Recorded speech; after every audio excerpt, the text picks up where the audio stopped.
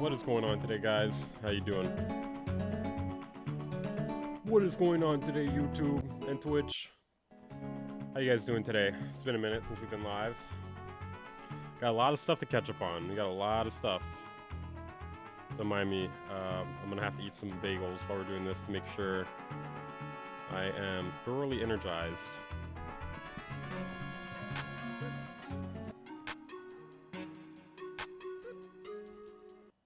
Hey man, do you have a video that has the types of virtual synths you would need for producing in general?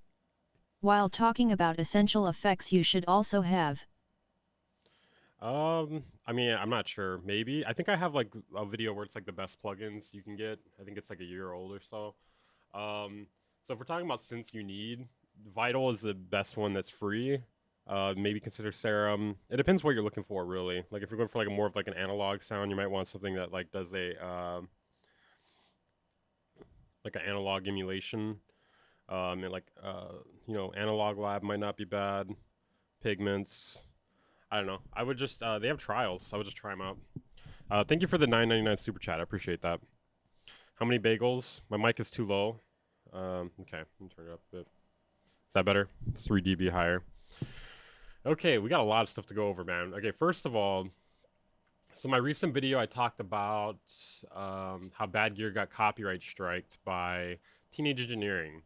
And then in that video, hold on, let me bring it up here. And then in that video, here, it's this one right here. As you guys could tell, a little bit lazy on the thumbnail there. I was in a rush, okay? Shh.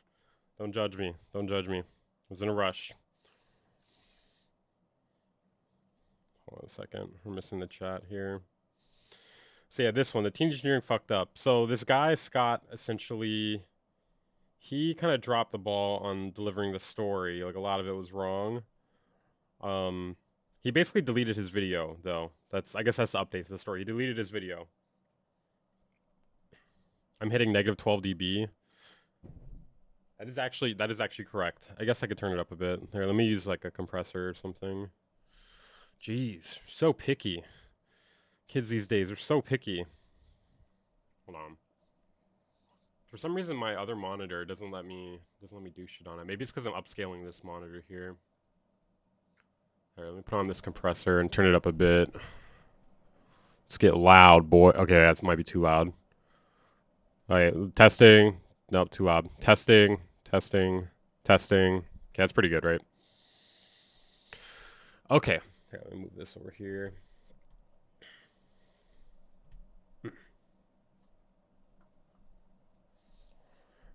All right. You know, it's pretty funny. Last night I was doing fucking cable management, and then I passed out. Did a bunch of cable management and passed the fuck out. Thought that was pretty funny. It's distance and angle there. What do you mean? Okay, so anyways, yeah, this guy took down his video. Not really that big of an update. So I think we should do, guys, we need someone to make a remix of this right here. This is what music really needs right now. We even did a hip-hop track with Teresa. This song here starts with Patty in the intro, then a very special rapper, and then Teresa in the chorus. Then a very special rapper. He sounds like he might be special. I don't know if you guys heard the song in the beginning there. Check it out.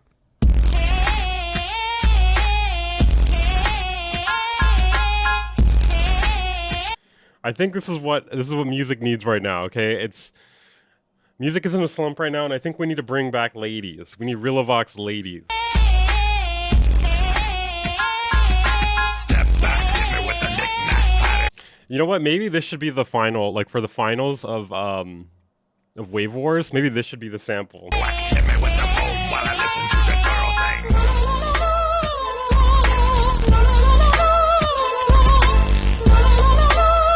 La la la la la. It's pretty good.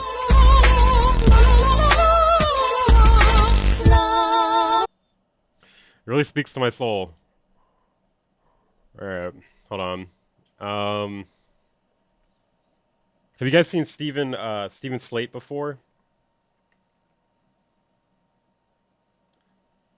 I'm not, dude. This is not a real person. There's no way this is a real guy. I'm convinced he's not a real guy. Like he's like early AI generation.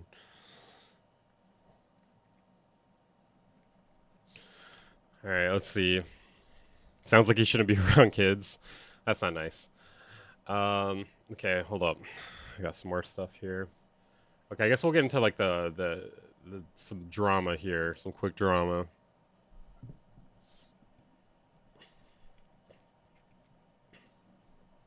All right, let's see. I wasn't super prepared here. Okay, here we go. Here's the Distrokid drama.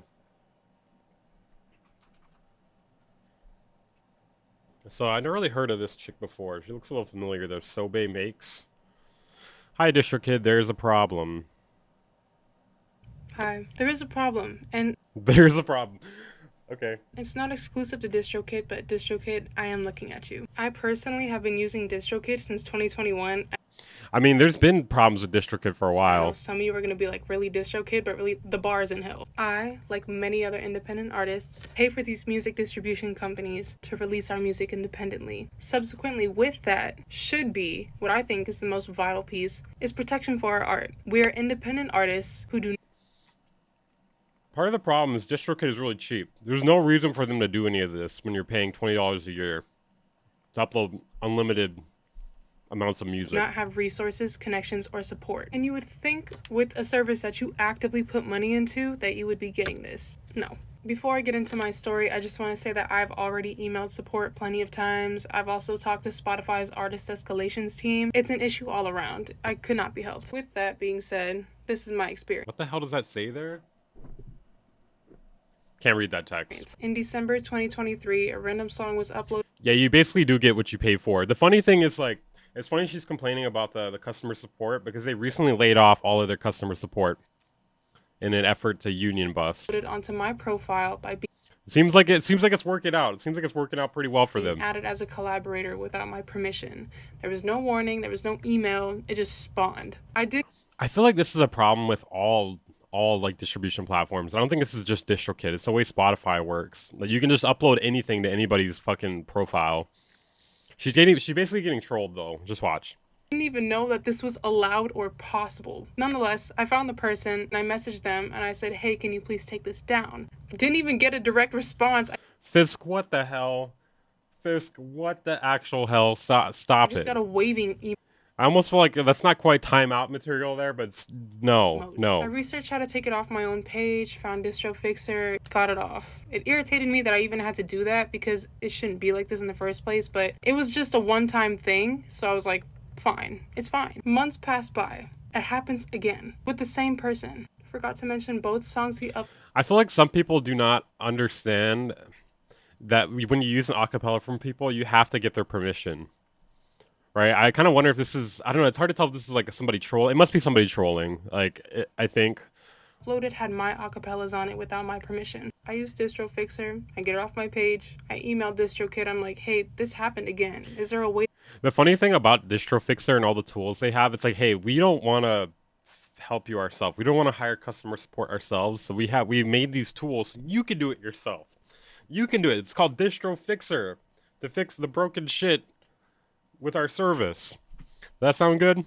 This is what your money pays for, by the way. That I can prevent this, which they said no. They offered to remove the song from my page themselves, but they cannot prevent it from happening again. I start to get a little worried, and the only thing that I can do is hope that it just doesn't. I start to get a little worried. My life is ruined by this. My life is being ruined because somebody keeps uploading music to my page, my Spotify page. This is a big deal. Happen again. 2 months go by. I mean, this is just like mildly annoying. Like, I feel like this is just something that's mildly annoying. It's not really like life ruining. Uploads 2 more times, 2 days apart from each other. In the second upload, he uses 2 of my acapellas, and the cover This person's clearly just trolling. The person fucking with her. art is an edit of her. I feel like you should be able to, like, at a certain point, they should just ban this person, though, that's, like, harassing her via via using her acapellas and uploading to her Spotify page. Like, there should be, like, a, I don't know, Like a 3 strikes you're out sort of thing. our faces together. At this point, I filed for copyright infringement for using my image without authorization or a license, and I also asked for support from Spotify's Artist for Support team, which then got escalated to their Artist Escalations team. 2 days after What the fuck is Artist Escalations team? Hold on. Alright, I'm gonna look that up while we're watching that, there this. is another release put onto my profile by the same person with another edit of our faces together, and the name of the release is our initials. This time, it's a whole album of songs. So I guess it's what it sounds like. It's just an escalated complaint. Why do they call it Spotify Artist Escalations? Like, I don't know. It just doesn't seem like a good idea. And the opening for a track name. again uses my acapella without my permission. I use Distrofixer, I get the songs taken down. A week later, he uploads 2 more. The second song, instead of just using my acapella, he took my entire recent release and put it underneath his garbage, to say the least, and turned the volume down. Filed for copyright infringement, and this is the only one that actually worked. But before that actually got approved and did something, he had time to upload 2 more albums, had me as a collaborator for 2 tracks, used my face as the cover art, and used my government name as the first track on the Yeah, this is clearly a troll. second album. At this point, he's gotten away with uploading well over 50 songs, and he's taken at least 10,000 streams from my page just by using my name. Fast forward a bit, the copyright hits, he no longer is allowed to upload any releases, no longer can add me as a Then it sounds like it's solved. It sounds like it's solved now. collaborator, he can't take out his payouts. I had a month of grace before he used a different distributor and is now doing the exact same thing. Now, my I God. say all this to say, what the fuck do I pay you for? I went down every single avenue I could. I mean, this is not really surprising, man. They fired all their customer support. Now they're outsourcing it. And you failed me nearly And you're paying $20 a year. every single time. And it could all really be so simple. If you just had 2FA, can I just get an email? That's a good point. That is a good point. They could just fix this by having 2-factor authentication for people like doing collaborations and shit. If somebody wants to add me to a collaboration, a confirmation email, the lack of security Don't they usually have that? Or is that just for splits? Maybe that's just for splits. verification protection is It must just be for splits. culpable, yet so easily fixable. The genuine lack of care for those that keep your company alive is shameful. My situation's bad, but at least I didn't It's not bad. Your situation's not bad. I mean, it's like it's somebody trolling you, and it's like it's mildly annoying, but it's not like horrifying. Like it's not like it could get much worse. Is what I'm saying. have that many pennies taken away from me. I know of somebody that lost 16 million streams that also uses Distrokid. How did they lose 16 million streams? It wasn't from doing this. Hopefully this helps you recognize that your users' issues are not exclusive to name mix-ups or glitches in the system. Report it in the ISRC to the distributor, and they will take it down. Well, no, she said that already. She said she had it taken down a bunch of times. What I want to know, I want an explanation on what she was talking about there. The 16 million streams somebody lost. How do you lose 16 million streams? All right, let's see what's going on in the comments here. Okay. Okay, you have artist first always in bold big letters draped in the middle of your website. Well, that's just a lie. That's just a lie. Let's see. Distrokid recently laid off their entire house customer support team. Yep. Let's see. Does Weaver ever say anything positive? I mean, I'm literally agreeing with like half of this shit. Marylander's still like mad because I like said their song was corny like a month ago or a couple weeks ago. Yeah, guys, you guys need to calm down.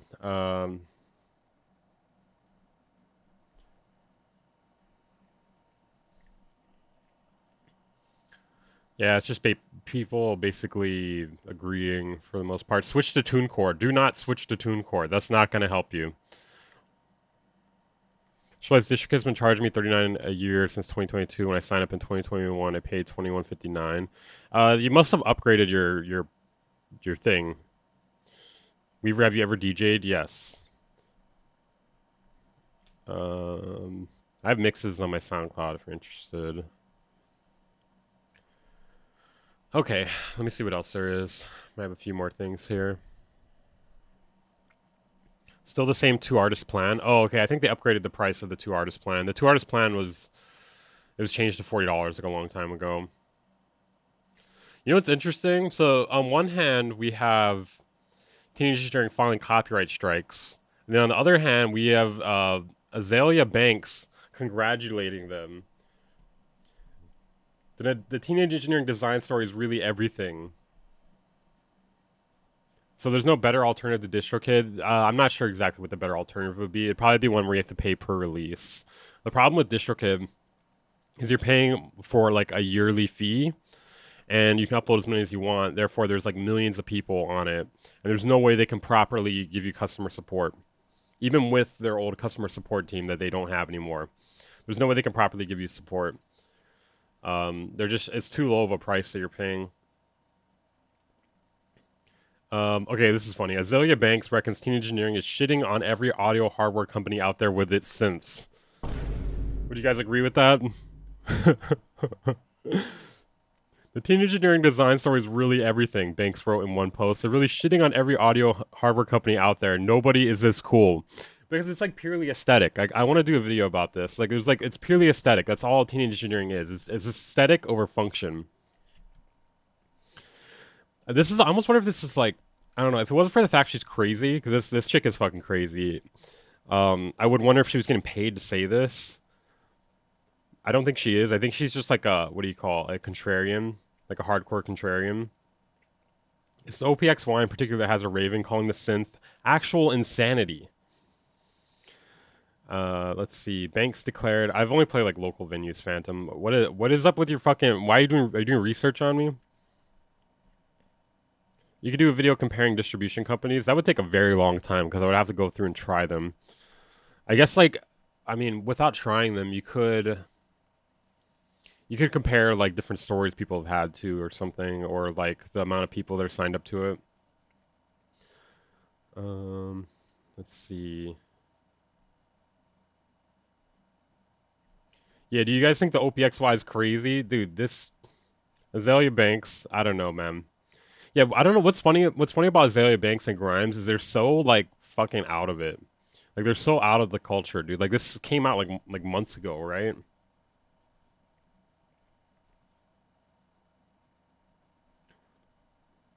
Like why do we have her reviewing this? Isn't she usually like schizo posting? She buys all their shit. Look at this, dude. This is like 50 grand right here.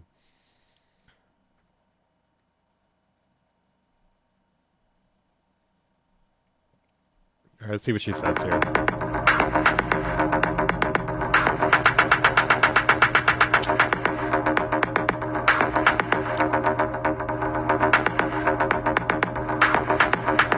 Wow. Game changing, guys. Insane. Best synth out there, by the way.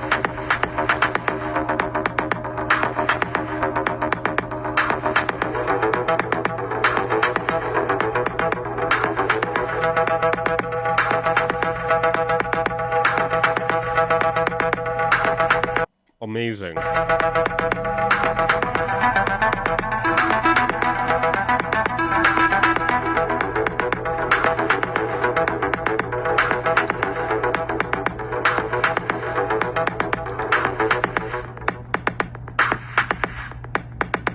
I mean, the beat's fine. The beat's fine, but it's nothing you couldn't do with anything else.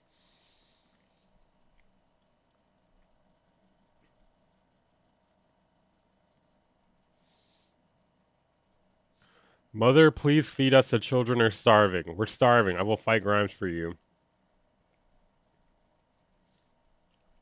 EDM Azalea Banks. Bro, these people must only log on to her page and nowhere else. So Hawaiian clubs are not like, no, they're not.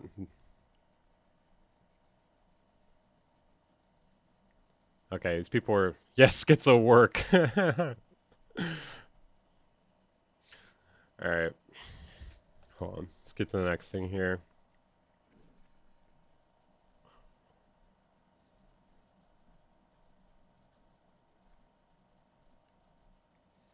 Okay. Alright, moving on. I guess we're gonna do a video here.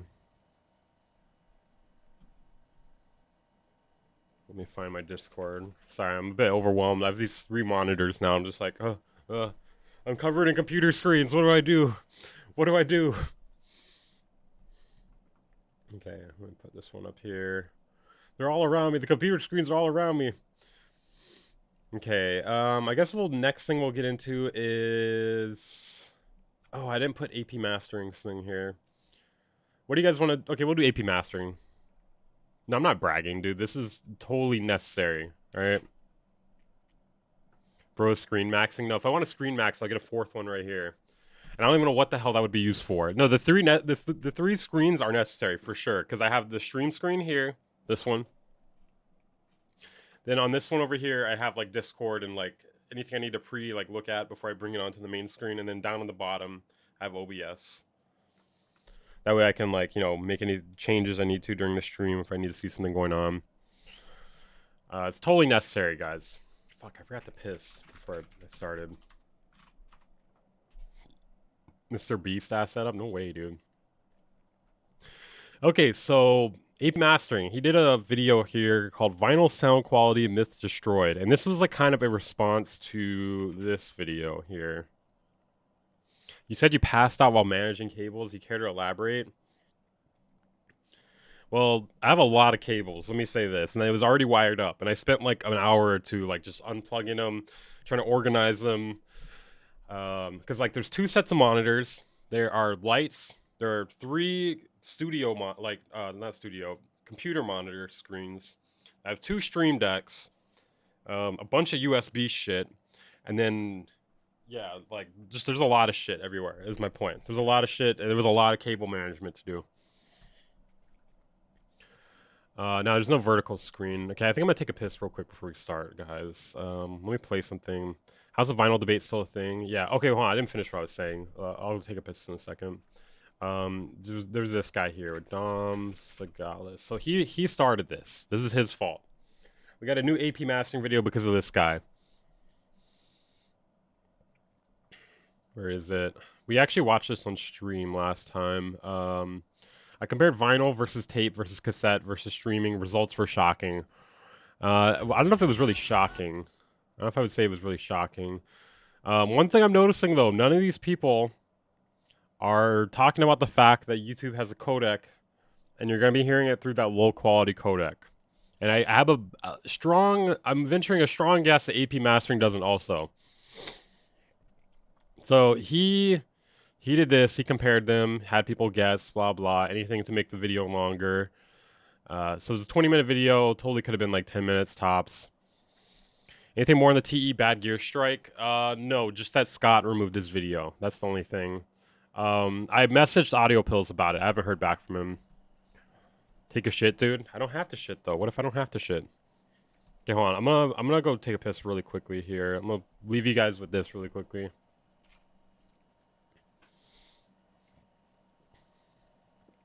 This is important. Here we go, guys. We even did a hip-hop track with Teresa. This song here starts with Patty in the intro, then a very special rapper, and then Teresa in the chorus. Check it out.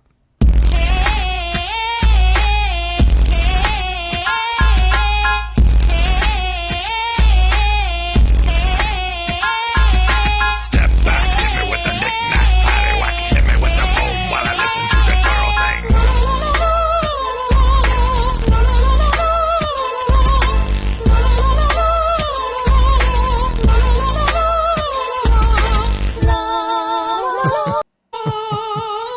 We even did a hip-hop track with Teresa. This song here starts with Patty in the intro, then a very special rapper, and then Teresa in the chorus. Check it out.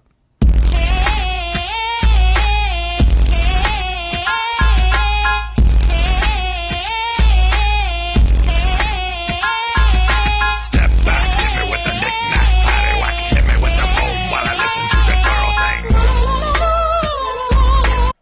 Alright. What the fuck? Dude, you're just hating. Hey, Felicia. You're just hating, alright? Knick-knack, paddywhack. Alright, so yeah. Dom Sagalis posted this this first video here. Quality, maybe not, but And then we got a response video from AP Mastering. What is your main account, Amazing Horse? the sound of vinyl. We're also going to hear the difference between hardware-based Okay.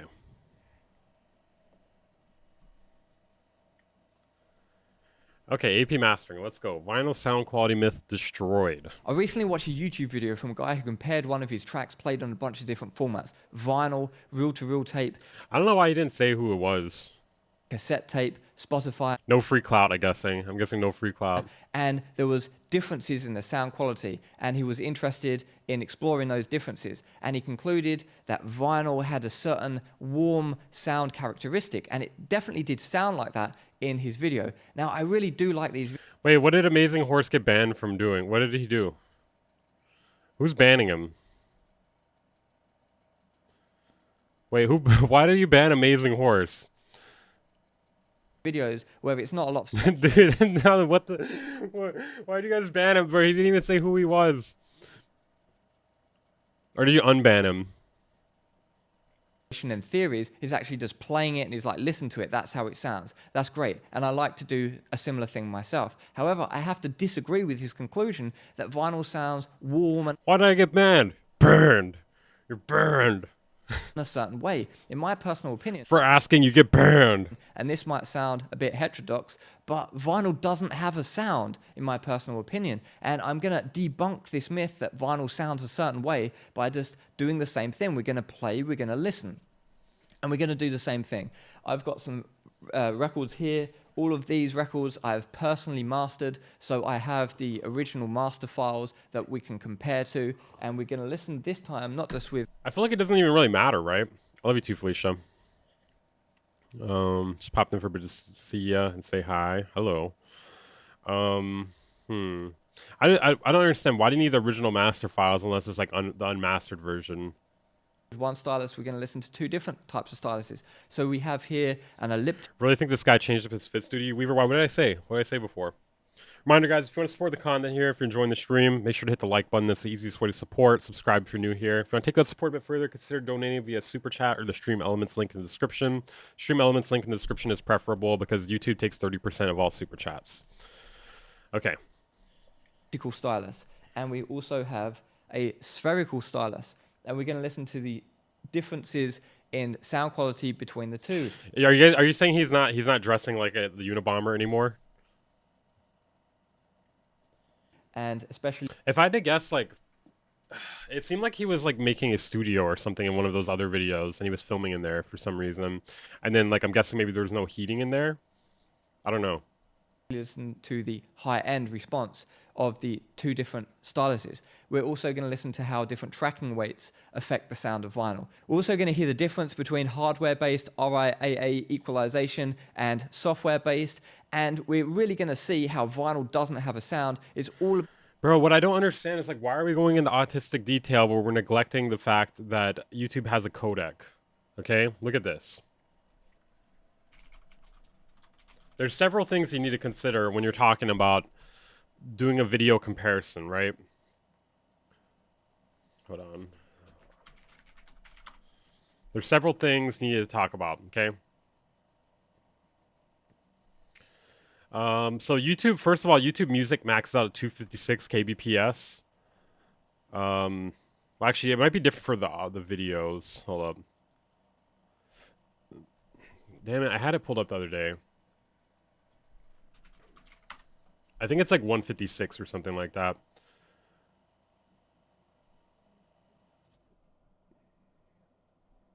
Hold up, let me find it. Because I know 256 is... Okay, here it is. It's 192 kbps. It's 192 kbps at 720p. Okay, here we go. At 720 to 1080, it's 192 kbps. And then it's only 256 if you're using YouTube Premium. No, 256 only if you're using YouTube Premium, okay? And I'm venturing most of you guys are not using YouTube Premium. I've been waiting for your coverage of this since he dropped his vid, smiley face. Thank you, Shia. Appreciate that. Yeah, I've been meaning to stream for a few days now. It's like the second I'm done going live, all these videos drop, and then I gotta wait. Want to bet? What am I betting on? This is 1 year, 11 months ago. I'm pretty sure it hasn't changed. And then there's another thing you need to consider, too. That's not from 8 years ago. What are you talking about? It says 1 year. Oh, okay. Asked and then modified. Hey, I'm pretty sure it's still the same. There we go.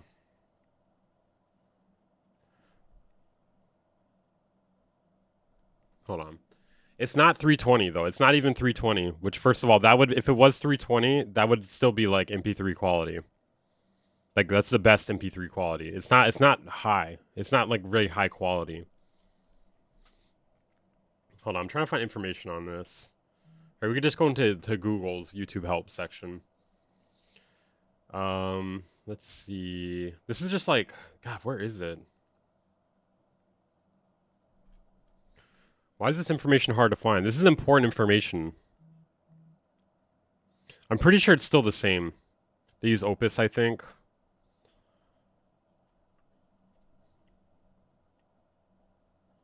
Hold on, let's look at this.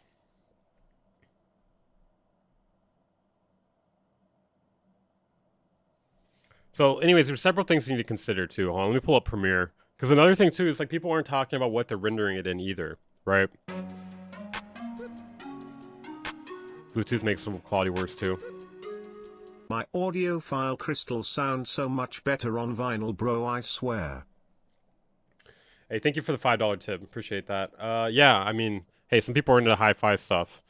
Okay, so hold on. If you open up like Premiere, which is, you know, whatever like video application you're using, I'm pretty sure a lot of these people are not checking what they're rendering it in. If they are, then I don't know why they're not saying it. Only 20% of people with active listening can hear the difference between WAV and MP3. Well, the thing is, we're talking about the differences between like vinyl and tape and stuff like that. So we're getting down to like the nitty-gritty here. Hold on. Can I export a blank project? Fuck, I gotta put something in here. Here, there's a thing. Okay, here's just some video here. Here, let me just show you something real quick. Nobody's talking about what they're rendering these videos in either, okay? And I think all this stuff makes a difference. Like what you're viewing it in, what the audio quality is. Now, I have my audio set to do 320, but that's because I edited it. Normally, when you don't edit it, I'm pretty sure it like tries to default to like 256 or 192. Like I changed the settings on mine to make sure it uploads at 320. So my point here is there's different things to consider that nobody's mentioning. 320 versus FLAC is really hard to distinguish. I mean, there are some differences though. There are some slight differences. I guess that's my point though, is nobody's talking about the codec, also what they're rendering it in. Why do you guys keep what did Amazing Horse do? What did he do? About all of the different components which go into the experience of listening Like, just let him talk, dude. Who cares? to vinyl. Most people know that vinyl is cut on a lathe. Now, I've Just unban him. Like, bro, don't ban anyone. Like, I feel like don't ban anyone unless they're just spamming the N-word, basically. Like, that's like, I feel like the bar for me is like, you gotta do a lot to get banned. Opus 256 is the best you can pull from YouTube. Okay. I'll take that. I'll just say that's probably correct. I'm pretty sure it is like 256 or something like that. spent a lot of time working in studios that cut vinyl, and when he switched back and Wait, what did he do? Some people can't have a good time and it was girls. What did he do, Roy Droid? forth between the master and 256 OGG is like 320 MP3. Okay, we'll just, whatever. My point is the codec is something you need to discuss. the preview on the lathe, which is listening directly back to what is being cut, apart from the delay, there's very little difference between the two. It's almost Racism? What did he say? indistinguishable. But of course, it's only if you're You have my permission to repeat it again. cutting in a pristine setup.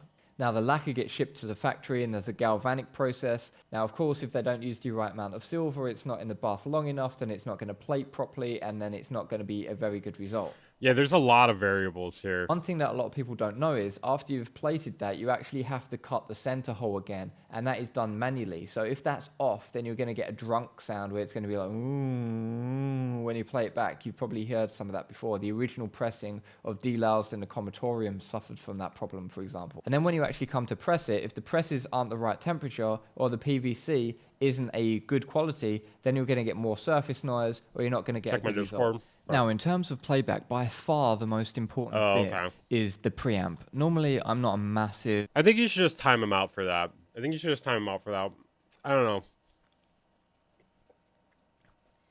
know. I mean, while that is not good, what he said is not good, I mean, I think people should have second chances.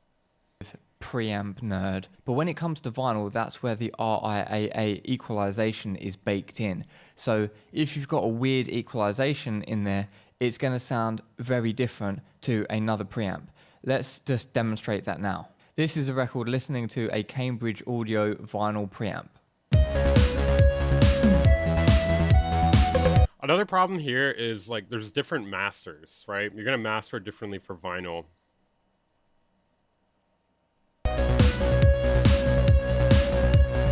But what we can do is just plug the turntable in directly to a mixer without that vinyl equalization, and we'll see how that sounds.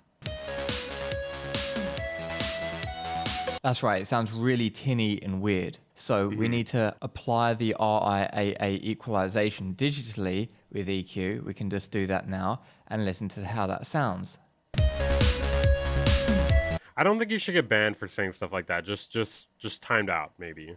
I don't know. I mean, you don't even get banned for saying that.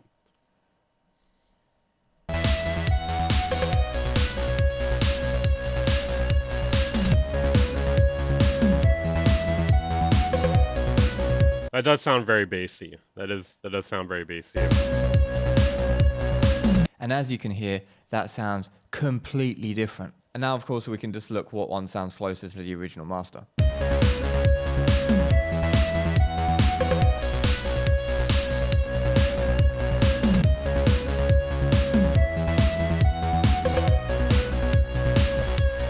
Oh, he wasn't banned. Now, I personally feel that the Cambridge Audio preamplifier does a great job and it sounds the closest to the original master. Just plugging it straight into the mixer and EQing it digitally isn't going to give you the same result because of the... I feel like this isn't really that the vinyl sound quality myth was destroyed. This is just like kind of like correcting it.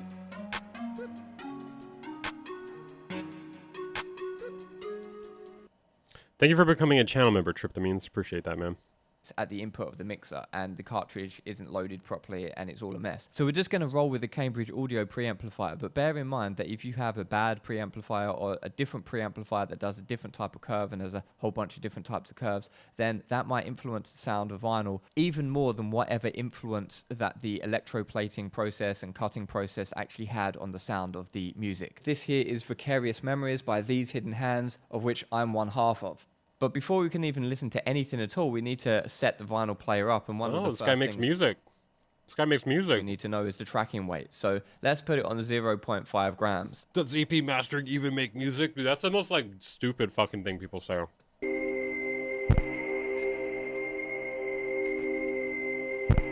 So as you can hear, it just skips. We need to add more weight so that the needle stays in the groove.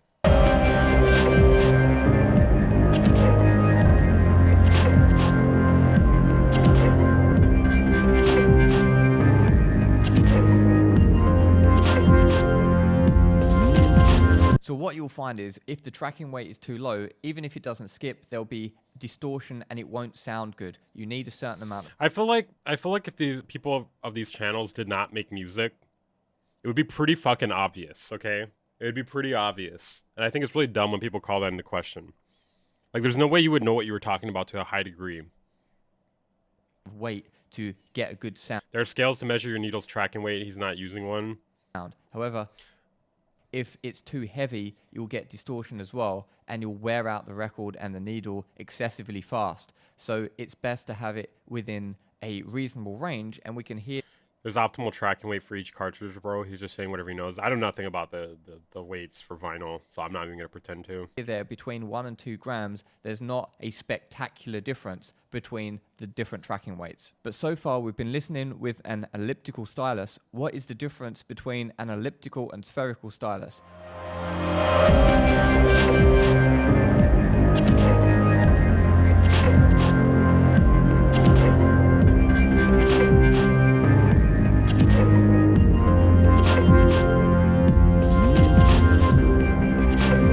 Why are we not playing the same part of the song over and over?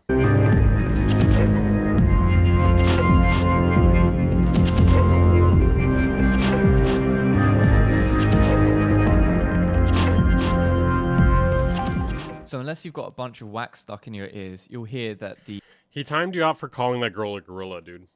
Which I think is a pretty fair reason to time somebody out. Like, I mean, it's not that.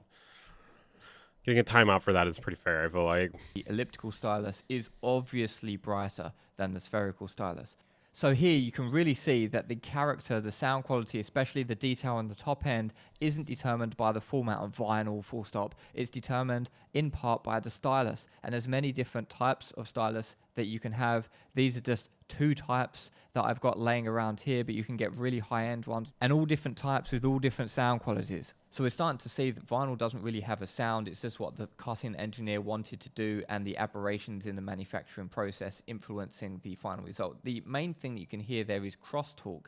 There is crosstalk on vinyl, so you have less lush stereo image there. You can definitely hear that the stereo image is wider on the original master than it is on the vinyl. This is these moments dismantled again by these hidden hands.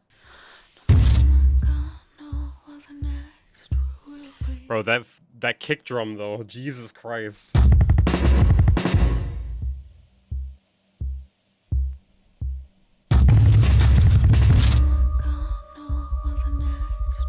Bro, the dynamic range on this is insane, dude. We just got like fucking like for a kick, and then like we got like a lady like whispering like yes, yes, yes, yes.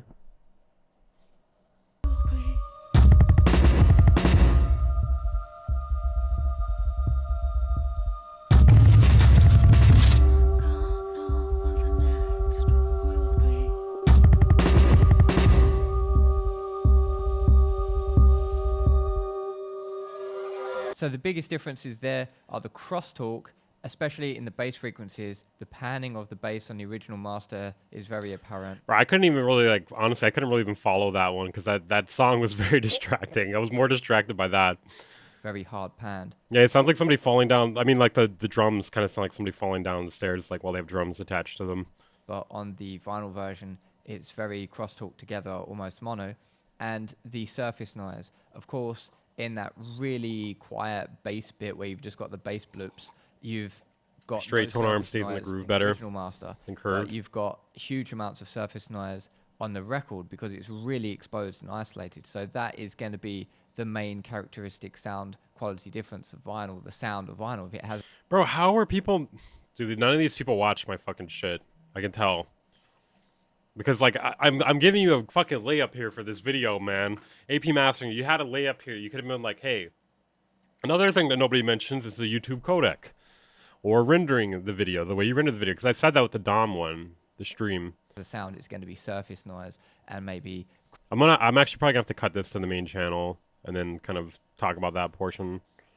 Crosstalk. But you can cut stereo bass on vinyl. It's just less safe because the needle can jump out the groove. And if you want to prevent it from jumping out the groove, then you need to cut deeper, but then there's a limit to how deep you can cut because of the thickness of the lacquer, and also the electroplating process can only plate so thick. Yeah, the album This is does also a look cool. good example of how different pressing plants have different end results. We originally pressed this with a certain pressing plant that I won't name, and the surface noise was so high, the record was unlistenable in those quiet bass bloop sections. It was just ridiculously high surface noise. And then we pressed it again with another pressing plant. I think we went with Palace in Germany, and it just sounded way better. And that's the record that you just listened to. And it still got a lot of surface noise, but what we had before was a joke. And so different pressing plants can really influence the results. This is Feedful by Samuel District, absolute classic landmark techno album. Now, I didn't master the original version, which came out, I don't know, 15 years ago or something. I mastered this re-release, remastered version because they wanted a more modern rerun of this. Now, one of the members of Samuel District, Silent Servant, tragically passed away not too long ago.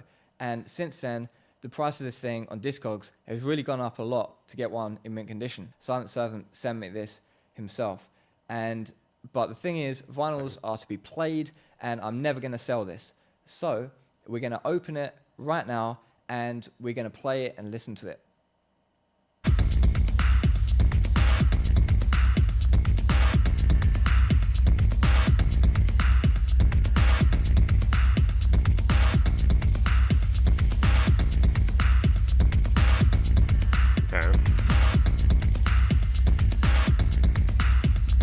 What about the original master? Okay, here we go.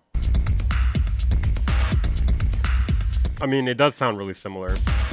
So when people say, I mean, it's close enough, man. vinyl has a really warm, bassy sound or something like that, it's interesting because there the original master actually sounded warmer and bassier than the vinyl version, especially with the elliptical stylus. This is Thrash and Burn by Ariel Pink. I think we've heard enough. Is there any sort of conclusion here? And then it depends on the quality of the galvanic process and the metals that they use in that process. It depends on whether the center hole was punched accurately in the manufacturing process. It depends on the type of materials and the temperature of the press when they're actually manufacturing. How much to make one vinyl? A lot. It's a lot. That's the reason why people don't really make... Well, I mean, I guess that you could do a dub plate, but... The vinyls themselves, it depends how the vinyl has been stored, how, if it's dusty, if it's clean. It depends then on the turntable, whether it is accurate or if it's got wow and flutter. It depends on the stylus, whether it's spherical or elliptical, and the quality of the stylus, whether it's worn out or whether it's new. It depends on the tracking weight on the arm of the stylus.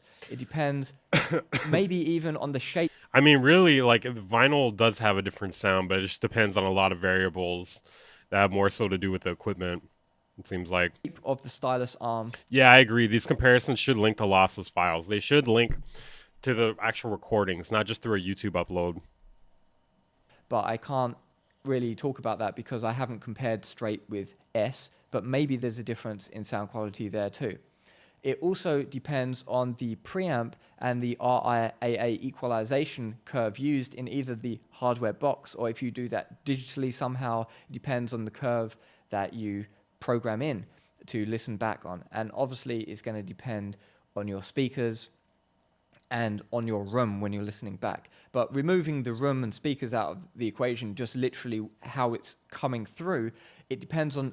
Yeah, exactly. It's not better or worse. It's just different. A lot of things in that process. So does vinyl sound warm? No, because it could actually sound quite harsh and bright depending on the processing, especially in... Yeah, vinyl doesn't have a sound as long as you remove all the variables, the pressing, the needle, the preamp, etc. The cutting. Maybe the cutting engineer wants to cut a bit longer, wants to take some bass out to boost the level up, but without taking as much space on the vinyl, so wants to take a bit of bass out. So maybe it sounds a bit harsh, and when you're playing it back with an elliptical stylus, maybe it sounds a bit harsh actually.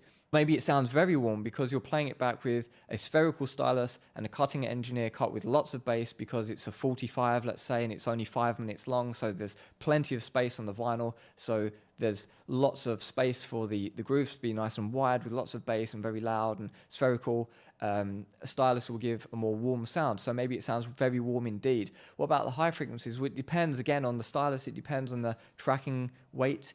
There's so many things involved that you can't say that vinyl has a certain sound, because it's just not true. It's not true that vinyl sounds a certain way. The only thing that vinyl might more typically sound like, you might have like surface noise and static, because that is more characteristic of the format. But if you've got... I think that's what people are talking about, generally. Really high quality press, so you're listening straight to a lacquer, for example, that's just been cut, there's almost none of that, and it sounds almost indistinguishable from the actual master on the computer or on the reel-to-reel master that you're cutting from. So, debunked, vinyl doesn't really have a sound. It depends on too many things. YouTube claims that you're interested in watching this video. I'm just disappointed that he didn't talk about the whole thing, like the whole codec, dude. Like, there's the YouTube codec and like how you render the video. Nobody's addressing that. Why is nobody addressing that?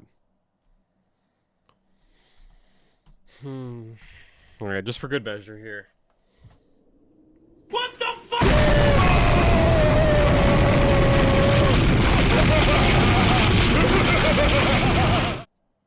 Okay. The irony is they like the noise while going to all the links to remove the noise. Yeah. Because the difference was higher than a bitrate difference. Well, the thing is, you're not going to hear it as accurately. And I just think it's worth addressing that. You're not going to hear the differences as accurately as you would otherwise. So you need to address that. You know, you need to address all the variables if you're going to address variables.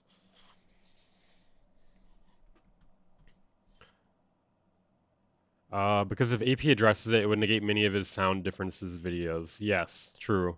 I mean, I think he probably just didn't think of it personally. Maybe he will catch this and then fucking talk about it after. All right, let me see what we got next here. I do want to hear some Burial on vinyl, though. I need to buy Burial on vinyl. Okay. I guess we'll do this next. We have Billy Hume. We're going to kind of continue on the same sort of thing here. Billy Hume, the real reason why analog recording is better. And then in the thumbnail it says it's not about the sound.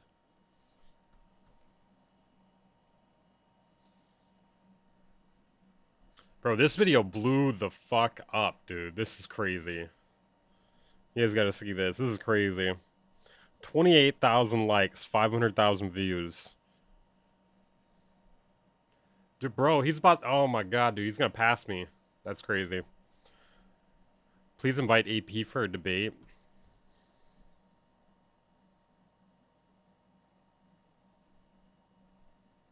Okay, here we go. All right, let's see what we videos got out here. there.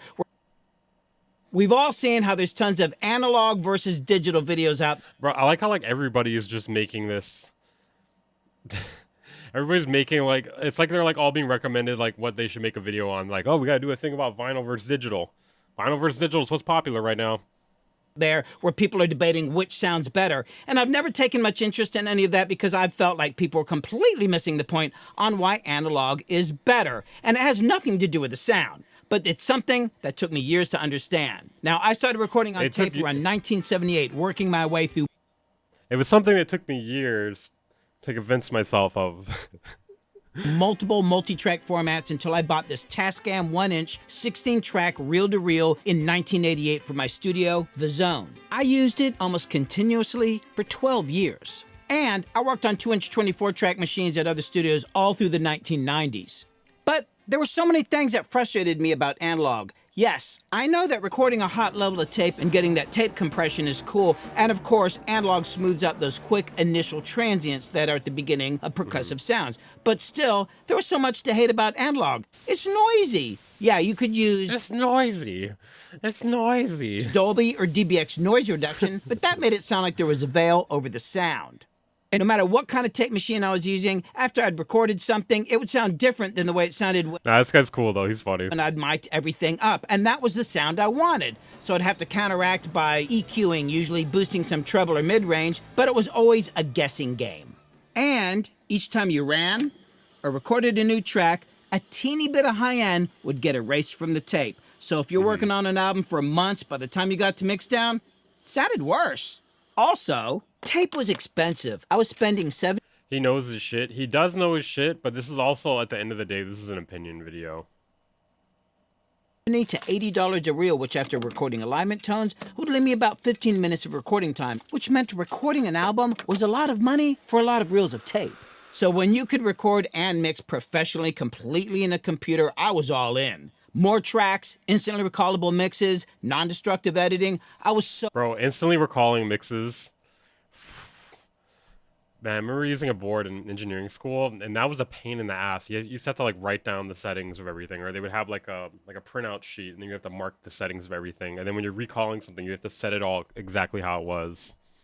It's a fucking pain. It's not an opinion video though. His point isn't Fidelity's workflow. That's still an opinion though. Saying that it has a better workflow, that's an opinion. Because I would say digital has a better workflow, and that's an opinion. You know? so early into the game It's actually not really opinion, like recalling. Well, then that's proving the analog's worse. That's not... that I was among the first to record and mix Billboard charting hits totally But let me hear what he has to say here, okay? in the box, and I stayed there for years. It was a new frontier of technology and I don't know that he efficiency. says But better. over time, I The felt like title literally says better. Why analog recording is better. something was missing and that we were all being driven to this rush assembly line production. I just wanted to get back to something that was creative and unique, which is one of the reasons I started this YouTube channel. But then two things happened. I went and got my 1-inch 16-track reel-to-reel from my other studio, The Zone, where it'd been in storage for almost 25 years. And I made a couple short videos about it as a curiosity from my past. And then I figured I'd stick it in the corner and my clients could look at it and go, cool. But those videos blew up, which caused me... They're not going cool. They're going, this is what I'm paying you the extra money for. That thing right there. You use that, right? No. Not usually. ...to make more videos, which caused me to dig through my old recordings and reevaluate the past. And I started live streaming some of my recording sessions, which awakened something inside of me. The energy of having an audience and creating music in the moment. You see, I got into music to be a performing recording artist. I hadn't thought about being a producer or mixer except for my own... They're like, oh, this is what I'm paying you for, right? You use that, right? Yeah. Yeah, we're using it right now. They're like looking at it. They're like, it's not plugged in, though. Oh, they must have unplugged it while they were cleaning the other day. Those dang maids. Music. I was having a blast, and I realized that everything I created during the live streams was way better than the things I'd been creating using the kind of workflows we've fallen into over the last 10 or 20 years. And all of that stuff got me thinking about commitment. See, nowadays, if you... Okay, that's definitely true. There's definitely a thing to be said about commitment. But the thing is, that doesn't make it better, but it just makes you commit to something. Like, having to commit to something kind of, it makes you have to be more confident with what you're doing. Take a mistake. Nowadays, if you make a mistake, you just hit undo. But back then, there was no undo. You see, when you would punch in a vocal or anything, it meant that it was going to erase what was previously there. Now, you could always record your fixes to another track, but since most of us were working on 8, 16 track, maybe 24 track, you were gonna run out of tracks. You weren't likely to do that. You could record your fixes to another track and bounce them back to the original track, but that would add another layer of noise to the tape. So you were less likely to do that as well. All this... I think you might be putting too much weight in his purposely provocative YouTube title. Yeah, I mean, I don't know. I mean, I feel like the statement you're making with it, I mean, I guess sometimes things are clickbait, you know? But yeah, I don't know. It depends. Let me hear what you have to say. Meant that you needed to know what you were going to do and you needed to have your together. But nowadays, we have unlimited undos. Now, don't get me wrong, I love my undos. But I found myself sometimes recording a part so many times that by the time I get it right, it has lost all its soul and energy. And after that, okay, that's true, but what if you're not playing it properly at that point? I'm going back and listening to all these different takes, and I'm putting off making a visceral decision versus a clinical decision, which just takes you away from the gut of the moment and takes time and energy away from getting to the rest of the song, which just starts to affect everything else. Well, okay, wait, hold on. I feel like there's something else to be said here, though, because like you're gonna have to practice it regardless if you're recording it. Does that not take away like some of the original feeling of it? You know? Like, you're gonna be playing it the same amount of times, unless like you want to record it with errors. I understand you could take it too far with digital, though. You can record like 100 takes and splice them together, and then I don't know. I just feel like it's not. I don't know. What do you guys think? What are you thinking? But working in analog forces you to take your art more seriously as a skill or a craft or a commitment. Because when you went to the studio, there was a lot at stake. It was kind of like going to a wedding or an important meeting or going on stage, because recording was a performance. Another reason why analog is better has to do with longevity. This is the first computer I recorded and mixed on in the studio. I moved on to a standalone Akai 16-track recorder, but after that... So much of this is history, man. It was just a series... Like, I feel like he watched videos on, like, YouTube retention hacks. And then, like, he's like, oh, yeah, I gotta find a way to, like, space this out to the end of the video. We need to leave, like, an open-ended question. Of new computers, new operating systems, interfaces. Either that or he just really likes talking about all this old shit. Averages out to about one new computer and all the crap that goes along with that every 3 years or so. And there's been the unending and expensive cable upgrades. Some of these scuzzy cables cost me $90 each. I've got boxes of all the different types of cables we use to hook up our interfaces to the computers. And there's the whole computer monitor connector evolution. I've got more USB cables than I've got missing socks. We started on floppy drives and moved through a series of very expensive SCSI drives. My first 1 gigabyte hard drive cost $1,000. And because of that, we backed up onto DVDs.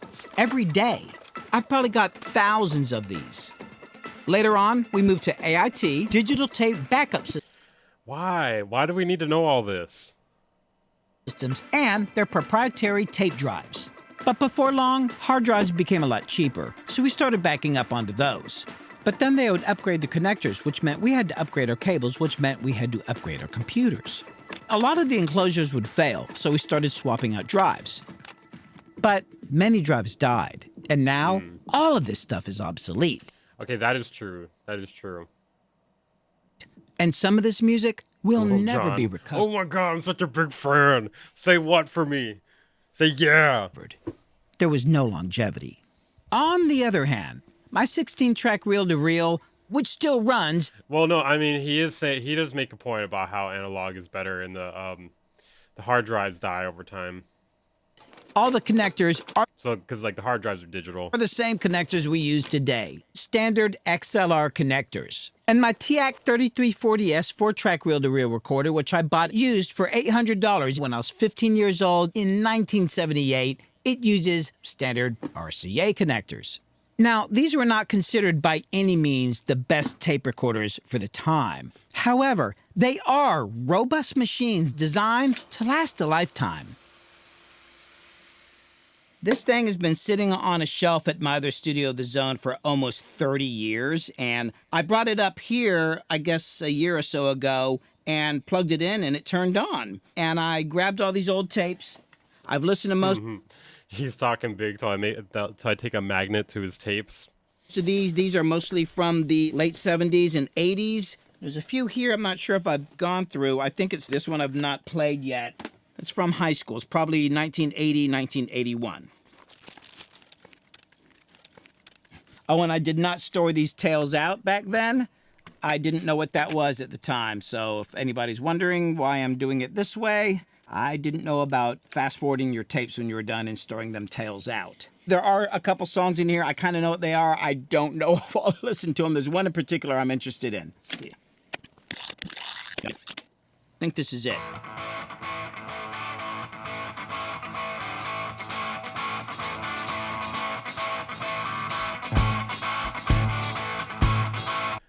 Hey, it still sounds like Dr. Roxo music to me. I will say that. Doesn't matter what platform or whatever medium you're playing it through. It still sounds like Dr. Roxo music. You can't change that. Hold on, bro. Hold on.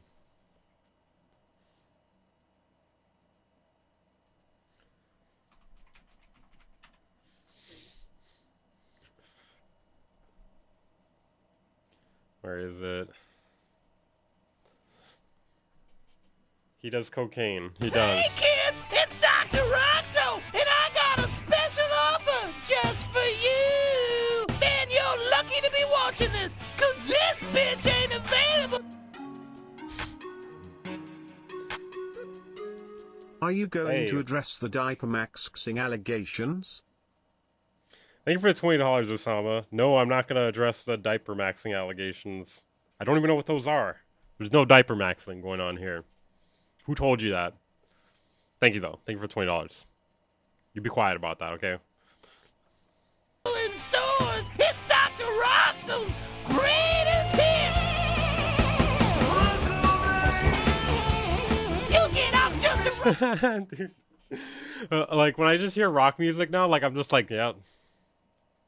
You don't know about... How do you not know about that? You've never watched Metalocalypse, The Fuzz? You've never watched Metalocalypse? This is from Metalocalypse. He's a rock and roll clown, dude.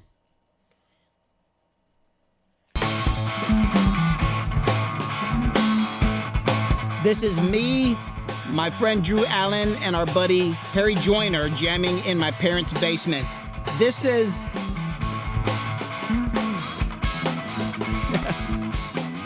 Bro, like, yeah, every time I hear rock music now, I'm just like, this is Dr. Roxo music. You are missing out. It's a good show. It's a good show. This recording is 42 years old. I may It is a good sounding recording though. Okay, if I'm being objective here. be listening to this 32 years ago, maybe at the latest. This tape is running incredibly smoothly. As I was fast forwarding it out here, it was completely smooth. There's no stickiness coming off. I agree. Home movies is better than Metalocalypse. Okay, I wasn't gonna go there though, because home movies is you know, it's a bit more of a deeper cut. You know, not everybody knows about home movies. Home movies is yeah, that's goated though. I didn't really get home movies when I was a kid. They both are good. Some tapes do get sticky. The Ampex tape that I have that I actually use for most of my career. Dr. Roxo's just a side character. He's not a main character. So like a majority of Metalocalypse is not Dr. Roxo. He's just like a side character that comes in. It'll get sticky and it starts to degrade, but if you bake it, there's a process called baking, and I actually made a video about that. It'll This is supposed to convince me that it's better. I have to bake my fucking tapes. Like, I feel like he made some good points, and then he's like, they're kind of falling apart the more he kind of goes into this. bind the tape together so you have a couple weeks and you can transfer it into the computer. But seriously, 42 years, I can retrieve this stuff, I can play. Okay, wait, another thing he didn't really address, too, about hard drives is, like, yes, hard drives do fail, but you can just transfer it to another hard drive. You can have multiple hard drives. And then you just, you know, eventually they'll die, but the thing is you're not losing quality when you do it. Play it back. There's nothing wrong with this tape right here. Try that with a computer and a hard drive. Of course, I guess it's kind of ironic that I'm recording it into the computer to back it up. Silly, huh? But to me... Dude, the whole thing falls apart, man. Like, he was making good points, and then, like, the more you go into it, it's just like, well, actually, you know, you do have to back it up. Sometimes you do have to bake them because they get sticky. The thing that made recording in analog so much better came down to process, how we recorded each day. And these two things that we would do over and over again that I don't think people really think much about, but had a huge impact on our state of minds. And that would be rewinding and changing reels of tape. You see, nowadays, if you got to go back and re-record something or do a punch-in and just repair one section, there's no rewind time. So you can hit stop. Let's do another take. And this guy's definitely a little young something here. Little young something. I don't know. I'd be surprised if he wasn't a little young something. Instantly be right back to where you were before and start recording again. Yeah, I think you can punch it out. Here we go. And do it again. Yeah, that was great. Give me another. And do it again. Ooh, I like that one. Give me one more. And again. Here we go. And do it again. But when you were working on analog tape, rewinding back to the beginning of a verse took a Fake drainer. little bit longer. And if you were going back to the beginning of the song, there was enough time to catch your breath, get a drink of water, collect your thoughts. This is true. And if you need This is true. There's nothing that stops you from mimicking the entire workflow in digital. This is true. needed to jump to another song, you'd have to wind the whole reel off the machine. I have a real checkmate option, though, here, okay? Here's the real checkmate. You may be recording and cutting it to tape, all right? But people are still listening on their goddamn phone speakers, all right? They're still listening on YouTube videos.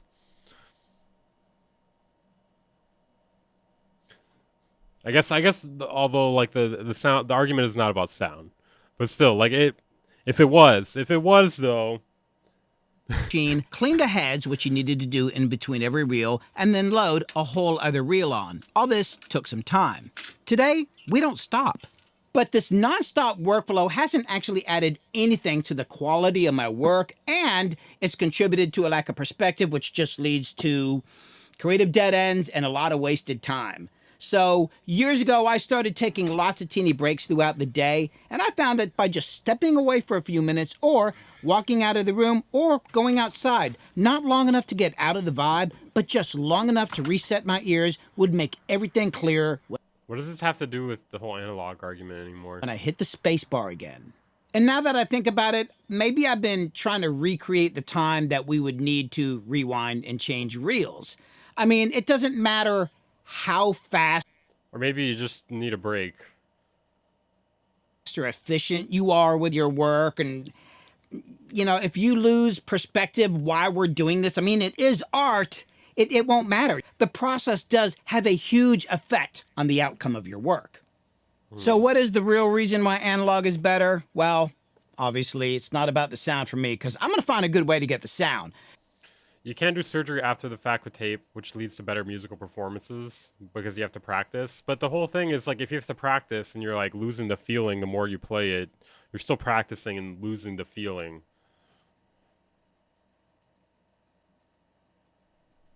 Like, if anything, like, it just makes you have to perform better. Which, I mean, you can do that regardless. I'm not saying he's wrong, but I just feel like the arguments are not, like, super solid. It's really about the workflow and the commitment to a quality performance. It's also about having that creative space, just a little extra time to think, which is huge. But it's also about the machine. I don't think you lose feeling with practice, not all the time. Well, the whole one of the arguments he had in the beginning was that the more you have to play it, the more it starts to lose feeling. You aren't prevented from practicing your performance, and taking each seriously. You haven't lived unless you're dissociated while listening to the VHS rewind. You haven't lived until you've gone to a K-hole while rewinding tape. Machines and the infrastructure. Analog is a reliable and strong system. They still work. You don't have to keep replacing parts over and over again. But if you think about your computers and your operating systems and the software, how much money have you put into that? How many times does it have to be redone? And how many times does it go bad? It's just actually not that reliable. And I feel like we're building a house of cards, and not just for the music industry, but our whole society. I'm not sure we're necessarily headed down the right path in so many ways. But me, I'm just going to keep creating my music, and I hope you will too. Thanks for watching. Remember to subscribe. That was it's a corny outro. Me, I'm just going to keep making my music, and I hope you do too.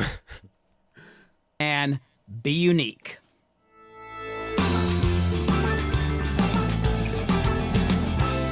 I think he made some good points there. At least on the plus side, this is like a different video. You know, like a lot of times in music production YouTube, I feel like we get the same video over and over, right? And I feel like this is like at least somewhat unique. Like while there is a lot of analog versus digital videos, I feel like the way you presented it was somewhat unique. I didn't really appreciate all the history shit. I think all the history shit you could do without. Yeah, overall though, I think it was pretty unique. Like he was making like kind of somewhat original arguments. Let's see. We have to fight a lot of copyright claims while you're reacting to other people's videos. No, not usually. The only time I can't really react to something is fucking Joe Budden. Yeah, he's better than Beato. I agree. He's way better than Beato.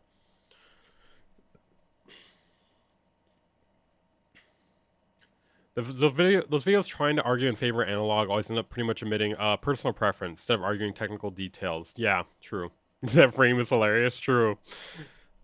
True. That was an accident. All right, let's see. Let me get to the next thing here. We have this one from Ben Jordan here. Proof of AI posing as verified artists. I'm guessing this is going to go down the same road as that one video I did talking about how there's Spotify has fake artists. What did Avid do this time? We didn't get to that yet. All right, Ben Jordan, let's go. This video is going to be kind of all over the place, but if you're a musician or even a music enthusiast, it's frankly jam-packed full of really useful information. For example, the most common question that I've gotten in 2024 by far is, what streaming service should I use if I want to support my favorite artists? Or more specifically, what streaming service pays You should probably not use a streaming service if you really want to support them.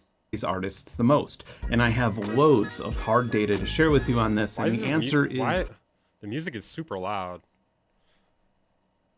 Really unexpected. In fact, you know what? Is Venus in here? If he is, I don't see him.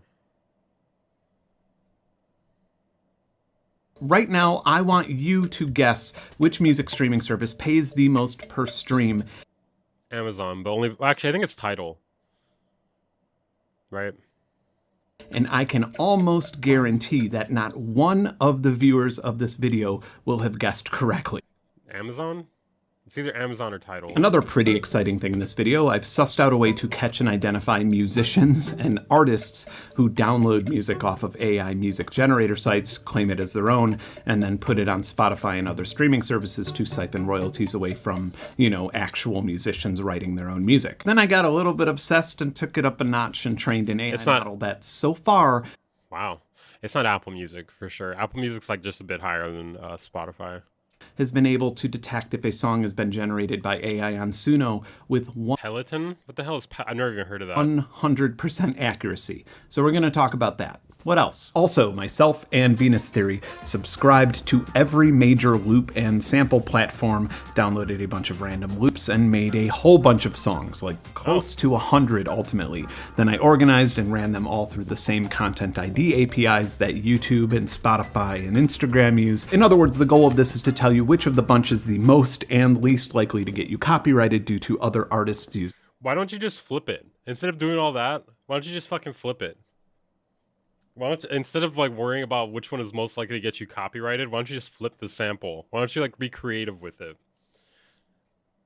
Like that's the obvious answer here. Using the same loops or samples, and the answer that we found will blow your part of your brain that processes obvious things because it's not actually that surprising. So let's I guess this video is a little bit too disheveled or disorganized to have a title sequence. So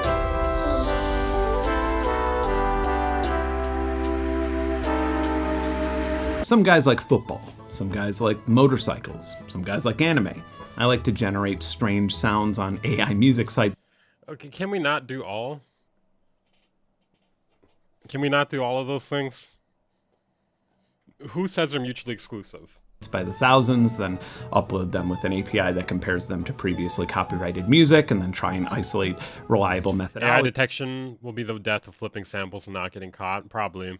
That would stand up in court should, I don't know, an artist or record label say, hey, assholes, you stole my work without asking and used it to raise hundreds of millions of venture capital dollars. How about you pay me now? But really, this is a long work in progress that I've been doing intermittently since Google's Magenta came out. And a little side quest more recently was writing a script that scraped music other people were writing on Udio or Suno, and then seeing if I could find the AI-generated music on streaming platforms. And yeah, it turns out that this is actually a pretty active and lucrative gray market. And I say gray market because most music streaming platforms have rather ambiguous terms about AI, but I would assume that a tech company like Spotify doesn't care if...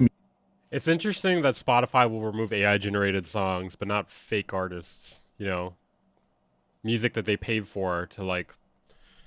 Basically they license out music, and then they pay out less money to those people, and then they will put it in their own editorial playlists in order to pay out less money to other artists. It makes it so they make more money in the long run. Music was made by humans or not, but would also not be interested in paying royalties on bodies of work that aren't copyrightable. In my experiment, I exhaustively scraped 560 of Suno's top generated songs and staff picks, and out of those 560, only 11 were not being monetized by posing as a human artist on a digital streaming platform. I certainly don't want to call out a legitimate human artist who got copyright claimed. I'm going through this process to make sure that they are using Udio or Suno to upload music to Spotify. I'm doing it by ear, which is not fun. So the name of this artist is Ale Rosie. The song name is Blue Thoughts. So they intentionally obfuscated the name and claim that it's their own. And what's even worse, there's just way more detriments to using AI or having AI technology exist than there are positives, you know? People can make fake music with AI, right? Or non-real, not music that's not from a human, essentially. Or that wasn't actually created by a human. Then they can AI generate the picture. Then they can have AI make the name. And how does this help us? It doesn't. None of it helps us, really. Is that in the vast majority of cases, the artist and song names were changed and the musician was a verified artist on I'll just turn down the video a little bit. Spotify. And then, of course, the artist is verified. They even have their pick, their new song that you could listen to. Their discography has a lot of albums, huh? Wow, look at all this shit. Jesus Christ. So this song, for example, has 688,946 plays. That's significant. So if you're wondering, this is like $2,000 earned from the royalty pool. Now, when you upload or release a new song to a digital streaming platform, you get something called an ISRC number. And while the full 2024 stats haven't been released yet, if you analyze the ISRC registration data, it looks like, as of last June, that there was already a 15% increase in new songs uploaded to streaming services per day over the previous few years. So if we are assuming that the second half of 2024 performed the same as the first half, that suggests that over 50 million new songs have been uploaded to Spotify in just the last year. And another piece of data worth considering is that music being registered from record labels is dropping, and music being registered from independent musicians is rising exponentially. Independent artists representing a Dude, the music is so loud. larger portion of released music is really good news, said the version of me in a parallel universe where AI music isn't flooding into streaming services. In the universe that you and I share, unfortunately, it's really depressing news. By the way, if you're curious, I quickly whipped up a few Spotify playlists of music that has been 100% generated on Suno or Udio. Interesting. Hold on. Are you eating your daughter's Uncrustables? Hey, they're for me too, alright? They're for me too. Hold on a second. Suno generated music. Okay, wait, there's a playlist. What is this?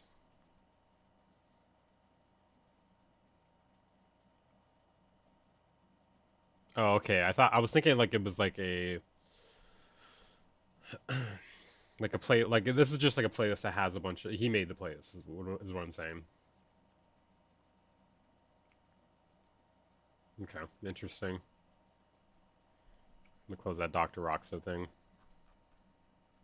So as a sort of useful precursor, let's talk about MP3s for a second. The technology was quite the rage when I was in my late teens, but these days I feel like kids just don't appreciate the magic of psychoacoustic compression, you know? Let's just get this hard to digest fact out of the way first. Chances are that the vast majority of the time, you cannot tell the difference between a lower quality MP3 and a lossless, uncompressed WAV file or CD. Me personally, on my finest monitors or headphones or amplifiers, I feel like your best option is probably with headphones. It's you can hear details a lot better in headphones, in my opinion. Not reliably tell the difference between a 256 kilobit per second MP3 file or a lossless file. An NPR a few years ago did a fun double-blind study, and 4 out of 5 people couldn't tell the difference between a 128 kilobit per second MP3 file and a lossless file, with the majority of the people selecting the lowest quality file as the one that they thought was the one with Yeah, it always comes back to audio quality, guys. We can't escape it. The highest quality. The point is, unless you are an extremely rare exception, you usually cannot tell the difference between compressed and lossless audio. So why are we talking about this? Well, when you listen to music here on YouTube or on You monster! Spotify, Put the peanut butter and jelly down! or something, you're listening to a heavily compressed file, usually between 7:1 and 10:1, meaning that if the lossless audio file is 50 megabytes, the size of the streamed audio file is ultimately like 5 megabytes to 8 megabytes. So when you consider that the vast majority of people don't notice the difference when up to 90% of the information is missing, the amazing psychoacoustic magic trick of audio file compression becomes fully appreciated. Ultimately, our brains are just collecting pressure waves. A lot of DJs say you can tell a difference on the club system. It could be because it's so loud.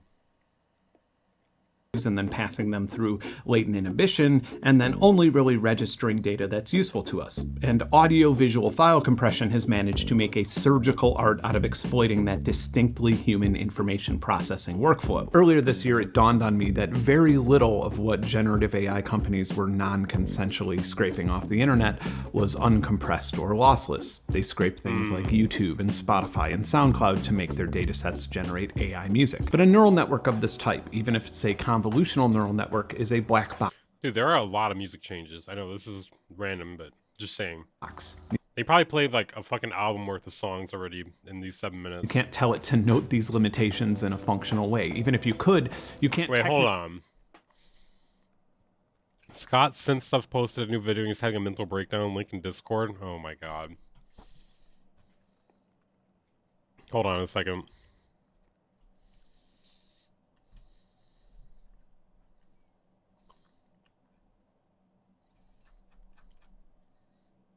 This is my last video. I quit. What the hell, dude? Bro.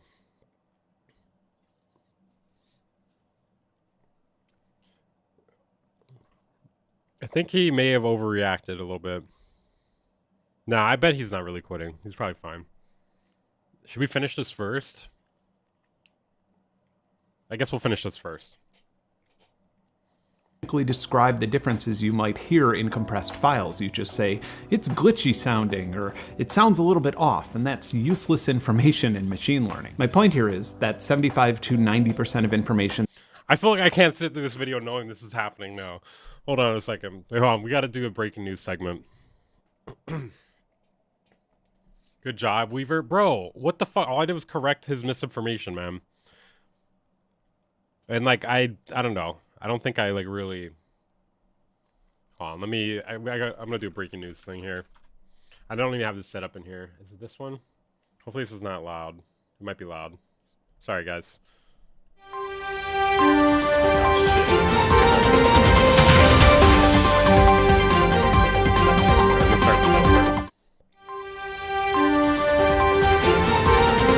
We have some breaking news live at the studio right now. Scott SYNTH said, "Quit YouTube. Find out what's going on and more tonight in the WNN Nightly News." Hopefully he's okay. Tom? Where's Tom? Could be louder. Okay. All right, let's see. This is my last video I quit. Bro, I hope he didn't really quit, bro. It's not a good reason to quit. Hi, Totally I'm didn't Scott. hear me. Welcome to Synth Stuff. Couldn't hear me?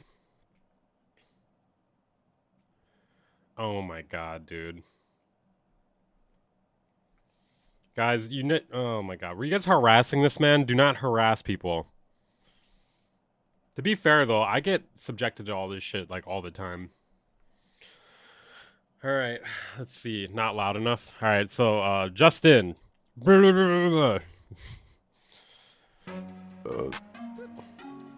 Hey.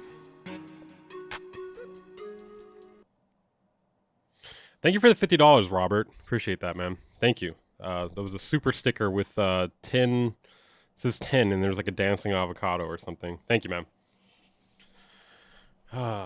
Alright, so he says, "This is my last video, I quit. Since I posted a video about teenage engineering this past Saturday, I've been subjected to name-calling, libel and slander, harassment, doxing, and outright threats." Let's see. If this is what the synth community has become, I want no part of it. Maybe I'll revisit the decision in a few months. For now, I'm done. Wow, dude. Jesus. Probably, it could be clickbait. It is 420 in length. So for some... Jeez, dude. So wait, hold on. Let me give some context here. Okay, so he posted a video like a few days ago now, where he talked about how teenage engineering copyright strike bad gear. Then like I talked about like what actually happened here, and then I just put him in the thumbnail and I kind of corrected him a bit. I don't think I didn't even make jokes about him or anything. No, those $50 from Diddley. Thank you for that though. Thank you, I appreciate that, man. But yeah, I don't know. I don't think I really went that hard on him. Reviews gear that is often bad or let's see. So I kind of talked about it a little bit here. I just kind of reacted to it. It wasn't really that bad. Violate the copyright doctrine? No, it does not. What he did was covered under fair use. However, it violates... Like, he just had some stuff wrong here. I feel like I didn't really go that hard on him, you know? I didn't even link to the video in the description because I was like, I don't know, I didn't really want people to... You really went in on his credibility while he was just speculating. He confidently said all that stuff, though. It wasn't speculation. I mean, I could play the video. Okay, wait. Since you said someone else did a video calling him out. Hold on. Let me pull this back up. Just so you can actually get context of what happened. Because I didn't really he wasn't speculating, first of all. We have some breaking news. Teenage engineering has... Okay. So I did this video here, right? And let me just play like the portions of his video here. Where is it?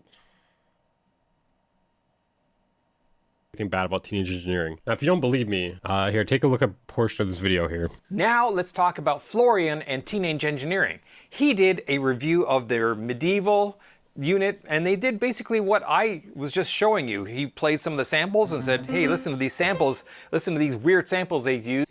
So like this didn't happen. This didn't happen, which is fine. Like it's just... And then he used them in a composition and played back his composition and so on. None of that happened. Absolutely none of that happened. Like I don't think I really went that hard on him. I mean, I don't know. Because every other synth manufacturer specifically allows you to do that.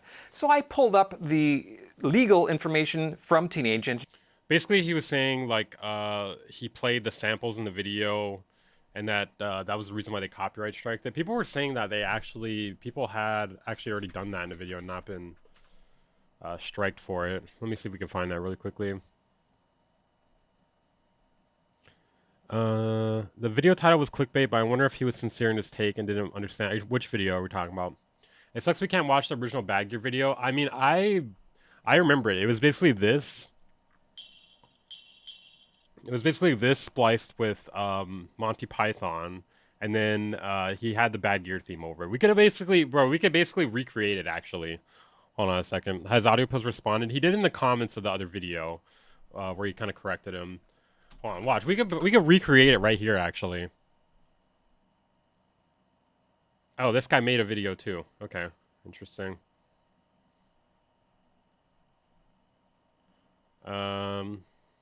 Read this one. Hey, what's up, Tony Black? Okay, we're gonna recreate it right now. We're gonna recreate the thing that got him struck. Hopefully, we don't get struck too. I really think it was an accident. I really think the whole thing was an accident. Oh wait, I can't play two videos at once. Hold on. I gotta open up. Oh man, 20. Hold on, I need to open up Chrome real quick. I need to have two things open at once. Here we go. Then we mute this. And then we get this. Alright, here you go, guys. Oh, wait, hold on. Shit, I have it muted here. Here, I'm recreating the video for you guys, okay? They're doing a DJ mix live right now. This is basically what it was, okay? If you're curious what the video was that got struck, it was basically this. It was that. That's all it was. Welcome to Bad Gear. It was basically just his intro music with the Teenage Engineering promo video with like Monty Python spliced in. Okay, so apparently a bunch of people were saying a bunch of shit to Scott synth stuff, which I disavow. I mean, he was wrong, but like, you know, he's saying he got doxxed, which I don't know. I mean, hey, if that's true, that's fucked up. That's really fucked. That's way too far. This is a video covering the Teenage Engineering video that I posted on Saturday and the storm that it has created. I mean, realistically, this is part of the game, man. This is part of the game, dude. Like, you should see the hate comments I get. It's not pretty. It's not pretty. I haven't been doxxed, but I mean, I've been like pseudo-doxxed, and I don't know. So let me talk about how this came about. Florian posted a video on his channel, on his Bad Gear channel, and there was a comment on that video on Friday regarding his Teenage Engineering video that was taken down. That comment mentioned about how Florian had used samples from the medieval sampler from Teenage Engineering, and as a result, Teenage Engineering had taken down the video. In response, Florian wrote on that comment, he said, yeah, I couldn't believe they did that. So from that, I'm reading and saying, hey, that's exactly what happened. He posted a video with samples in it.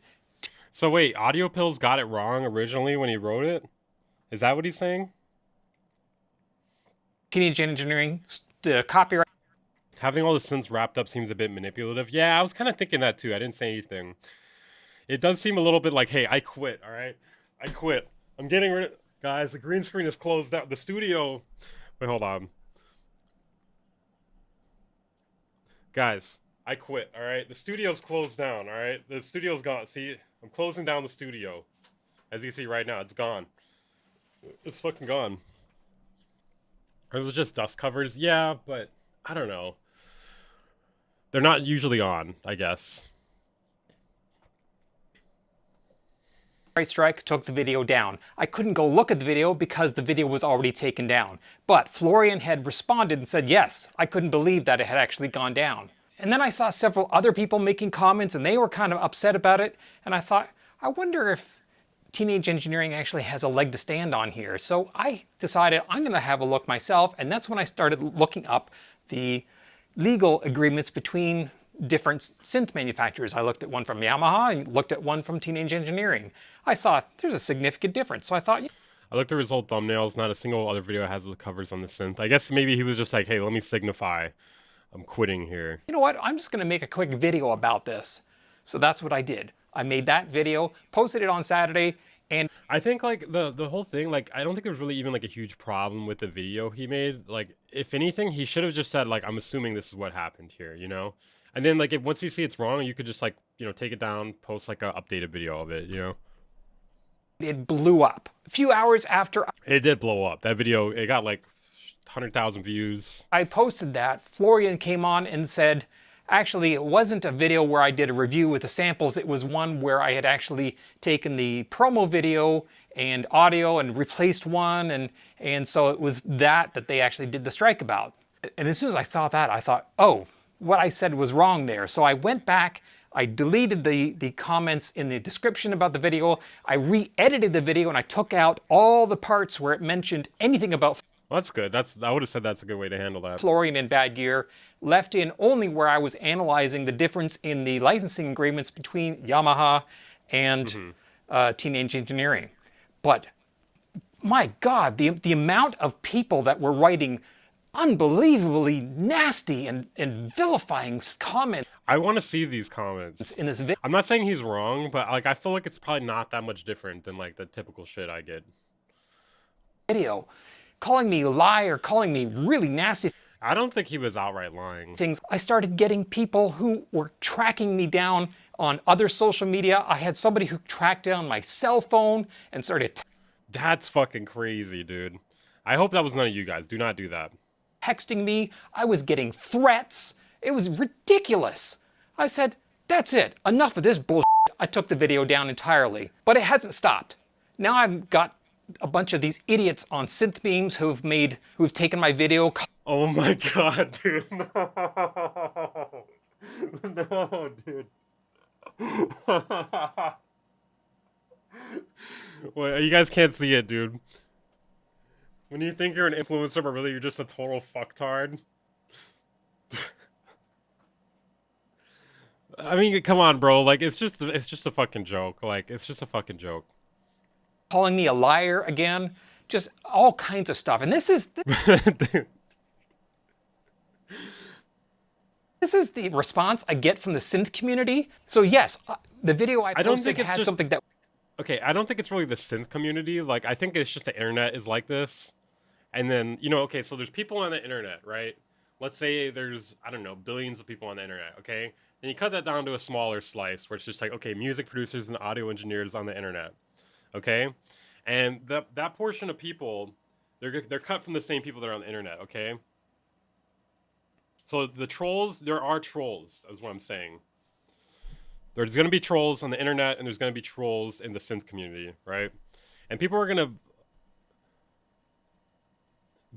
like meme on you and shit like that. I think this is not that bad, dude. Like this okay, getting like people calling your cell phone, that's pretty fucked up. That's too far. But a meme being made about you, who the fuck cares, dude? This is nothing. Like, there's people talking shit about me on Reddit all the time. I haven't seen a meme like this, but I'm sure they could make a meme like that. Again, just all kinds of stuff. And this is the response I get from the synth What do you mean the video was posted to Reddit too? I mean, I would assume like videos are posted to Reddit. Community. So yes, the video I posted had something that was incorrect. And well, to be fair, a lot of it was incorrect. Like the whole basis of it was, but like, hey, he took the right steps, right? He took the right steps to fix it. As soon as I found it out, I fixed that.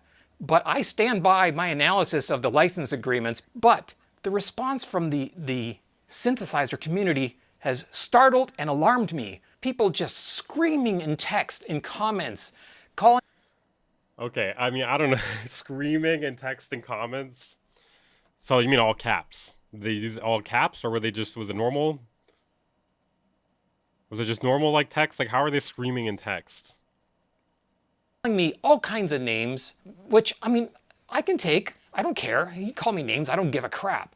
But then starting to send threats, tracking me. What kind of okay, I feel like in this context, you should show the threats and the docs, like maybe not doxing, but like show like that they actually did it, because these are like pretty serious allegations you're making here.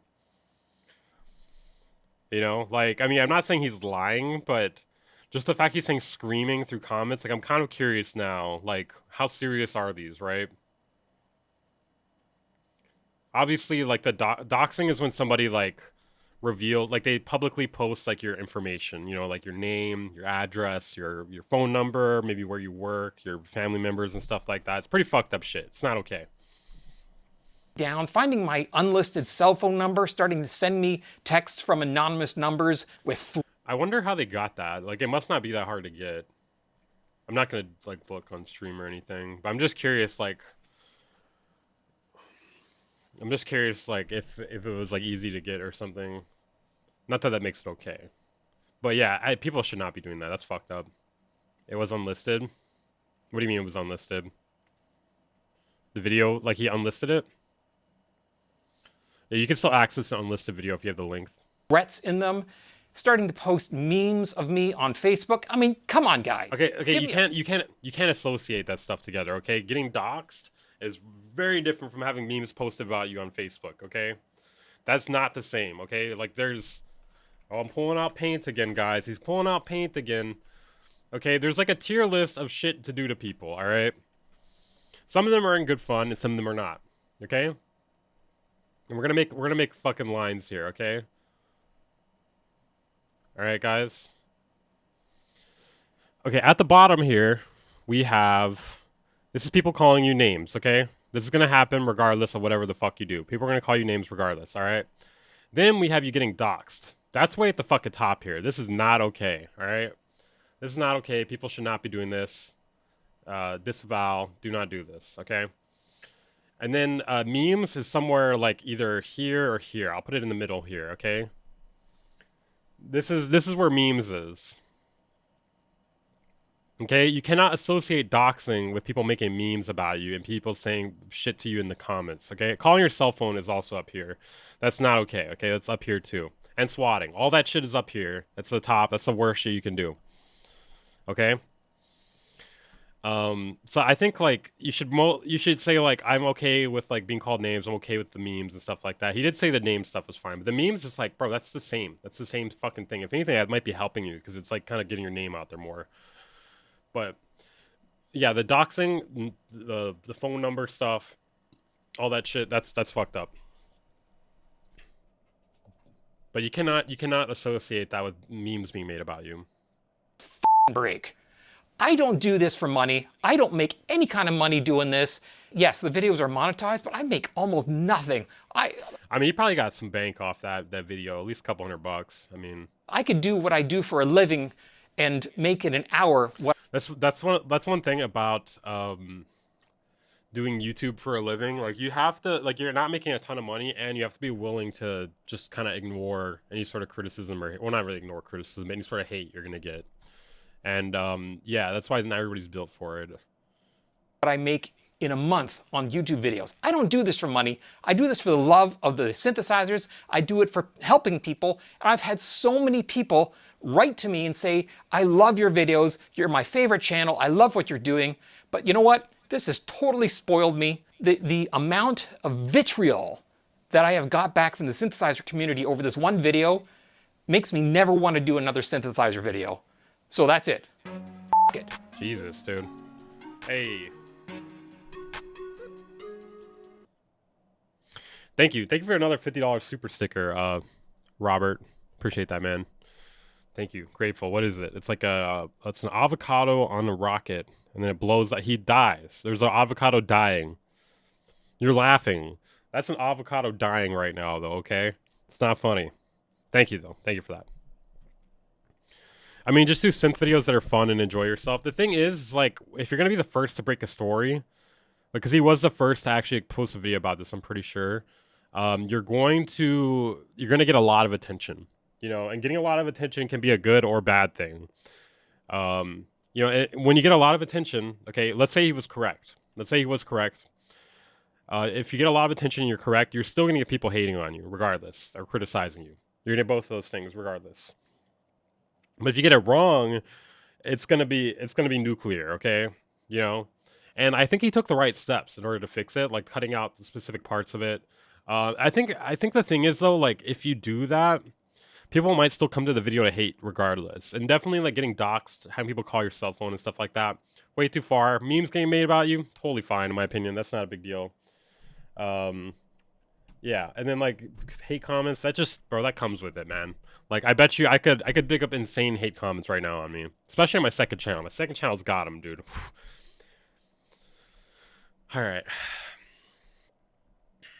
right, so that was Scott SYNTH stuff saying this is his last video, he quits. Hopefully he does not quit. I do disavow any sort of doxing and stuff like that.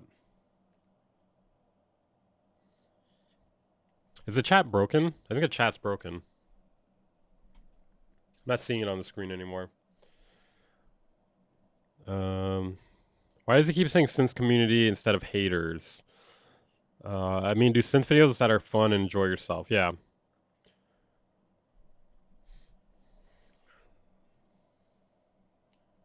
Yeah, it is people trolling him, basically.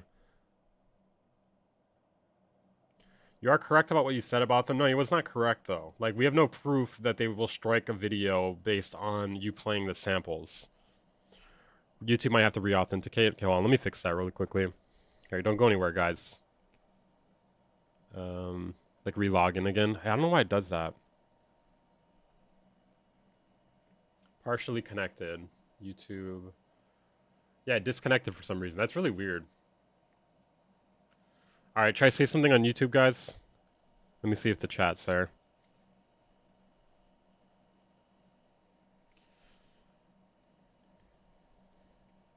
Okay, there we go. Yeah, YouTube's working.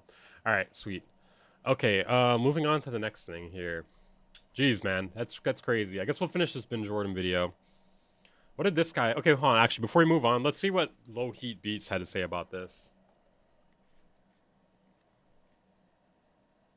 Because he did a video on this too. Here we go, and we're already off to a crazy start with teenage engineering, copyright striking. I'm still not convinced this wasn't some sort of like promo thing that Teenage Engineering was doing. They're like, hey, you know what get a lot of attention on us right now? If we copyright strike Bad Gear. Let's copyright strike Bad Gear. Oh, we have more stuff on this too. Okay, hold on. I guess we're gonna dig into this a bit more. Bad Gear. Let's get right into it. So, Teenage Engineering have done something that wouldn't help their reputation. They've issued a copyright strike against YouTube channel Bad Gear. I'm sure most of you are familiar with the channel where Florian Pils, the host of the channel, posts weekly funny but informative reviews of music gear. Actually, the channel is called Audio Pills and the show is called Bad. Okay, I don't think it really goes into it too much here. Nothing too different. Oh, okay, wait. Oh no, dude. And down is that he used their ad in the video. When asked why, he said, I made a mashup of their ad and Monty Python's Holy Grail, and they obviously found out about it half a year later. Comment. It's funny it took them so long because like he literally wrote in the in the comments of the original promo video, oh, I don't even have to edit the intro this time. He said that immediately when it came out. On the YouTube video where the misleading... I think technically what he did would fall under parody too. I don't know though.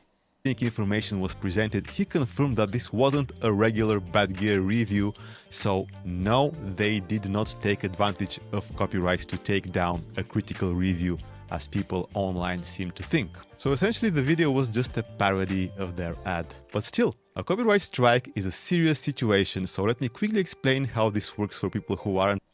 Okay, I think we got it. Yeah, I don't know what accent that is. Scott's next video. Just kidding.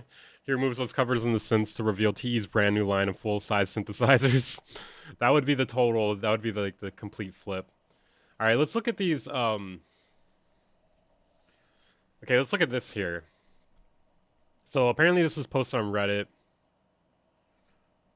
Okay. Oh, we have a link to the actual video. This video is private.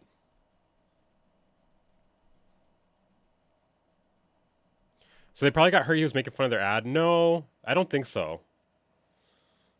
Oh, it doesn't take you to the actual link. Okay. Per Florian, the takedown was because he used their promo video, not because of samples. Scott should take that video down. It's totally misleading. That's still fair use. A nice thing. Yeah, it is still fair use. Let's see. Fuck Teenage Engineering. I hope they fold. I honestly think it may have been like a like conscious mistake. Like if I had to guess, I think like maybe they had somebody on the back end of their YouTube. We'll get to the Pro Tools thing after.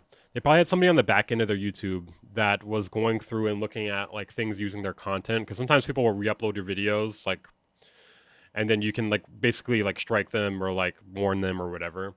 And like maybe they saw that video and they're like, hey, this is 80% recognized as our content. They probably didn't even watch it. If I had to guess, like I think if they were presented with like the fact that it was like probably considered fair use, they would back down on it. I kind of feel like I should reach out to them. I was thinking about doing that, but I was kind of in a rush to post that video. I know they're not going to respond anyways, but let's see. If Florian needs to redo the video, replace all the samples of farts. Yeah, that's not what happened. Apparently the assumption was that it was about the sample component isn't accurate. I still think their terms are overreaching. Yeah, that's fair. That's fair.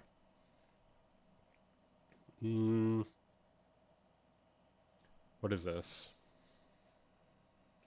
Using factory samples in music making. Okay, so we actually have like an answer from Teenage Engineering here. Using factory samples in music making, what are the legal copyright licensing terms? They're licensed non-exclusively. The use is royalty free.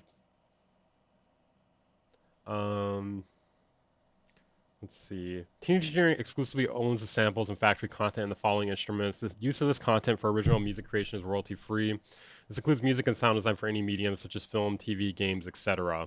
Your own samples. When using third-party content, it is your responsibility to make sure to always clear any samples you use.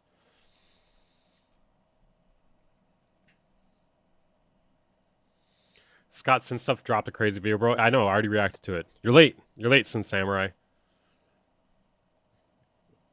Let's see. I'll never buy a TE anything. It was no review video. All can calm down. Scott makes a few logical leaps in his video. I would take his perspective a little less seriously and consider that. Yeah, I feel like there's nothing else really here.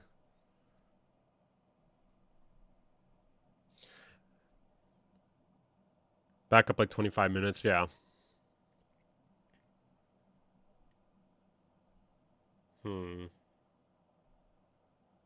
Teenage racketeering. I hate to say this right now, but Behringer better than Teenage Engineering. People forget, dude, Behringer's done similar stuff, man. Although it wasn't recently.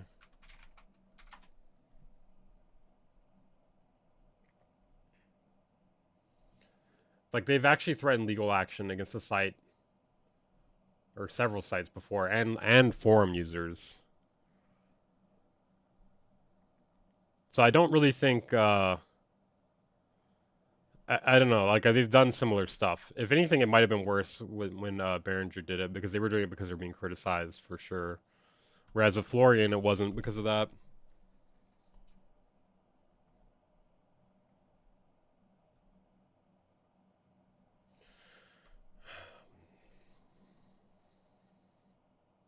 Alright, let's see.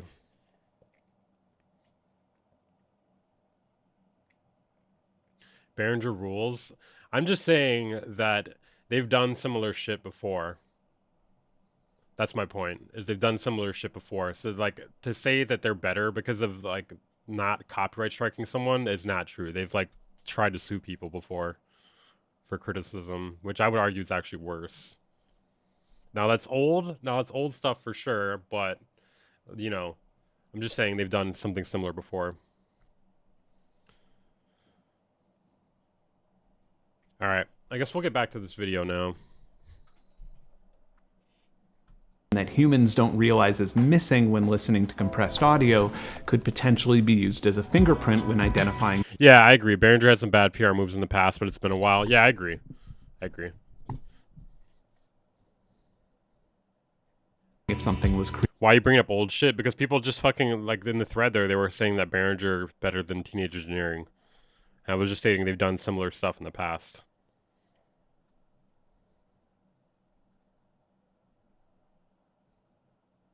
Created with generative AI, and potentially even identifying the content that was scraped in the dataset. For obvious reasons, I'm not going to get too technical about my methodology, but I've managed to find the delta, or the isolated fingerprints of music generated on Suno, and I assume that this will be possible on other services as well, but I went for the one with the $500 million valuation first. That first initial test had 100% accuracy, so I had a call with some friends that can improve and further test it, who I trust to not publish or leak the information that would make circumvention easier.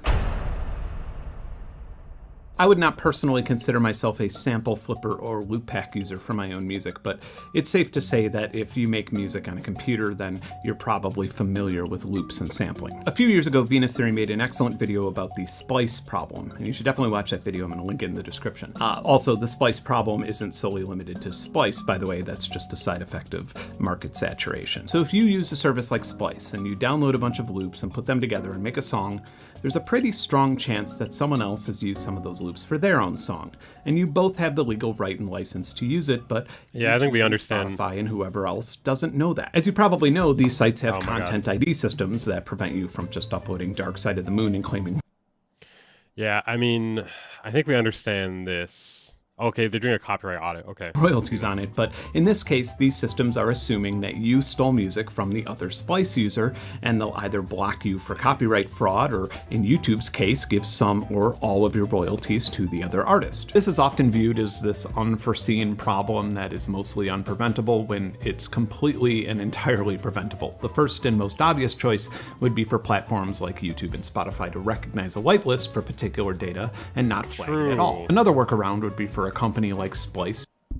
True, dude. This is very true. Another thing too, obviously, is flipping the sample.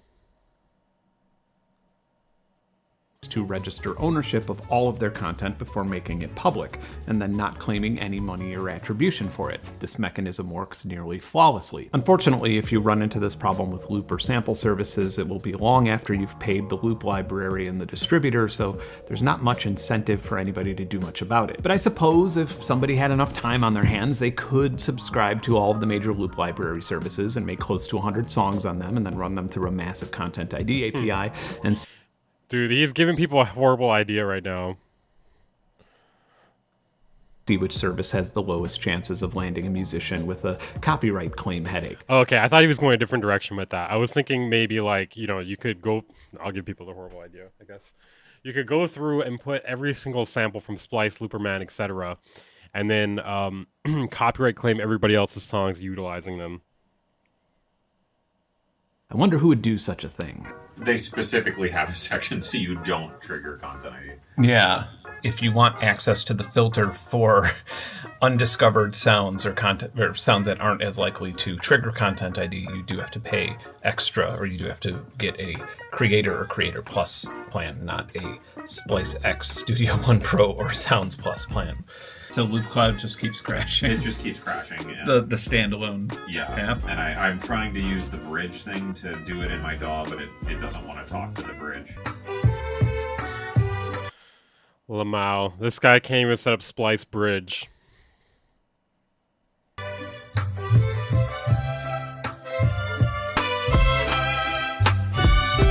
Hey, I'm not trying to get claimed here, alright?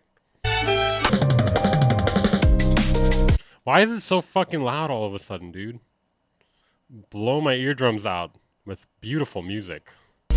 Generally, all of the songs that we made were about a minute or so long, and the loops were pitched in time stretched to fit in a way that just aesthetically worked for the song, which is what I assume most people do when they're using loops. So how did they do? Let's go from best to worst and use a little bit of algebra to get us a comparable score, and the higher the score, the more likely you are to get copyright flagged for using a sample or loop on that service. I made 14 songs using loops from FL Studio Cloud, and that got 18 copyright matches with other published music, which scores us at 128. Venus. Wait, hold on. 14 songs, 18 copyright matches? Siri and I made 18 songs. So it had more matches than it did songs. That's not good. combined using Loop Cloud, which earned us 28 matches or copyright flags, which scores us at 155. I made 16 songs on Splice, just picking whatever I wanted for my little Bro, tune. Splice, oh man. Yeah, I feel like 100, like, if you're only using 100, that's not really a big enough sample pool. I understand there are two people, but 30 copyright flags. That scores us at 166. And finally, I made 9 quick songs using old Akai sample CD libraries from loop companies like Zero G and Uberschall, and that got me 29 matches, so 322. Oh, wow. In my opinion, there is... Oh, wow. So you're actually, I mean, at least based on this data here, using like a sample CD is worse. So 322. In my opinion, there is no real winner here. These are all What's up, really guys? troubling numbers that should probably make you reconsider how you use loops. For example, if you're using a 10-second melody, perhaps use it as inspiration for your own melody, or write around it and then remove it later in your session. Or don't, I don't care. Okay, a few more things that you might find interesting. Splice charges extra for rare finds, a tag that will provide you with a curated list of sounds still undiscovered by most users. That's, Using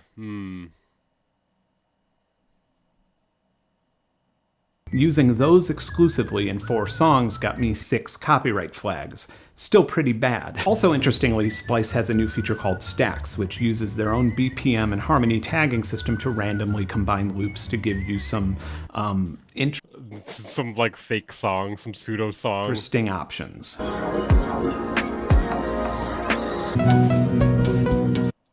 Oh my god, bro. We're so replaced, dude. Did you hear that? Anyway, I churned out 10 loops with this, mostly under 20 seconds in length, and got 8 copyright pings. And I initially was surprised that this was faring better than even the rare finds were, but ultimately, I think that the reason was because the songs were just much shorter. Finally, you might be wondering why I didn't include TrackLive, and that's because TrackLive operates completely differently. They're actually a holding company with investors from other holding companies that buys up or leases the licenses of music. They're monetizing investment. The website TrackLive God damn it. They're monetizing the flaw in their own service, peak capitalism, true. combines the I think like ad block is slowing this down. I have YouTube Premium, so it should be fine. those publishing God, I think I gotta refresh this. Hold on. Let me refresh this. Oh god, I have to fucking go back to where I was. higher at Hold on a second. Okay, it's actually operating better now. I think. Is it? I don't fucking know. TrackLive combines those publishing holdings. I thought it was TrackLib. Higher to ideally make additional Good night, money Steven. on those holdings. And most of the things that you get on TrackLive requires you to register its use and in some cases split a small amount of streaming royalties. So unless there's an error of some sort, if your music is getting flagged for using TrackLive samples, it might be because you just didn't fill out your forms. But let's say that you get past the content ID and licensing nightmare and your song blows up. How much are you gonna get paid? So I own 100% of my own music. Anything that was released on a label years ago, I bought back. I own the publishing, the mechanical, everything. So these numbers that I'm about to give you are about as accurate as you could possibly get if you're looking for the pay per stream rate for independent musicians. I also ran these numbers by a few friends who... Everyone should quit the business. That one guy did quit the business. Fuck, also own all of their discographies, and they were very similar. All right, let's go from the bottom up. See all of these streaming platforms and stores?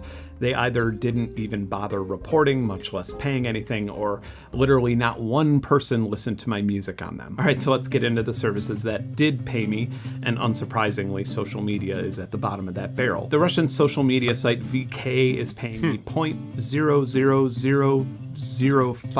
Okay, we can just get to the answer to this here. Look at it this way.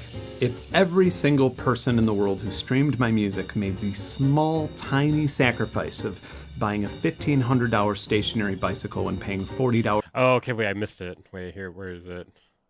Okay, oh, so it's Peloton. Or is that how you say it? What is it? Oh, shit. Wait, Amazon Music is better than Tidal? 0.03, dude. 0.03 is still not even very good. I wonder if you could like just buy that bike and then just like get your money back on the bike. Is Peloton the expensive stationary bicycle? Never mind, it's expensive, guys. Fuck, it's taking so long to play. Company. So you can use Spotify and other DSPs on your Peloton bike, but they also have their own Peloton Music, which is a curated and licensed catalog. So it Bro, doesn't why, seem to be dude? something that you can just join. Wait, oh my god, why are these people so animated while they're doing this?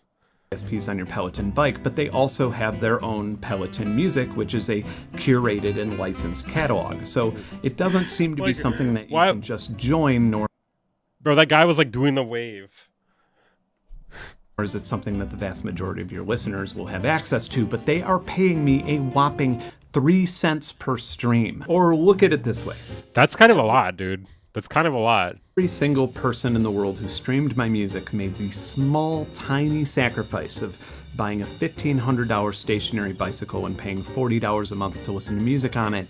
I'd be making a cool $6 million per year. Okay, seriously, if you're an active watcher of my content, I feel like if you're an active watcher of my content, I've made a pretty solid, conclusive, God damn it, well-researched. It's taking so long to pause. Oh my god, it's driving me nuts. I don't even know what the fuck I was gonna say anymore.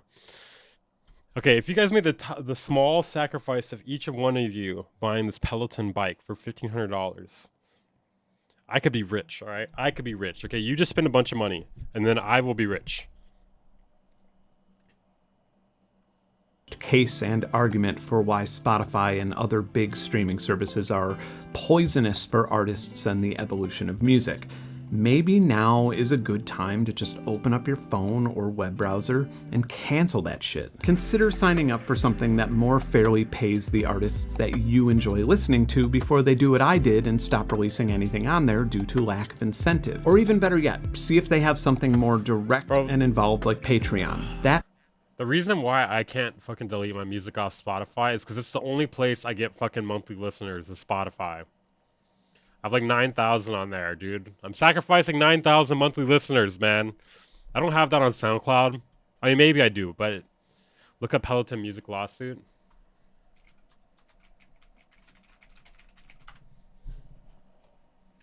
Peloton settles music publishers lawsuit.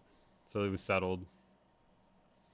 Settles legal fight with music publishers. Peloton settled a lawsuit filed by the members of the U.S. Music Publishing Trade Organization that sought more than $300 million in damages over the interactive fitness company's alleged use of 2468 unlicensed songs. So I guess they hadn't got licenses before that.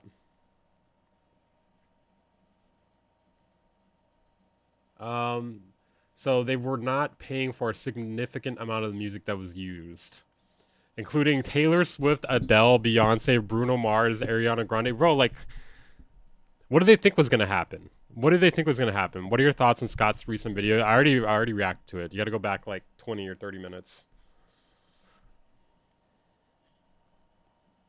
What did they think was going to happen?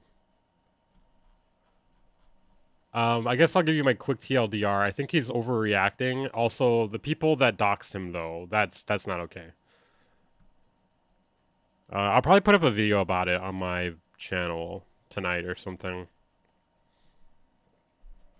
Absolutely changed the game for me and allowed me to sit around here and crunch numbers for my viewers in hopes that it would inspire some carrots and sticks to be distributed to those services and companies that deserve them.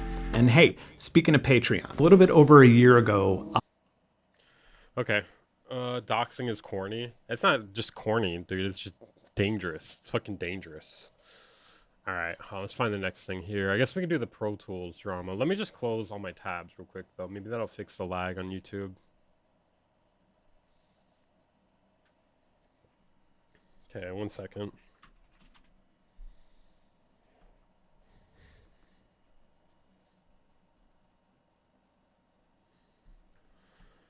Alright. Yeah, one of the things in that video, though, is he was, like, kind of complaining that people were making memes about him, which I feel like that's kind of... take it... kind of overreacting there. But then the doxing stuff, like calling a cell phone, that's too far, for sure. Okay, remember, guys, easiest way to support the stream is to like the video or the stream video. Subscribe if you haven't. If you want to take that support a bit further, consider donating via the Stream Elements link in the description or Super Chat.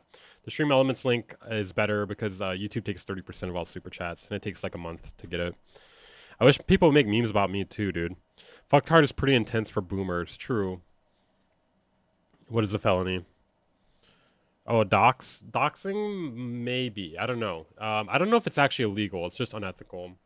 Is doxing illegal? I don't even think it's actually illegal. It's just really fucking unethical. It depends, I guess.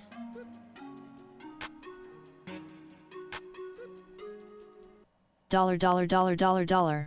Thank you for the 199, Triple. Appreciate that, man. Let's see.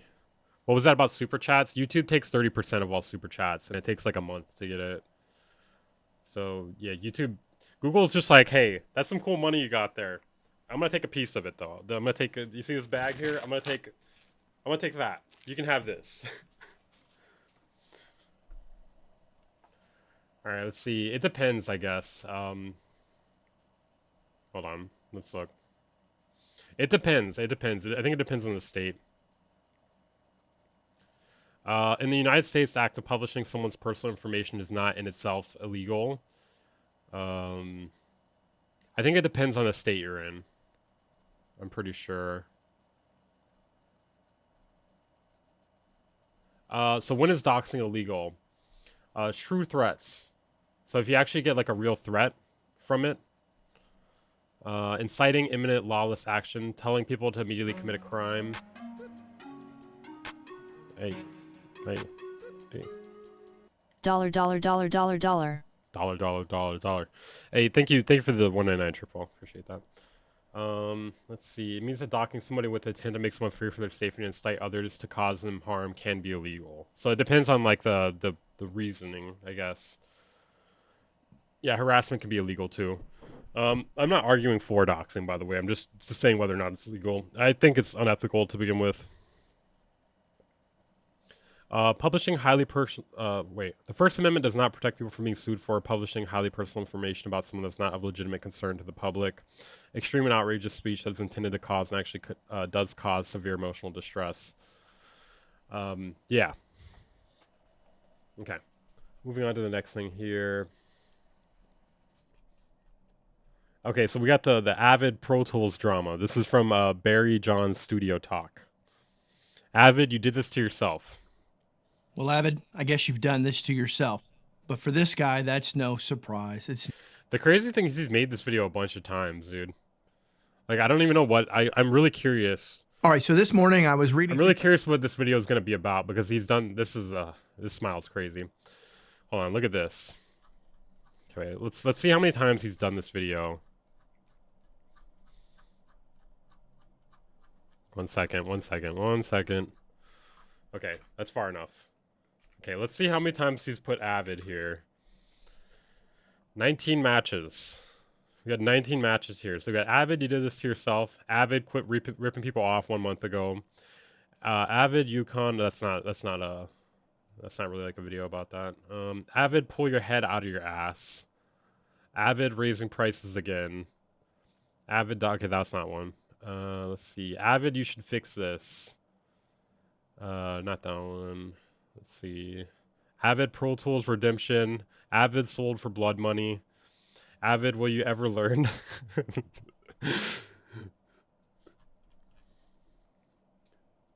All right, let's see.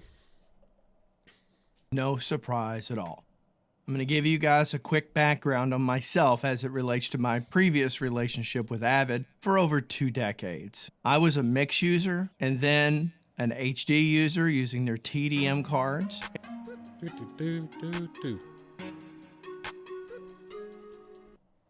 Thank you for the 420, Anonymous. Appreciate that. And then upgraded to HDX. And I was on the forefront of all of those technologies. I've spent way too much money on Avid products over the years. Then stop. Man. just move on to Reaper. Barry believes that his videos have an impact on Avid, that he made Avid reinstate perpetual licenses. I seriously doubt that. Did they actually reinstate perpetual licenses? I thought they didn't. Did they? I don't know. I haven't been following it at this point.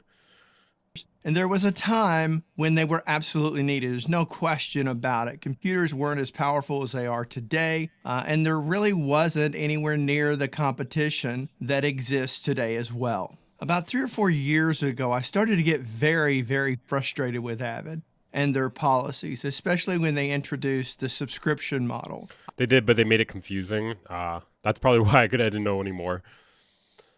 Because I know you could buy like one of the older versions still, the perpetual license of it. I thought that that was going to be the demise of them. I could not imagine why in the world anybody out there would subscribe to a mediocre digital audio workstation by today's standards. I mean, let's face it, if you think you need Pro No, this guy did not dox Scott. Synth Samurai, are you even listening, dude?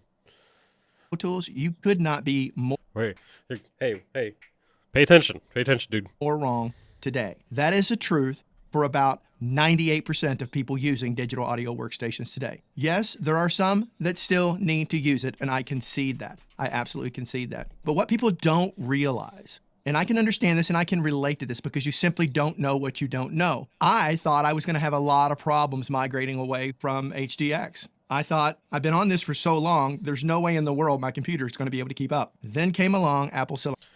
Dude, why does everybody got to give us a history lesson, man? I don't need the history. Now, yes, I am a Mac user, so that's an important update to me. I'm in no way saying Mac is better than PC. I've got a lot of videos out there stating the fact that I think you can do great work on either one of them. That said, I'm a Mac guy. And with my M1 Pro, MacBook Pro, I mean, the very first... I mean, I think objectively, Mac might be better for like audio and video work, especially if you're in a laptop. I think. First Pro version of it, it destroyed everything my HDX card could do. I can track through hundreds of tracks, through hundreds of plugins. Yeah, I sped them up a bit. With no audible latency at a buffer of 64. I said hundreds of plugins. Well, in particular, I think Mac is better because of the newer chips. 64. I have not. I don't have like a top end Windows chip though, so I don't like listening to boomers. This guy he is a vector point of this Pro Tools thing. Not once ever had to raise my buffer since I moved away. Now, to be fair, I don't use a lot of virtual instruments. So for those of you out there that do. Definitely not. My laptop is way better and it costs less. Okay, I didn't say they cost less though. Just the battery life on a MacBook is so much better. It's so much better than a Windows PC. They may have something with this new Snapdragon laptops, but they're not out yet, I don't think. You may find that a little bit harder to do. I can't speak to that. You know it better than I do. That said, I never needed it. And it was one of the most blissful things that I've ever had happen to me in all the decades that I've been involved in recording. And that goes back to the early 80s. I've been doing this a long. What the hell, dude? What? How is this relevant? Greedy company. It got to the point where they banned me from the DUC. They banned me because they didn't like what I had to say. I was always Okay, I'm kind of wondering if I need to see that. I need to see the crash out. We need to see the crash out that got him banned. Professional about it. I never did any personal attack. I simply stated facts. And then yeah, Snapdragon makes ARM chips, so it'll be the Windows/Linux equivalent to the new Mac Silicon. Exactly. They couldn't handle them. They wanted me to simply go away. Well, then I developed this channel and I developed an audience and I've Bro, I need to see the crash out that got him banned.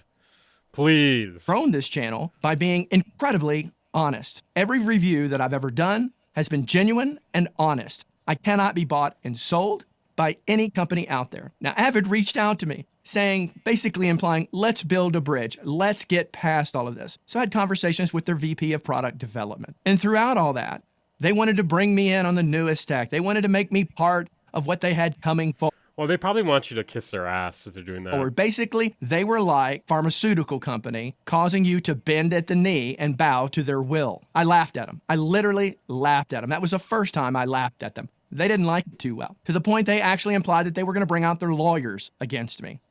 Why don't you show the screenshots of this, dude? Because I'm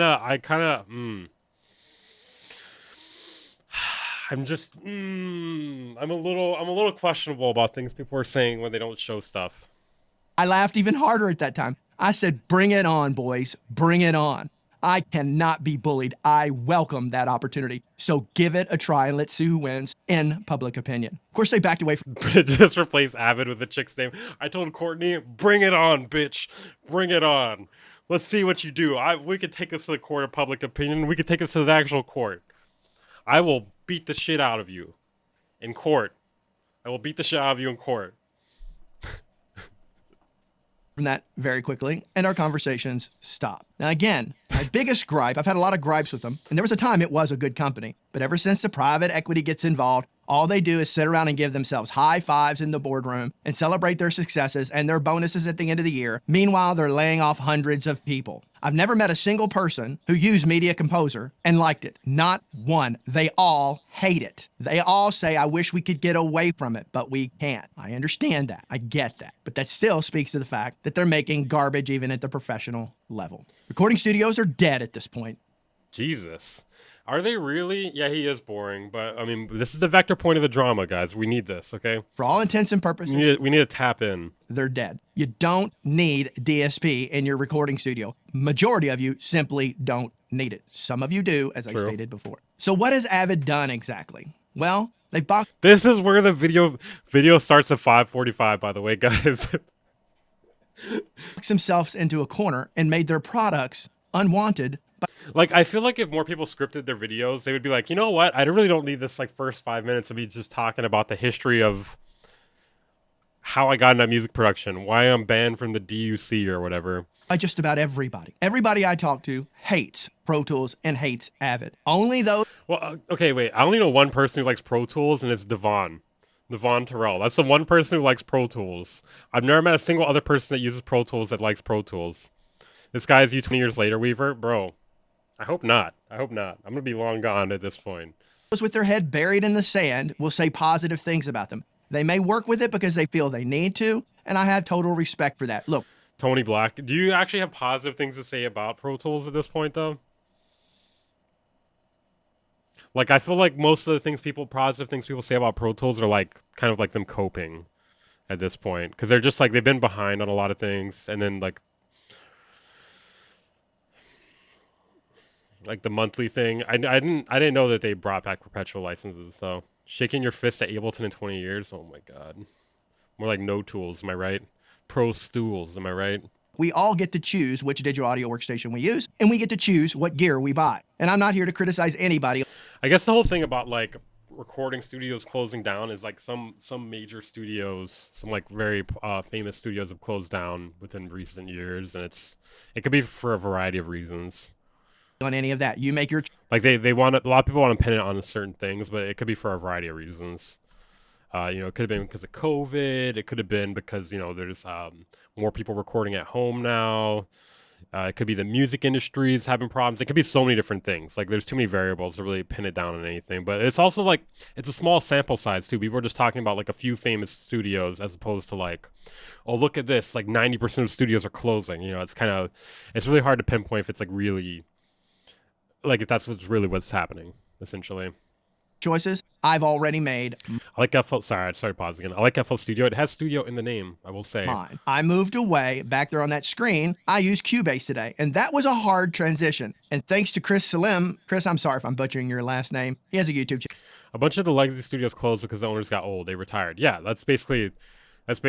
Like it could just be like a time thing as well. Like, a lot of those people were of the same age and they decided to retire at the same time. Like there's so many variables. You can't really pinpoint exactly what is the cause. And also it's just like a handful of studios. It's not like it's like 50% of all like major studios. I'm sure you know who he is. I actually bought his course. One of the best values I've ever spent on anything audio related was buying Chris's course. It made that transition. What the fuck, dude? So I don't. What are we talking about courses right now, man? And it's not even your course. Much easier because Cubase does come at it from a. We already talked about that hippie. There's a bunch of stuff. Like we don't know if it was from my channel. He was getting like some harassment before that. You could go back in the video. I mean, I don't know. I kind of think he's.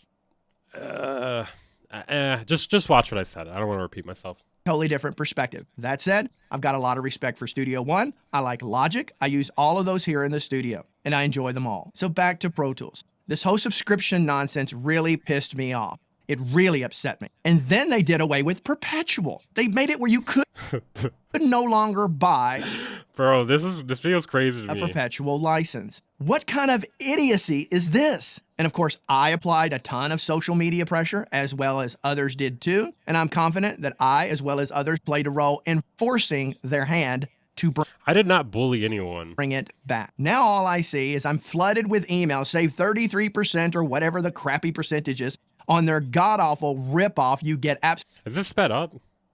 Oh my god, it is sped up. Okay, let's go a little faster.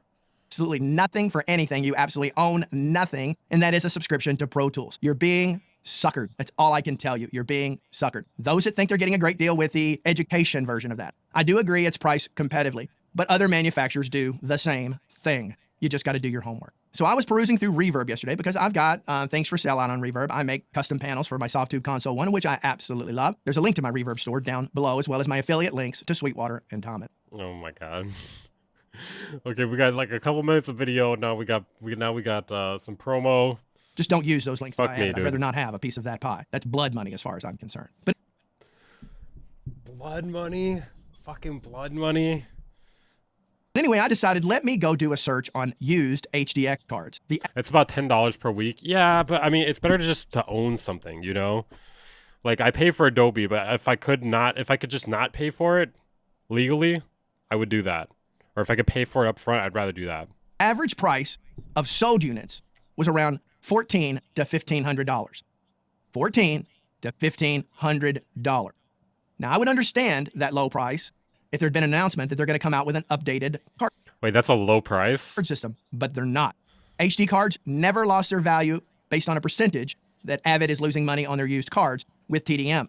The only time TDM prices truly dropped significantly is when HDX came out. Understandably so. They were a much more powerful card than what you could get on a I haven't tried DaVinci yet. I heard I should though. TDM. $1,400 to $1,500. Ask yourself, what does a brand new HDX card cost? Well, let me tell you, $5,000. Bro, he's not providing any new information here. Avid is selling. How do you get yourself to make a video you've made in the past already? A single HDX. And then not be like, hey, I made this, maybe, oh my god, this is fucking dick. Maybe he forgot.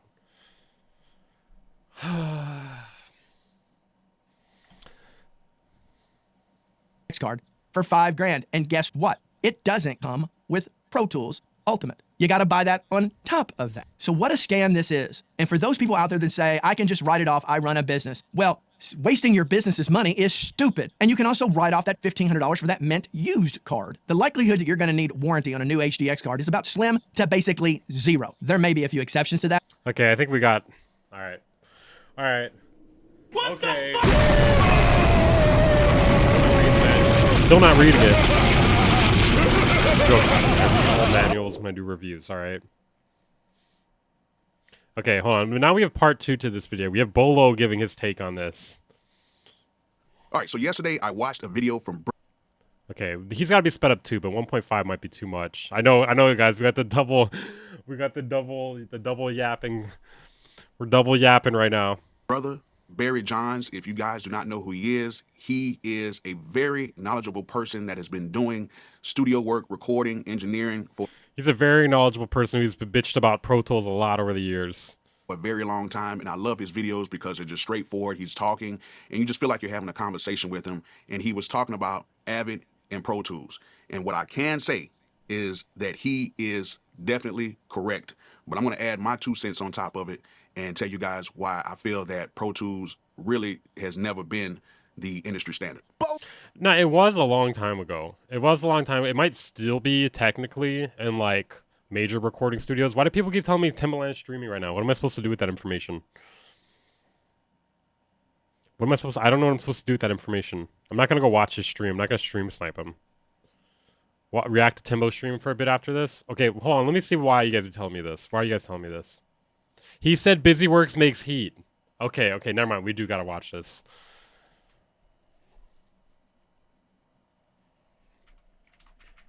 Okay, never mind. Never mind. You guys are right. Adult. I know. I don't think you. That's why you the go.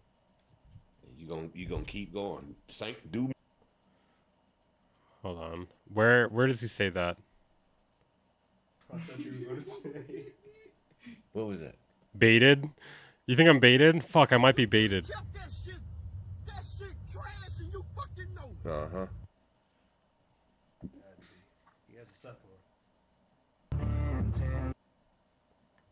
Seattle. What am I supposed to do with this? Hey, hold on. I'm gonna help you all the way out. Yeah. I told her I can't wait. I ain't drank. That ain't this. I've been off this drink, seeing purple in my piss. I was moving. I've been off the drink, seeing purple on my piss. Fire! Fucking fire bars, dude. Fucking fire. Hey. Hey. Inside and get yourself something cool. He got to spin the block. Cause that ain't it. You need a little bit of seasoning. Goodbye. Yeah, make him Absolutely. He got to spin. Yeah, he definitely got to spin the block. Hold on a second. Hold on. Stop, Timbo.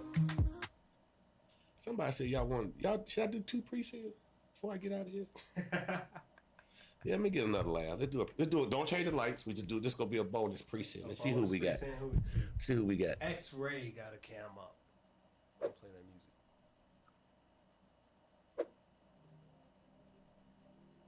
I know we can find somebody else. He's hating everything he hears. Timbo needs to stop doing coke. Yeah, I don't know. I feel like he's on something. Good. Oh, I gotta turn him up. We got. Bro, he might be on coke, dude. The snorting.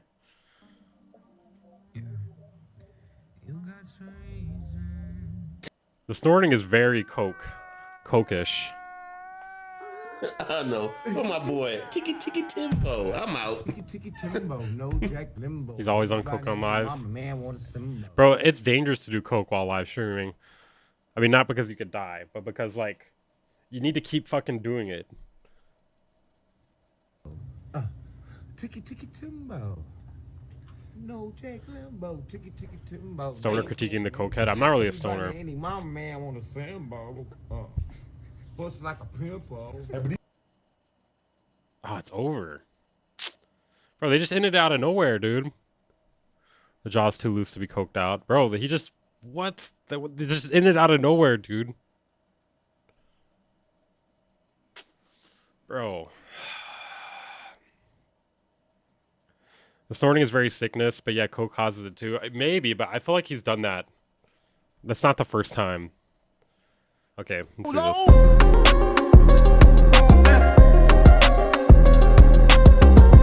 All right, first of all, I am still a Pro Tools user. I love you, Weaver. I listen to your streams while I'm at work at Amazon, so I don't actually jump off the 4th floor and kill myself. You have to be joking, right? You got to be fucking with me. I'm pretty sure you're fucking with me. Not by choice, but really by force. Because I live in Atlanta. There's a whole bunch of studios. People record at their house. He wouldn't blow his nose. That is true. If you're sick, you would blow your nose. If you're on coke, you're not going to blow your nose because you want to retain all that in there. Or they record at other studios, and they record with me, and I have to have Pro Tools. Yeah, I already reacted to Scott's news video. Fuck, do I gotta react to it again? People keep asking that. Because 9 times out of 10, if they want to take it somewhere, they can go ahead and take it there, and they have Pro Tools. So that is probably the only reason why I still have Pro Tools. Okay. I have a subscription. I have my old perpetual license, and I have, I have another perpetual license as well. What the hell, dude? I did not expect that. Have you reacted? Oh my God, stop it. Stop it. But that is the only reason why I have Pro Tools right now is because people bring me sessions, and sometimes I have to record, and they want to take their sessions with them. And to me, it still kind of confuses me to why everybody shifted to saying that Pro Tools is the industry standard when over the years it has proved that it's not the industry standard. Okay, there's a lot of features and stuff that came out in Pro Tools years after it's already been out on other programs. You got to think in the mid 2000s, I was using programs like Cubase and Nuendo. And Nuendo, bro, what if TE's behind the doxing? Pro Tools, that when I finally moved back home and I built my own studio, I decided I needed a Pro Tools system too. And even though I bought it, I really didn't use it. Bro, all these people, just get to the point, man. I did. Because the features at the time, or if you're not gonna get to the point, at least put chapters. Apple devices. So I actually was using. Like, I don't care about your experience with Pro Tools. 2014, 2015. That's I want to know either new information or I want a hot take. Okay, that's what I'm here for. I'm here for information or a hot take. If you're not giving me either of those things, you're not providing any value. Crazy. And then we didn't get 48 tracks till like late 2008, early 2009. I can't remember, but the only thing I can remember about that is when they did come with that huge update. If you're not in the industry, it isn't industry standard. I think it depends, because you can do stuff within the industry and not be industry. You know, you can get a placement as an internet producer. I guess it depends what you're doing. I feel like it depends on what you're doing. Where you can get 48 tracks finally on the LE version. When they sent out the serial numbers, they had a discrepancy with the serial numbers to where even if you bought the program and you had your serial number, it couldn't even work. Like you had to go back to like where you bought it, and then they had to like supply you with a different serial number for it to work. It was like a crazy mess when that thing came out. But over the years, okay, I kept thinking, okay, they're going to get this right. And the same thing Barry was saying is that they never really got it to where it was a true industry standard. It basically came about by having a whole bunch of people buy it and telling other people. Timbaland stream, what the fuck, bro? It just, you're fucking with me. You're fucking with me right now. People, hey, this program is the industry standard. When really the whole time. Title, The Future of Music. The first thing they talk about is like, yeah, how they used to listen to records and like how they were born and how they started listening to music. I feel like we were a little bamboozled. I remember when I was a kid, I first heard this Black Sabbath album. Because there were so many features that this thing did not have that other programs already had. This is very true. This is very true. To like even simple stuff like right now. Say for instance, like in Studio One, if I have an audio track that is on a particular track already, and let's just say for instance, I want to. Bro, you guys are all fucking with me right now. Nah, you gotta be. Dub that audio track, or if I want to move it to another track, I can simply just drag it down to an empty slot, and it will make another audio track. That simple. Or this guy Weaver Beats is quitting right now. Dude, Weaver Beats is having a baby live right now on his stream. Dame Taylor said he's joining the Air Force. Let's just say, for instance, if I want to run 3 or 4 different tracks to one bus, I can highlight the buses, and then I can just click on one button, and I can send all of those tracks to a bus or to an aux. Pro Tools, you cannot do that. And this is stuff that can be done in just about every... Fuck, man. Why can no one make a good video? Everybody makes a bad video. They no script the video. I don't know what accent this is. They no get to the point in the video. Now, they do have subscription services with these other places, but you own the program or you own the license once that year is up with a lot of these programs. And even with Logic, once you pay for it one time, it's yours. You own that license. What the fuck, dude? How does this video get fucking 50,000 views, 2,600 likes? What is this, dude? There's nothing in here. This is like a nothing burger. This whole thing is fucking nothing burger. With Pro Tools to be limited in what you have, and then you have to... Well, I know you're here in the stream sometimes, bro. This is a nothing burger video. What the hell is this? Now every year have to upgrade it, pay to upgrade it, then you have to pay another year to upgrade this, and then if you don't have like your perpetual license, you just have to just, strictly stay with, the subscription. That's kind of crazy, and it's still very limited. Like this program is still like a program that just came out in like 2008. Like it has 2008 features in it. True. They made it look a little bit better. They added some rounder edges to it and a few other things to it, but you really still cannot do much inside of Pro Tools. In Logic, as me being a producer, I can go in. One of the problems I always have with Pro Tools when I learned it, I learned it a little bit in audio engineering school, is a lot of things, you can do a lot of the same things in multiple ways, and it makes it feel overly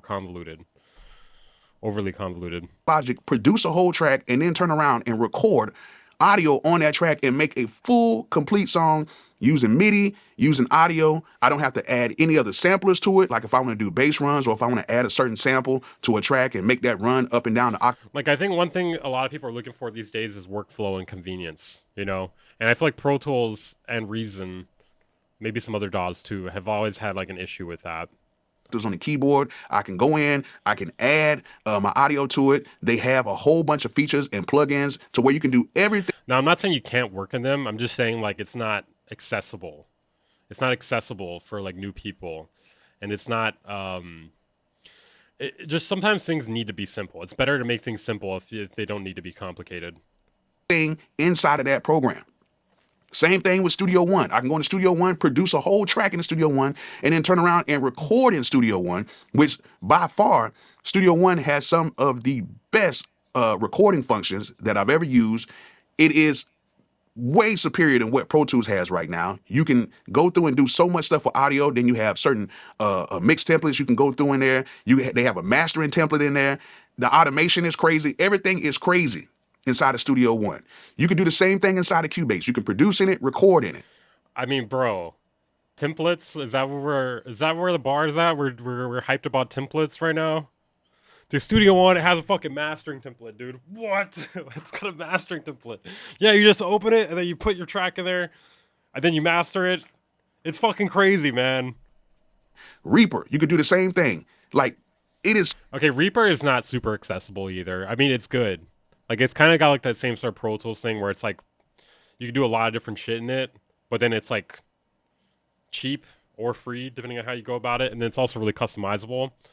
But it's not, I don't think it's like accessible. So many programs to where they have so many features and so many functions that are way more superior than Pro Tools, but then Avid is still trying to convince us that Pro Tools is the industry standard. And to be honest with you, are people, okay, wait, hold on. Is Pro Tools even trying to convince people that they're industry standard anymore? Pro Tools.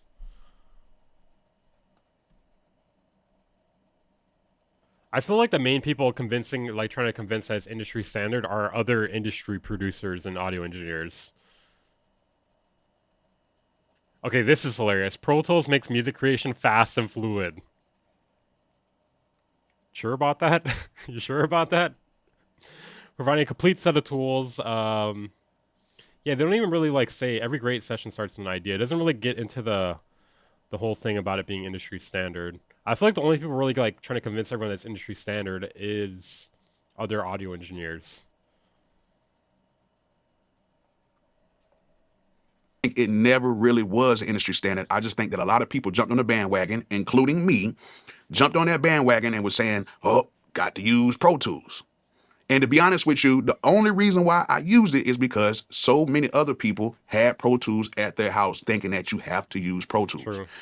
Once I started using stuff like Studio One and Logic more and more, and I was seeing how easy it is to, like, you know, cut audio, move tracks, put tracks on buses and auxiliary, you know, channels and stuff like that, it made all the sense in the world. The only reason why I still use Pro Tools is because people still send me tracks in Pro Tools, but now I'm seeing more and more people sending me tracks in Logic. I work in post-mixing for TV/film, and I think this mostly applies to that side of the industry. Yeah, I don't know a lot about that, but yeah, I have heard that before. Logic. There's a lot of people that's recording in Logic, and they're sending me. Then why did every major studio in at least the US have Pro Tools but not other DAWs? He's clueless. Those sessions and stuff like that to mix rather than Pro Tools, and I'm seeing a lot of studio. Dude, the guy that made the bogus video on Audio Pills just made a video that's quitting YouTube. Yeah, no, I reacted to it already. Your One stuff as well. Like, there's so many other avenues out there other than Pro Tools that is much better, much easier to use, and it is just a better overall experience. So yes, I do definitely agree with Barry with what he's saying. If you guys want to watch his video, please go ahead and watch his video. I'm gonna put a link in the description so you guys can watch his video. And one thing I do want to say is I was thinking that Pro Tools was going to be on the up and up, but right now it is very stagnant. And for me being a producer who needs producer tools along with vocal tools as well, I just don't think Pro Tools is stacking up to some of the other programs right now, just being honest. And yeah, if we're talking about like for the regular user, for sure. Okay. All right, let's see what we got next here. All right. Okay, we got a few interesting things still.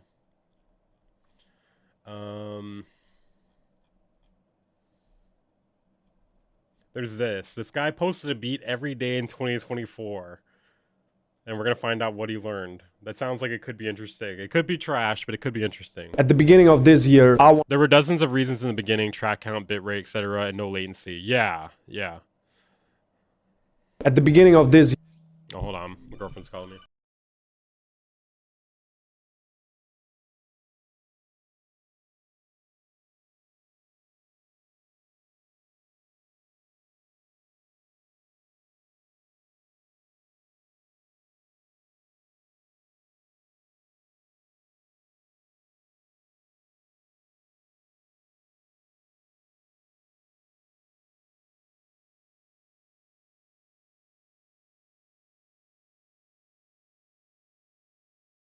I love Weaver Beats' children. I love Weaver Beats' children more than he does. I love Weaver Beats' children.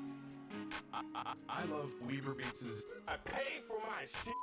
And the only person that benefits is Weaver's Google AdSense. So you're telling me, Weaver, you can look in the mirror every 21st of the month and you look at that Google check from AdSense and you say, yes, I did it again. I got paid for destroying black communities. I got paid for destroying the producer community. I got paid for making the wife look at the husband differently. I got paid for separating the father and the son. Oh, I got paid for talking crap and accusing people of crimes they didn't do. I got paid for spreading lies and misinformation I didn't research. How do you look at yourself in the mirror and take the money and with a smile?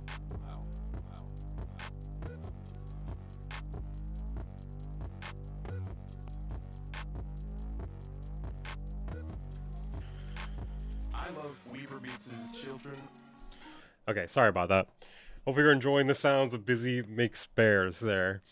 All right, let's check out. Let's check this out real quick. Sorry, my girlfriend. She had to like she had to do a little venting real quick. All right, yeah, you can hear me now because I allowed it. All right, so I posted a beat every day in 2024. Here's what I've learned. Let's find out. If I was starting the business from right now, I'd probably use Studio One Logic or quit the business. If I was starting music right now, I'd probably quit. Here, I wanted to change the curse of my producer career. So I started what probably every producer has done at. What was that fucking title? Oh my god. What was that? What was the title of the fucking channel name? Dude, that is his actual fucking name. Spring. Some point, a Type B channel. I sat down at my desk and studied all the methods. What's loud? This is loud. And strategies on how to grow a successful Type B channel. After endless hours of research, I finally was able to find out the most important things. And the most important was to upload beats every day. And that's what I did for the whole year. So after a whole year of uploading a beat every single day, getting over 1,000 Still loud? What the fuck? Okay, what about now? 1,000 subscribers on the channel with my Bro, uploading every day to get 1,000 subscribers? Oh, man. You're working way too hard. You're working way too hard and not way too smart. My first ever Type B channel and having a beat with over 65,000 views. I want to share with you in this video what I've learned through that process. And bro, dude, that's way too much work. Show you the results and the benefits you get from that type. Maybe we should quit the business. Of consistency. And at the end of the video, I will also talk a little bit about the money. But of course, nah, it doesn't even matter if your beats are ass, to be honest, because like I think there's just so many people trying to do Type B channels that you're all competing for like the same keywords and shit like that. It doesn't even really matter. Title. Yeah, I know. Shut up. Money's not the main reason why I started the channel. Before I will tell you what it is, I just wanted to let you know that I just released a huge sound kit, drum kit, loop kit, sound kit, all in one. Of course you did. Don't want to miss that. The link is in the description. The main reason why I started this channel is because what's up with the mic? I wanted to release more songs in 2024 than I did in 2023. Instead of only ever sending my beats to artists and never sending them again if they are not being used, I decided that on the one hand, I want to show the world that my beats are actually good, and on the other hand, I wanted to have a catalog which is permanently accessible. I figured out at the end of last year that by DMing people, I can build connections and sell beats. But damn, that's like what they used to always say. It was very... I don't know if that's like really the method now though. Time consuming, and I don't want to sit on my phone all day. I mean, all of this sounds time consuming. Uploading a beat a day sounds pretty time consuming. Long and DM people just to get somebody to open my beat pack. But now people have access to my music without me directly contacting them. And that led to a massive increase in the number of songs that are released throughout the year. Since it's possible for artists to listen to beats that I've made 10 months ago and that I would not include in my new packs anymore. For example, I've just... Oh my god, bro. It's funny when people like make videos like this where they have the text on the screen and then like they don't like proofread it. That I would not include in my new pegs anymore. You know, I'm trying to peg some artists. I'm trying to get some serious pegging in, guys. Pegs anymore. For example, I've just sold a beat yesterday. Dude, I want to make a Type beat channel name. Pegging beats. Pegs you beats. that I've made in April, but I will talk about that later on in the video as well. The number of songs no, even better. Peg me beats. I like to get pegged beats. Put out in a year is also important for the next point that I want to talk about. Because posting beats every chill beats to get pegged to single day has. What is peg? I'm from Chile. It's like when your girlfriend wears like a strap on and then fucks you. A huge impact on your brand. First of all, people can. It's just a really funny channel name or type beat channel name. I don't know. See that you are taking music seriously. Nobody that posts beats every day for a year does music with. He does have a plaque on the wall. He does have a plaque on the wall. Without any sort of passion. And that makes it attractive for other producers to work with you. So for example, loop makers will reach out to you since they know that their loops will probably be used and you can potentially get sales with them. That's kind of what networking is all about, because other producers, other ambitious producers are constantly looking for other people that they can build with and that are looking in the same direction. So if people are seeing that you post beats every single day, they know you are taking things seriously, which makes it super attractive for them to work with you. That alone makes posting beats every single day he keeps that strap in him worth it. Another more obvious reason why your brand benefits from a typey channel is if you get some beats with decent amount of views, you get visibility and awareness for your brand. This makes networking very easy. You've probably heard some of the stories where people got their first major placement from a YouTube typey channel. I don't have that yet in my first year of running a typey channel, but for example, I had a big industry Wait, what is? Oh, okay. Is that how he got this here? Producer reaching out to me and wanted me to join his team to work on beat packs and loop packs for major artists. Those kind of opportunities are the ones that you create with a typey channel, and all that with the benefit. That is a good point. I do not know what his accent is. Benefit of what I've just talked about earlier in the video, that you don't have to reach out to anybody. However, the impact on my brand wasn't the only thing that came from consistently uploading new beats, but also the next point that I want to talk about. If you commit yourself to a daily beat upload, your sound will get better. And even though your brand and that's fair. Your connections are way more important nowadays in the music industry, a good sound is still a mandatory requirement if you want to make this whole music thing work. Nobody is gonna buy or lease your beats if they can rap on it. Bro, I like this beat in the background. You guys think it's a type beat channel? Sing or it, or if you can't use it in a b-roll footage for some YouTube vlog. Yeah, probably you can get anybody to buy some stuff from you if your brand is strong enough, but it I like that guy, dude. Mr. Breast. Still won't result in many sales. But the repetition you get in making beats over time is really one of the best things of uploading a beat every single day. When producers reach out to me, the usual problem they have is they don't see the results that they want after a couple of weeks. Hey, listen, I'm not making any fucking money, alright? Let me know how I can make some fucking money or I'm gonna quit the business.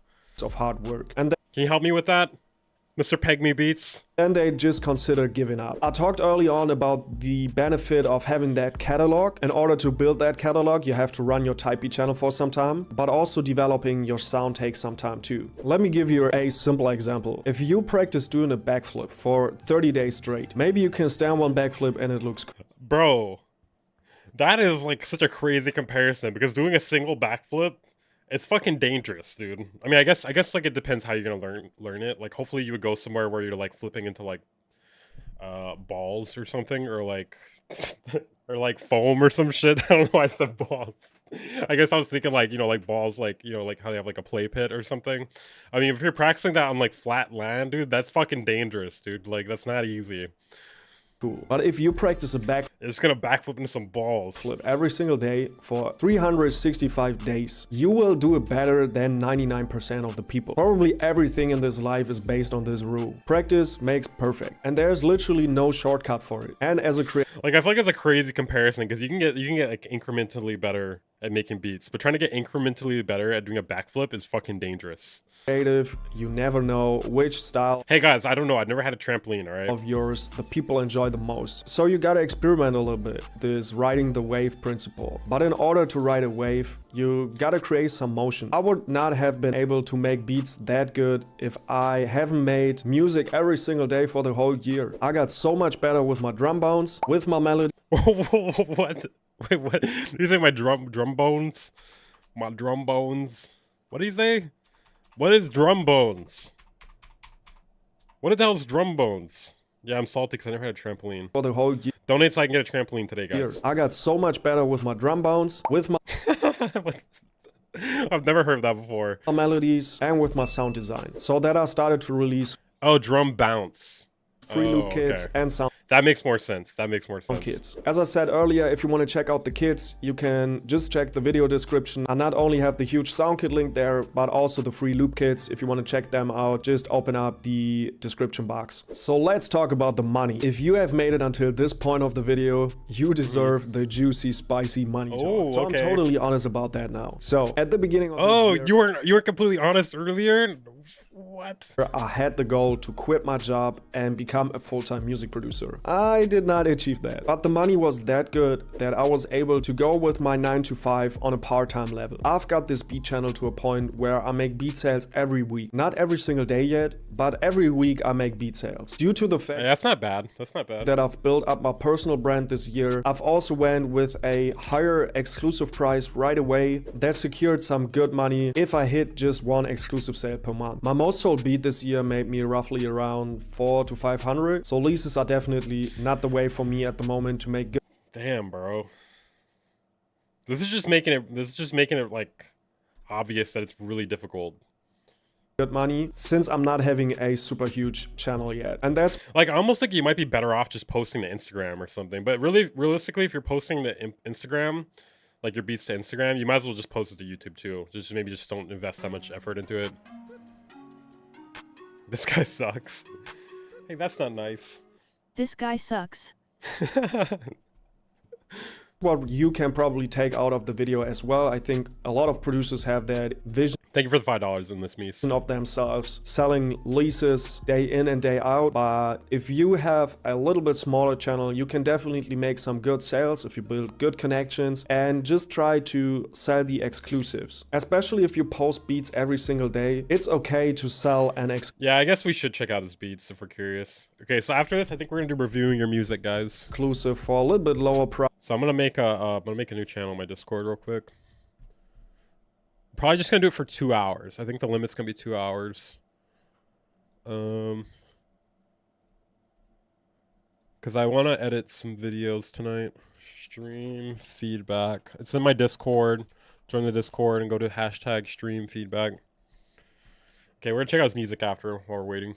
Instead of just selling a lease and nothing happens with the beat, in my opinion. I mean, they gotta be decent. I can hear them in the background right now. As I said, especially in the beginning, you want to create some motion. And if you have more money for your music business, you can invest it in different parts, get better VSTs, get some paid subscriptions for a MailChimp account, a Shopify, set up a cool website, maybe pay a designer to make cool artwork for your sound kits, all that kind of stuff. Exclusives are the most sustainable way, in my opinion, to make good money as a producer early on with the Typee channel. But if you are Bro, it bothers me, dude, the captions. Interested in the easiest way as a producer in general to make money, you better check out this video.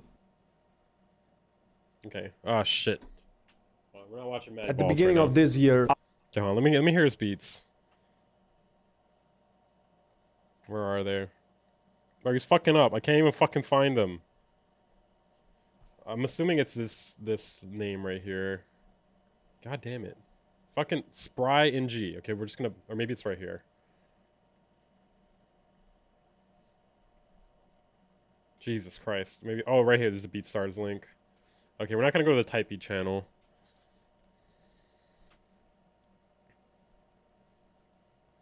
Alright, let's see.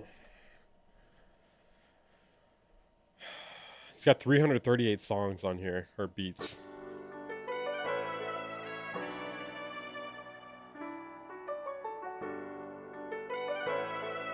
What? He used a template?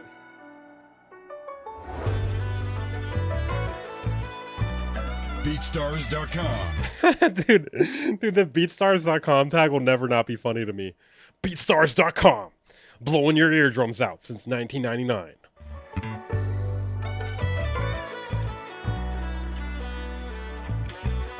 So this is first like some struggle bars. Yo. We're gonna make it one day. We're gonna get out the mud. I said, girl, take it out my butt. No pegging tonight.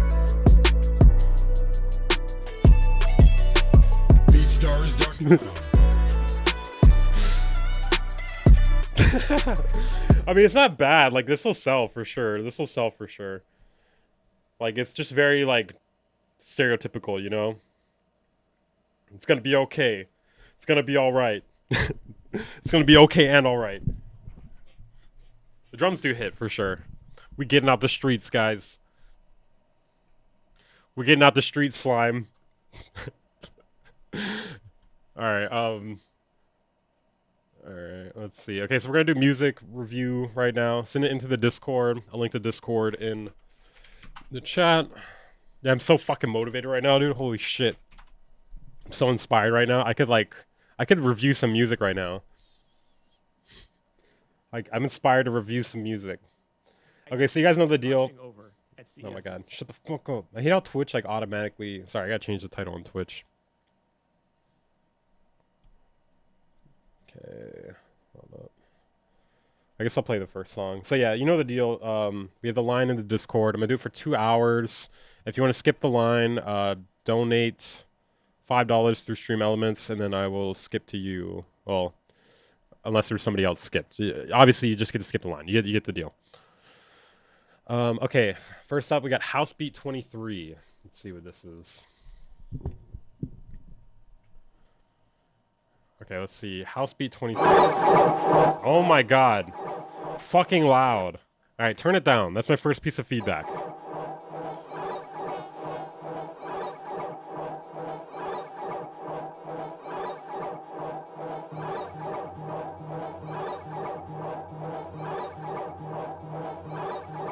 Alright, we're not off to a good start here.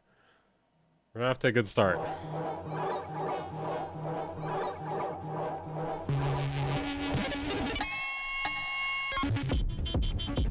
Okay. There's something there. We need bass, though. Give us some bass.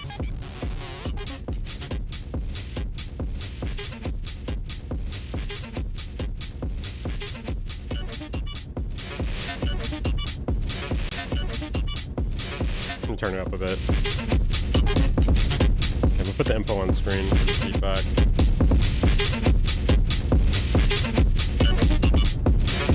Yeah, intro was way too long. I agree, the intro was way too long, and it was kind of jarring. It was like clipping or something.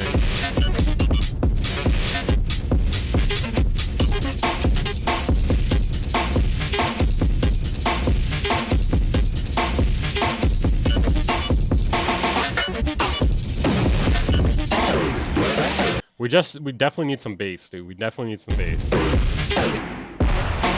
I'll play some of my shit too. I've been going through some of my beats lately. This is cool. This part's actually fucking sick.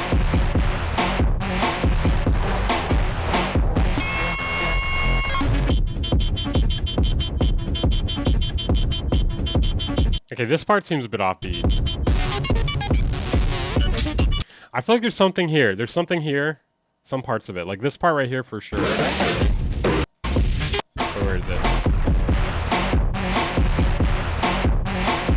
Yeah, the MP3 encoding sounds kind of fucked up. Encoding. Yeah, like this part's sick as hell, dude. There's something there. Like this seems offbeat right here.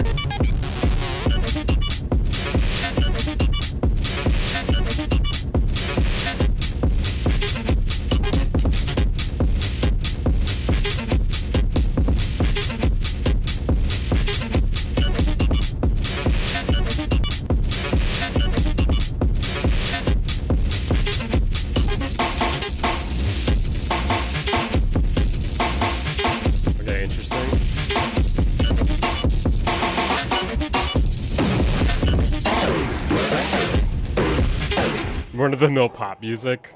R2-D2 gets peg type beat and he does not like it. Okay, that was Burrito 1121. Next up we got Jeb Jebson.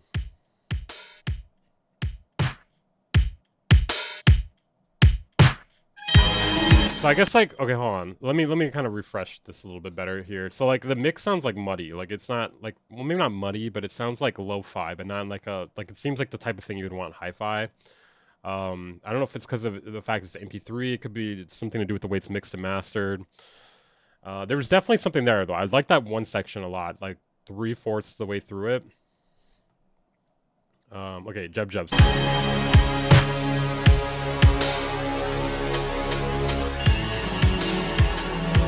Thank you, Control 4. Is it loud? Is that better? Testing.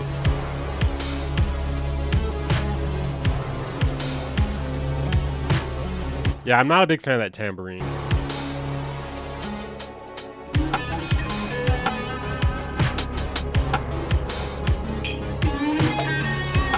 Okay, the guitar is interesting.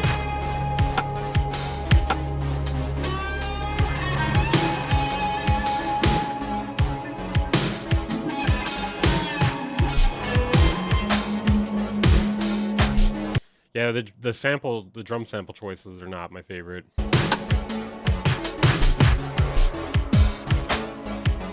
Like it's like you just pick random drum samples. Like you got to be a little more conscious about what works together.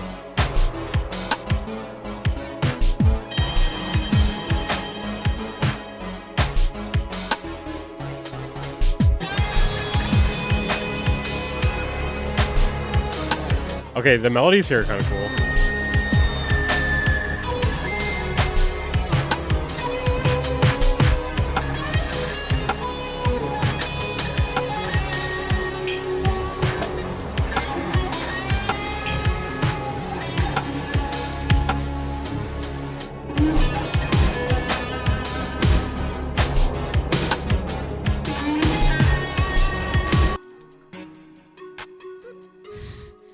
Timbaland is streaming. Really? Thank you. Thank you for the $5, Tom. Did you have a song? Preferably, guys, if you're gonna donate for the line skip, try to do it through the Stream Elements link because YouTube takes 30% of super chats. And plus, like, it takes like a month to get the money. It's more so the 30% though. That's more so the part that is not my favorite. Okay, let's see. What's up, Katana? Nah, he was fucking around.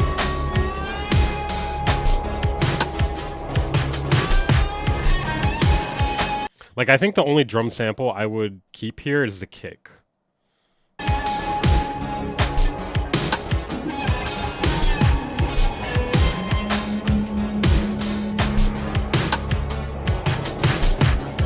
I don't even think like the pattern is necessarily bad, but like the tambourine sound, I don't like that fill rim shot. Yeah, and like the clap.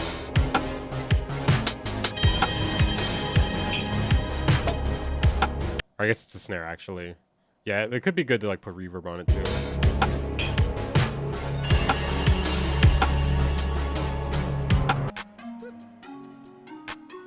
Hey, thank you, Tom. To make up for the 30%.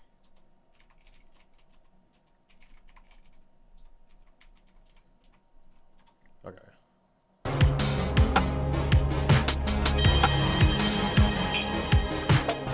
Can you review a BusyWorks Beats beat? I mean, bro, people say I talk too much about him. I'm gonna tone it down a bit, unless like he does some shit to like people to like that kind of deserves it at this point.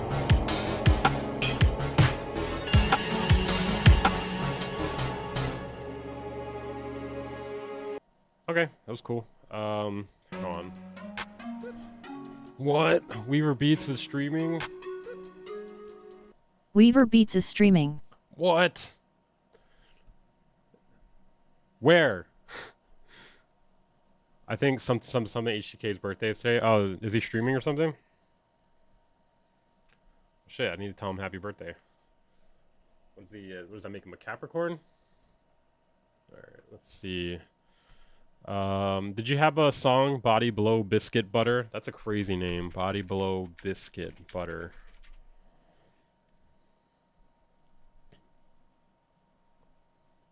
Alright, let's see. Tom Kills Jerry, let's go. You ever see? Wait, hold on. You ever seen that like conspiracy theory about the reason why Tom likes Jerry?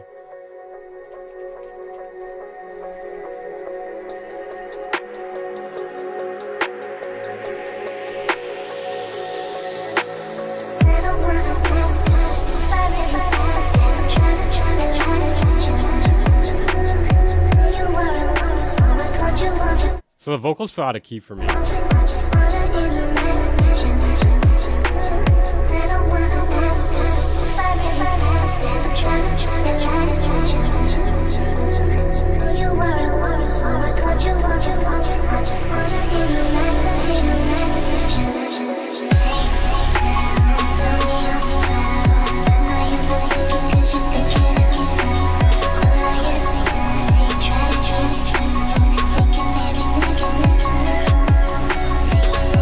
Yeah, definitely run the vocals through Melodyne.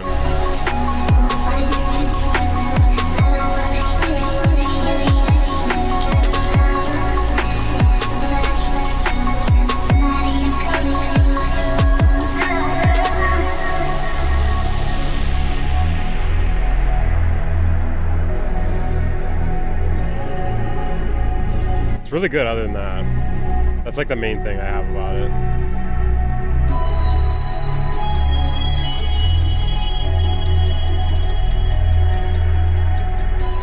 It sounds like Wave to me. They call it Wave.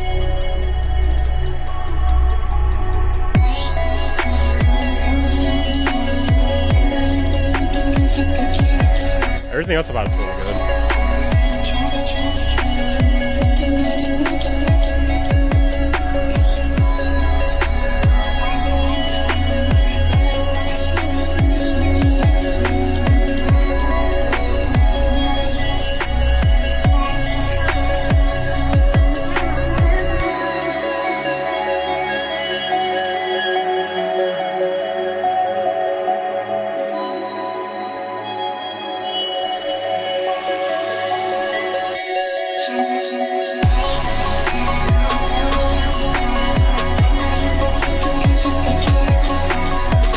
It flows with it.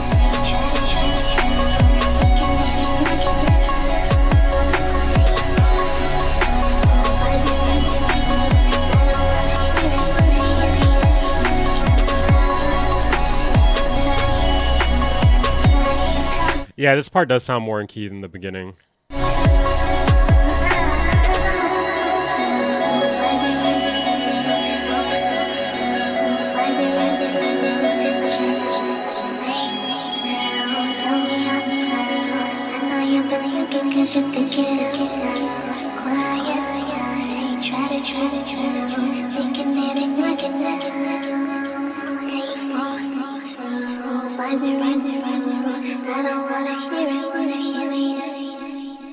It's good.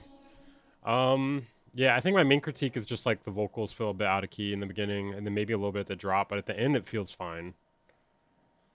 I would run it through Melodyne. Needs a Wilhelm scream. Okay, 1 second. Well, I'm changing the thumbnail to match what we're currently doing. Let's see. Where is it? Oh, there it's up. There it is. Okay. All right, next up, did you send in something? Body Blow Biscuit Butter. That's a crazy name. That's crazier than Peg Me Beats.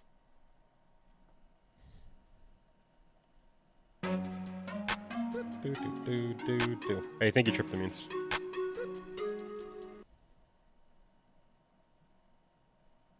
Oh, there's no message. Okay. Let's see. Did you send your song in? Oh, here it is. Tripty. Okay. Small loop I made for a mobile game. Okay, no track this time. Gotcha. Thank you, man.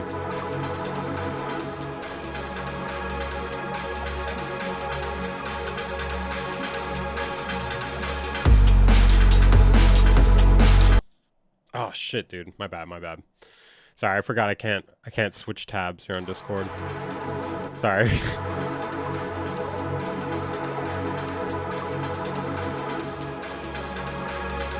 Yes, dude, I agree with that, Niles. There really should be an AI that will tell you what genre your song is. That's actual useful. That's an actual useful thing for AI to do, but they'll never do it. Sounds good so far. I would change the snare. Sounds like very like Vengeance sound pack type of snare. Yeah, it definitely reminds me of LTJ Bookum. How do you say his name? Is that how you say it? Or is it Bookum? Must be Bookum.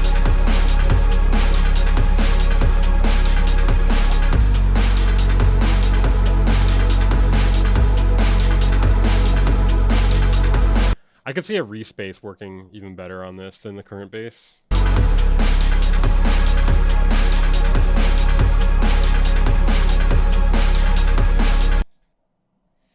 Yeah, definitely extend that for sure. I would try a respace instead of this current bass you have. Then maybe like a melody or something. Might be kind of hard to write a melody with these chords.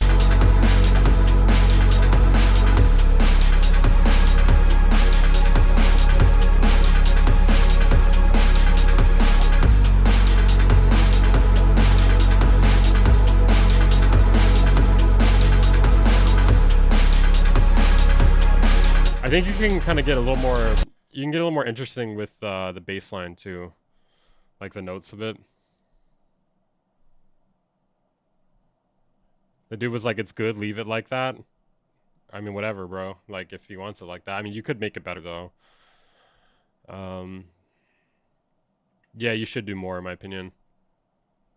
I almost didn't join the Discord because you called it the Giggle Gang. Well, it's like, ironically named that. Alright, let's see. What do we got next here? SYNTH. His name is SYNTH.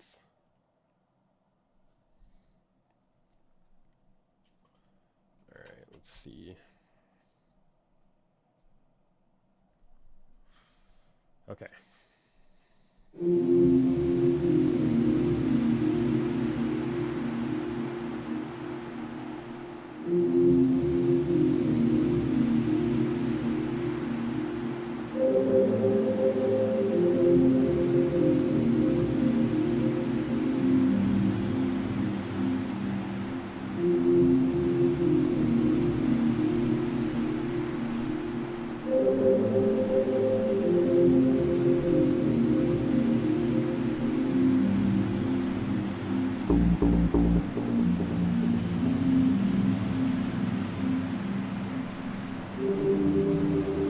Like ambient, some ambient stuff.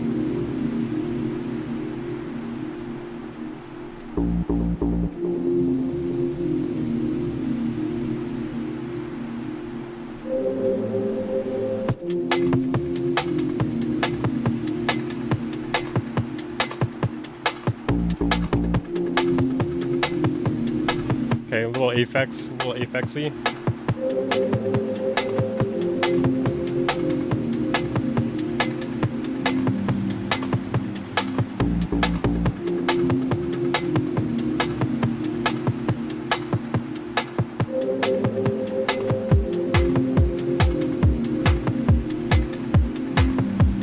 So the intro is pretty long. It's a pretty long intro so far.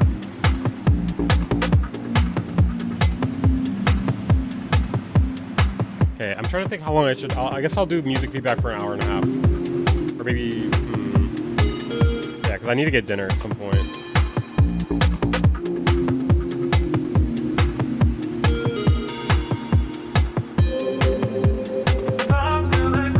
Oh, okay.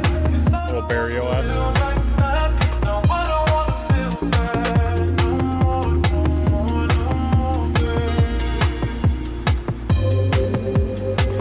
I feel like we could have like a little more like shuffle or groove to it. Feels like very four to the floor, you know?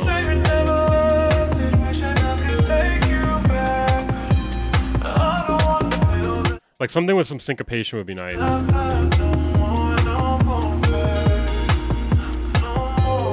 Weaver's a sucker for flamboyant vocals. I like the vocals and don't like them at the same time.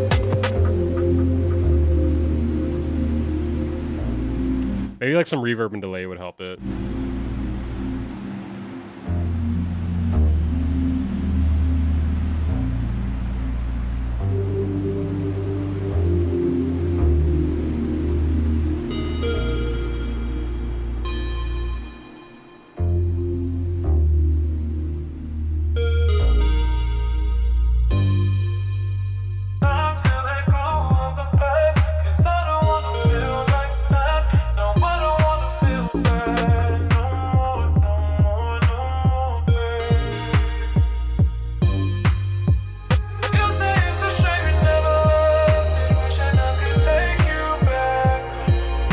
Oh, this is a lot better here. This is way better here. It's like getting better now.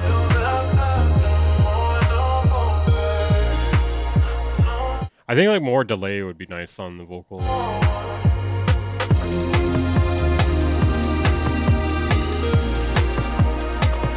Like, I feel like it's like really getting satisfying here, and I think a lot of people may turn off the track before getting to this point. You know, like there's like good ideas here, but it takes too long to get into them.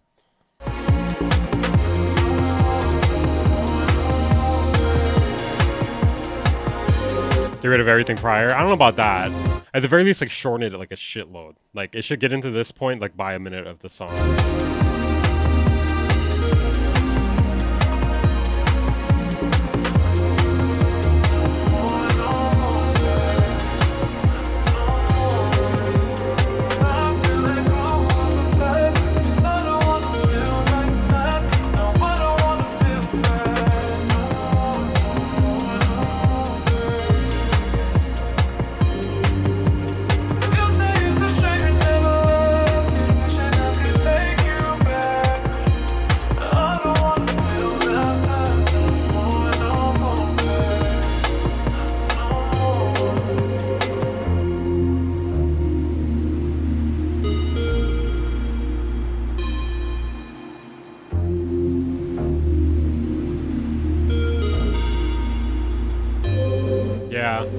I mean, there's a reason why Burial does UK garage for the drums. You know, the syncopation feels nice with like the sort of spacey sound. Whereas like this, it's like kind of lacking that syncopation. So then it's like it feels too slow or something when there's no syncopation with the drums. It's very good. It's very good. Like, there's definitely something really good here.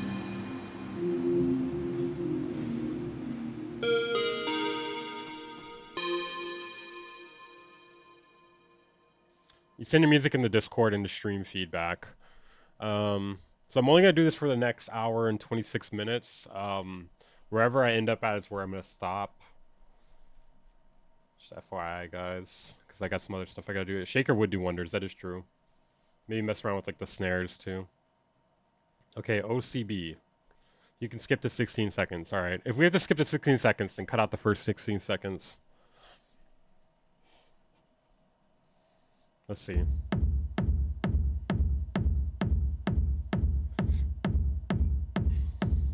The information's right here, Katana.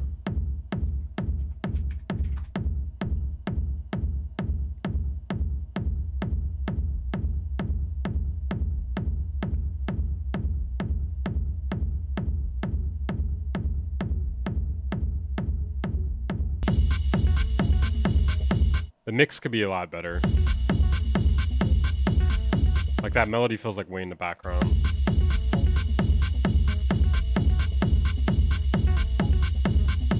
Yeah, the drums are really loud compared to everything else.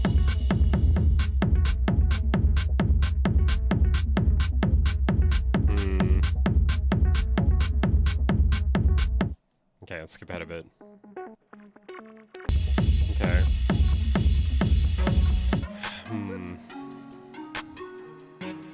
Hey, thank you, Katana. Let's see. Oh, I didn't mean to do that. So yeah, the drums are very loud. I don't really personally like that hi-hat sound.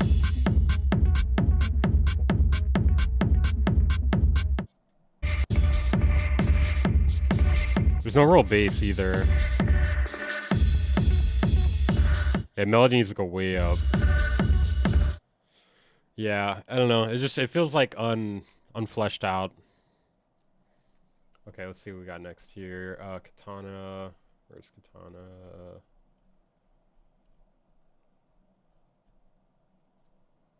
Oh my god. Hey there, Delilah. Why? Why are you doing this? Hey there, Delilah. Remix or cover? I don't know. Okay, I'm a little concerned already. I don't even know if like this is Fuck me, that was loud in comparison and very stereo. like considered a cover or a remix, but like I just, you know, it's a Hey There Delilah remix, so what's up? Hey there Delilah, what's it like in New York City? Okay, hold on. This is very fucking loud. Is it just me? 1,000 miles away, but girl, Testing. you look so pretty, yes you do.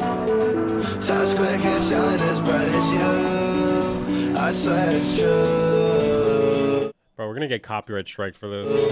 Hey there, Delilah, don't you worry Yeah, this is like too stereo, I think. about the distance. Is this still loud? I'm right there if you could only give this song another listen. Close your eyes. Listen to my voice, it's my disguise. I like the tone of the drums. I'm by your side. Oh, it's what you do to me. Oh, Actually, there could be something here. There could be something here, but I feel like the genre needs to change here. it's what you do to me. Oh, Like if you did like a bass music sort of thing right here instead. it's what you Oh. do to me. Oh, it's what you do to me. I feel like there's something, but like I don't know, the way it is currently, I'm not sure about it. 1,000 miles seems pretty far, but they've got planes and trains and cars. I'd walk to you if I had no other way. I gotta play at least a minute of it.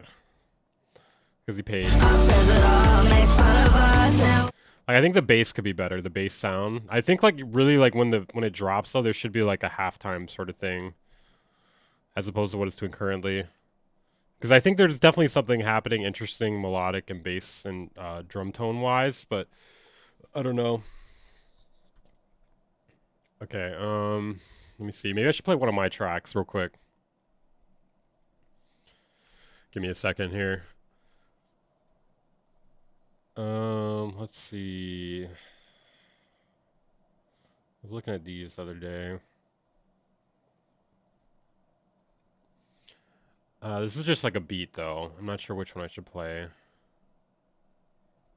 Maybe this one.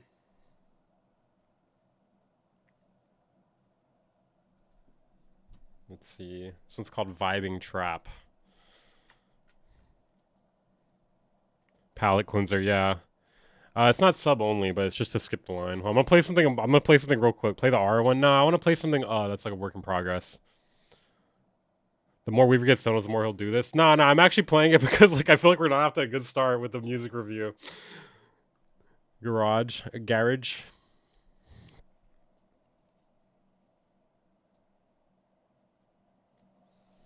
Okay, this one, this one's unfinished, actually. Let's see. Wait, no, not this one. Sorry. Hold on, one more.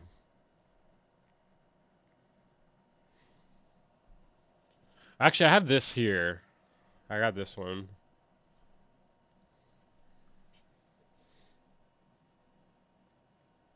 One second.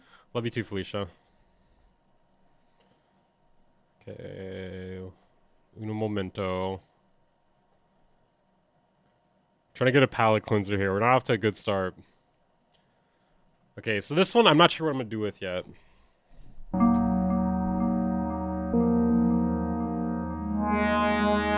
It's a bit repetitive. Am I missing something in it? No.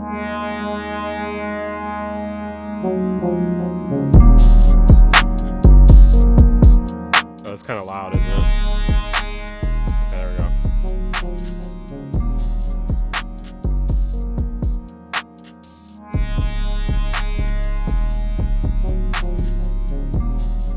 So it's kind of like a beat, I guess.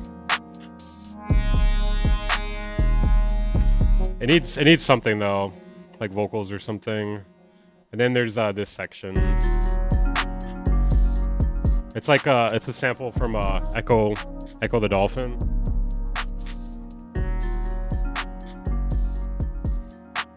So it's like unfinished though. Yeah, kind of just like some loop bass shit. It's definitely a beat. I agree. It is definitely a beat. Okay. Let me play the next thing here. Okay, next up we got Burrito. I played one from Burrito already. We played Tom Kills Jerry.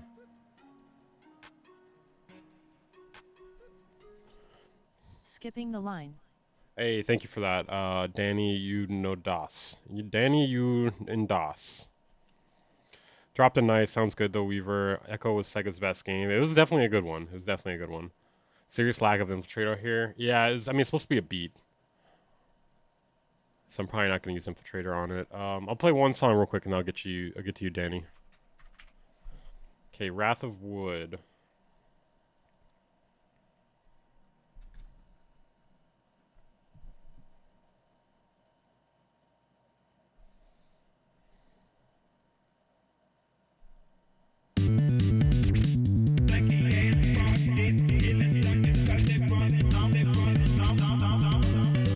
Okay. Oof. Where do we start with this one? Don't like the main sound. Just fuck that other sound. Just use the cowbells or whatever.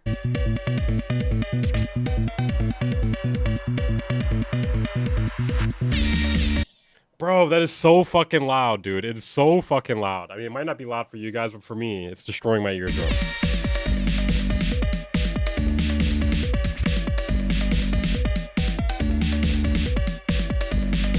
My feedback is put down the weed, put down the pipe. I have it on 1.5x. I do not. I'm pretty sure I do not.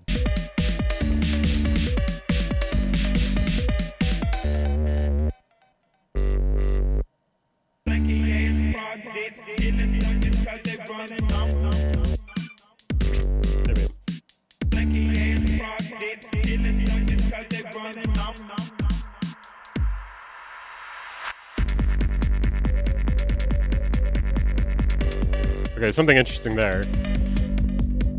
Yeah, it is getting a little bit better here. It's still questionable. Beat in the Discord, and then in stream feedback in there. I'm only doing it for the next, how long is it? 1 hour and 13 minutes. No, you posted in stream feedback in the Discord. Hashtag stream feedback. This is interesting.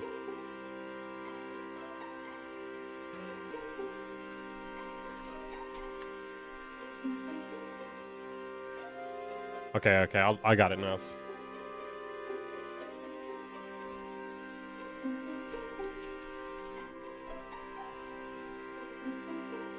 This is nice.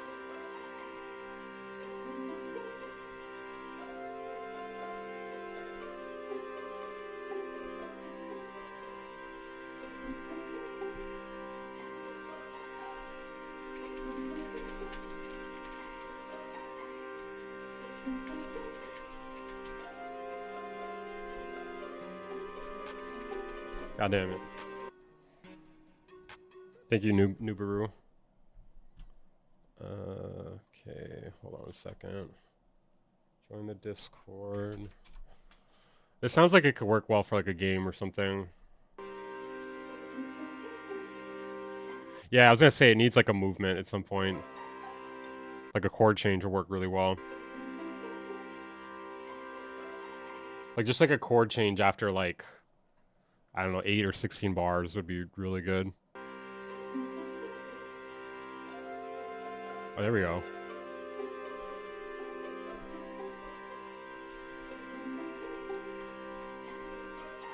Well, this is better. This is a lot better. Yeah, you could definitely like have some reverb or delay with the chords. No, I don't think they're trying to have drums on it. Not trap drums for sure. Let's see. It was good. It was good. Yeah, definitely like after this point, I would go to like something a little more softer with less chords. Or I shouldn't say less chords, less sustained chords. Maybe change up the instruments or something. You could actually like have like the main chord like kind of filter into if you wanted to. All right, let's see who's next. Yeah, it's very classical sounding. Okay, Trip T. All right. was working on this patch on my Virus TI, then decided to add some drum and sidechain there. Any feedback would be nice to finish this. Okay.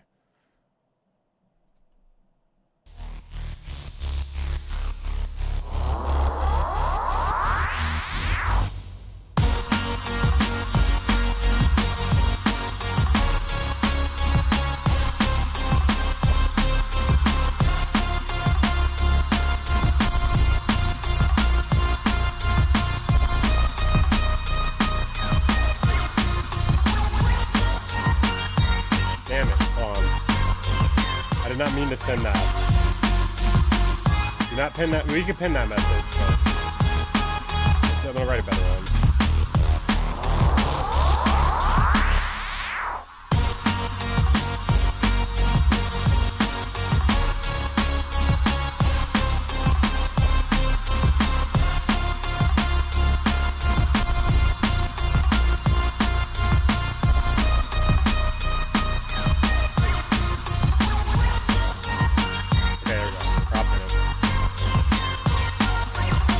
It'd be nice to have more shuffle on the drums.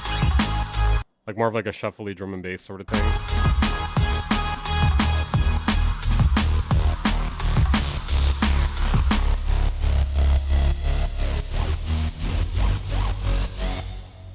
It's pretty cool.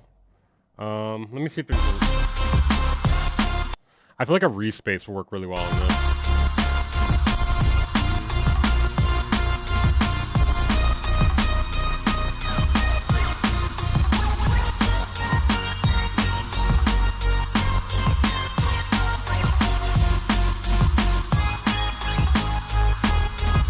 I feel like there's something here. You definitely need like a respace or something.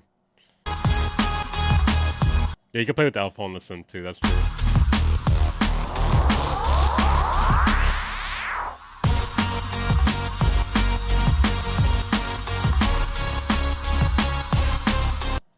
Okay. Let's see. All right. Next we got Flexel. Oh, and then Bobby. Yeah, there was something interesting there. You could definitely get that. You could definitely get it. Where's Flexel? Where is your name Flexel on here, Flexel?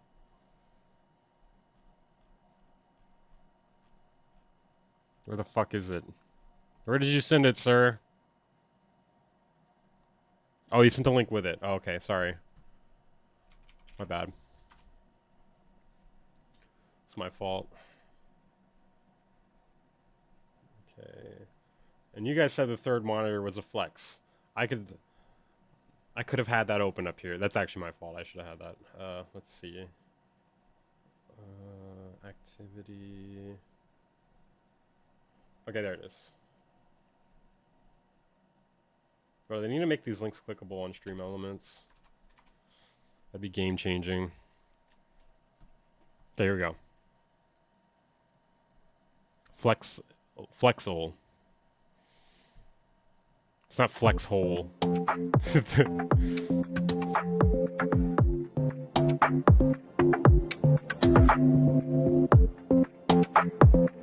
Can't really be too harsh if they're kids.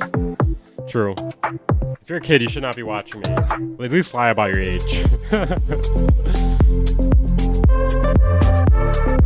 This is good so far. It's solid.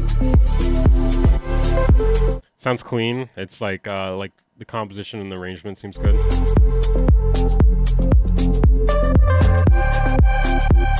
I'm 27. That's what I would say if I was a child. I'm 12. LOL. Sounds good.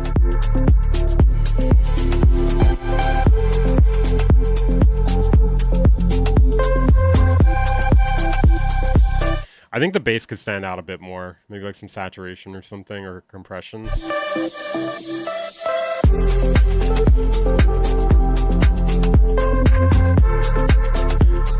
I think an early snare once in a while would be kind of nice. Like an eighth beat, like an 8th or 16th early. I think it might be 8th actually, not 16. 16 would sound weird. Like, it would just kind of break up the monotony of the drum rhythm. Nah, it doesn't have to be SoundCloud.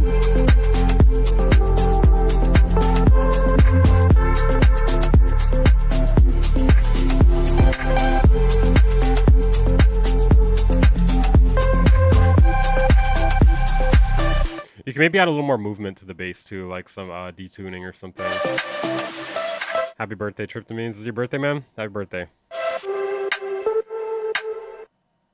It's nice. There's something there. I would definitely build upon it more. You could have like a section with less going on, maybe more going on.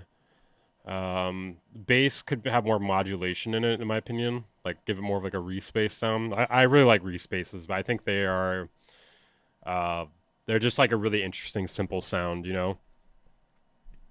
Like I feel like they get overlooked a lot. Yeah.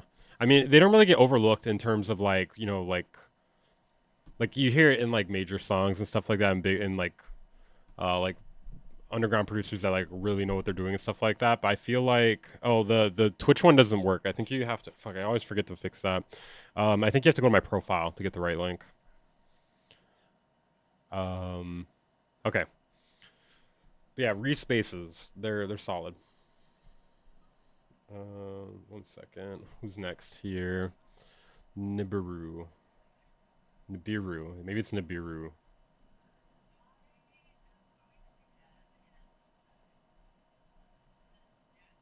There it is.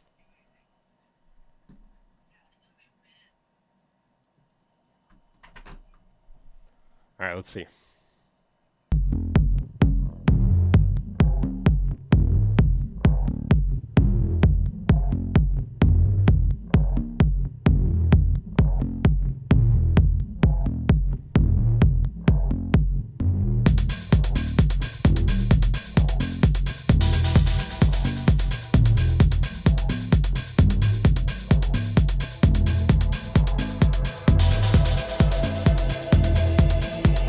Okay, we're getting to it quick.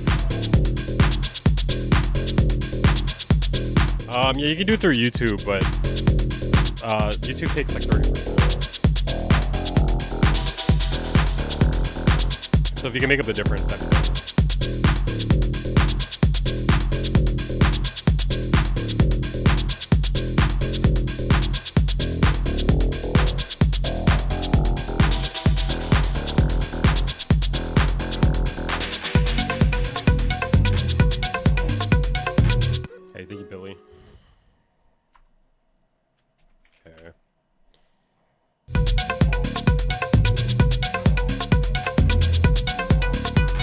Another one. Thank you, Joe. Mox Jester by LA Dubstar. iTunes and Spotify and SoundCloud. Spotify. Dude, it says Spotify. Spotify.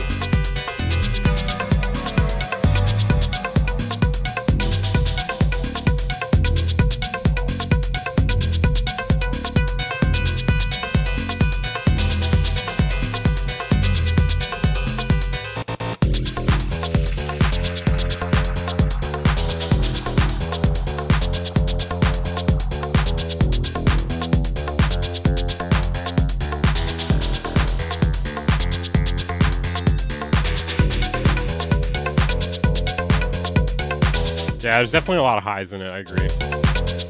Maybe too much highs.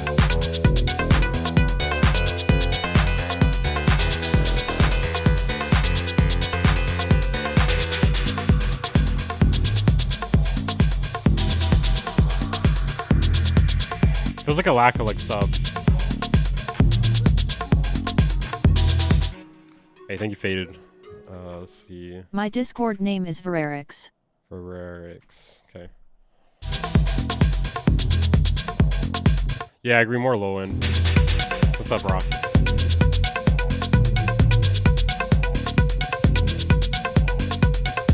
Spotify.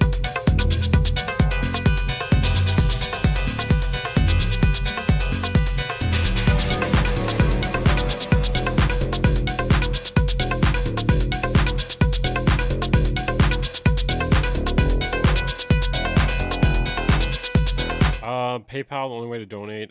Does Cash App do PayPal too? I'm not sure. Venmo.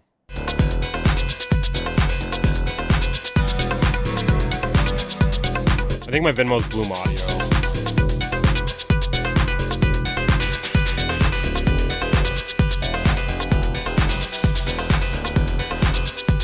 God damn it, dude.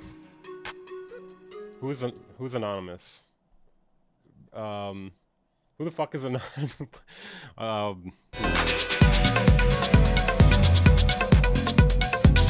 God damn it, dude. Hope you make heaps of cash from this. Thank you, Otaku. Weaver. Supporting from Thank you, guys. Australia. Thank you, guys.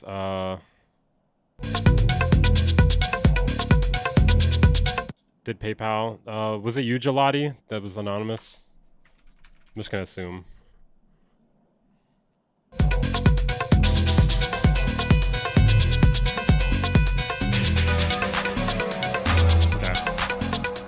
Yeah, there's just a lot of highs in the mix. Yes, elusive. Preferably don't say my name. Try to keep that a little more. Let's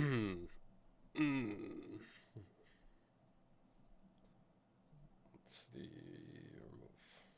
All right. Yeah, I'm only gonna do this for like the next hour though. Guys, that is correct, elusive.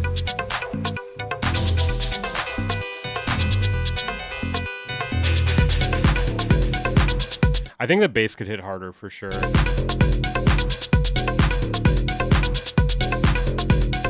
Now it does have a bass, but it's lacking like sub bass.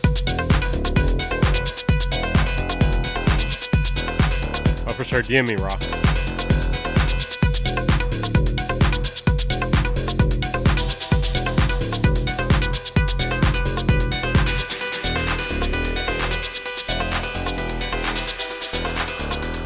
Needs a story. True. There could be more of a story for sure. Because it does kind of feel like we're doing the same thing over and over a bit. Yeah, you're correct, Elusive. That is correct.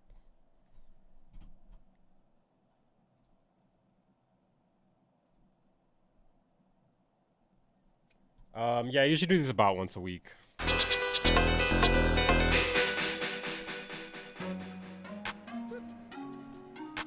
Whoa! Holy shit! Thank you. Thank you, Anonymous. Whoever the fuck that was, thank you. Hold on, let me see if I can provide a little better feedback. I don't know who the fuck that was. Thank you, though. Appreciate that a lot.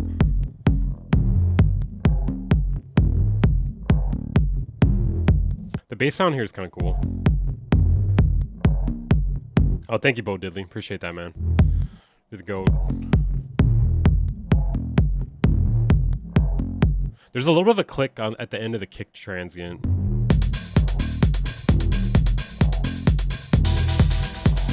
Okay, I'm adding you. I think it's you, Elusive.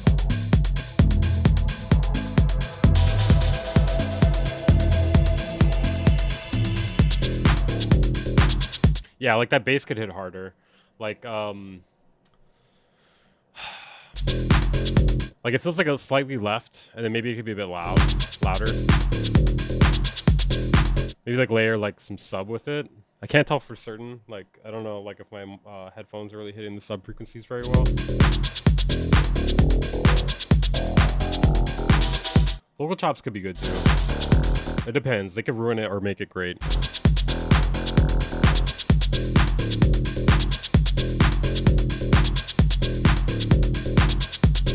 It's like we have a bass, but there's no like low end to the bass.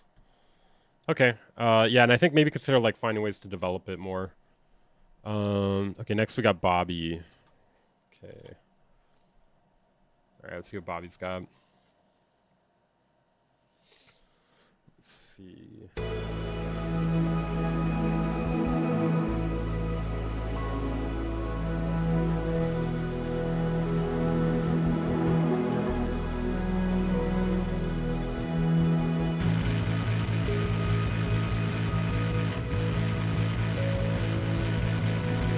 This is great. I need to turn it up actually. Is that good?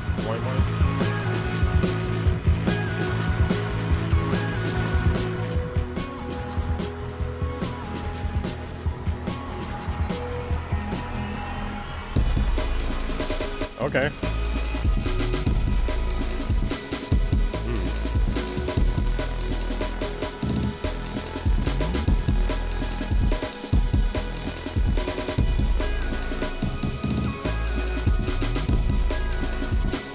Yeah, I don't know if drum and bass was the right way to go with this, at least with the almond break.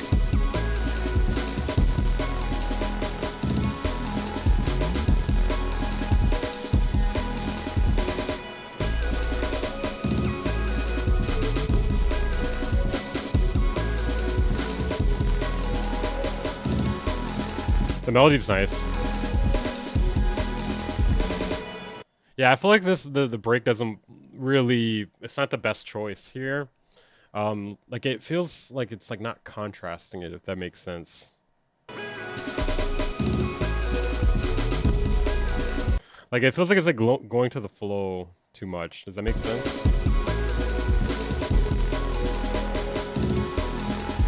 Yeah, I agree. The mix does sound a little bit weird on my end too. Like it's like not crispy.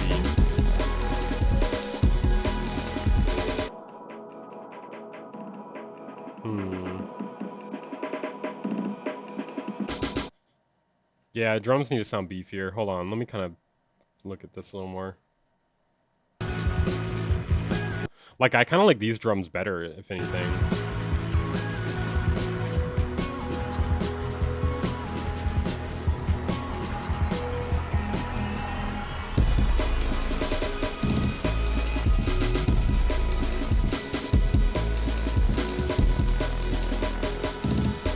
I think another thing too is like the bass is not really hitting.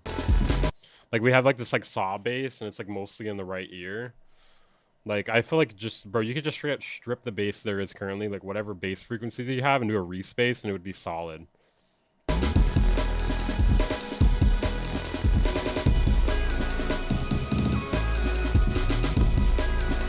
Like the bass is just not like really hard hitting. Maybe put like less elements in the beginning too, so that we get a little more surprised when like all the elements start to hit in like the main section. The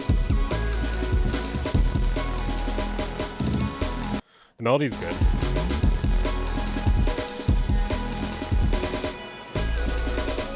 You could try a different break in my opinion.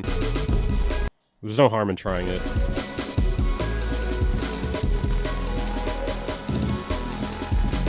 Ugh, the almond break, it's so overdone, am I right? I'm just kidding.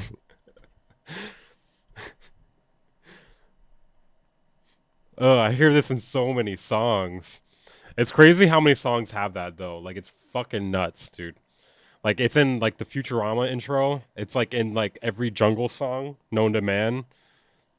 It's in like a bunch of like fucking starting themes of like shows. Amen should really be with a darker / mean vibe. I mean, it kind of works. I mean, I get it. I get it. All right, let me see what we got next here. All right, let's see. That was Bobby. All right, next we got Billy. All right. I might have to extend the time a bit, but I want to get dinner soon. Where's Bobby? Oh yeah, I did Bobby. Sorry, Billy. Is your name Billy on here? What the fuck is it? Can you show Venus Theory's respace tutorial real quick? I could just pull one up in like Ableton or something.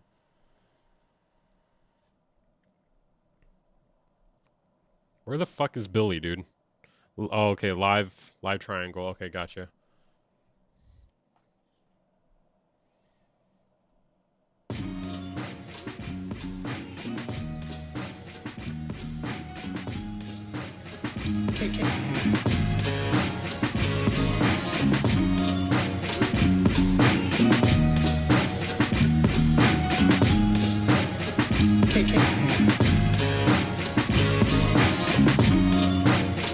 Sounds very lo-fi.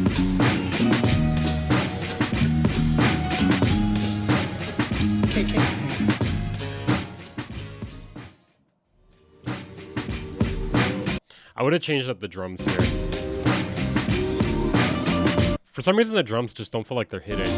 Like it's like the transients got squashed or something.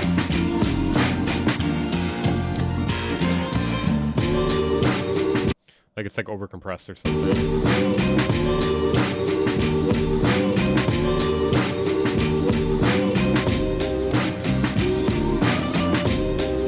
The sample's cool. It just has like really like old style sounding drums.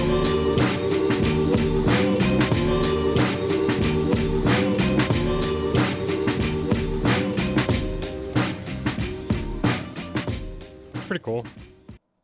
Recorded from a speaker to an iPhone. Yeah, it sounds like it's like overcompressed or something because the transients are like they're just not hitting. I don't know. It could be like the way what you're sampling it with or something. But like for instance, like the kick and the snare are not really hitting very hard.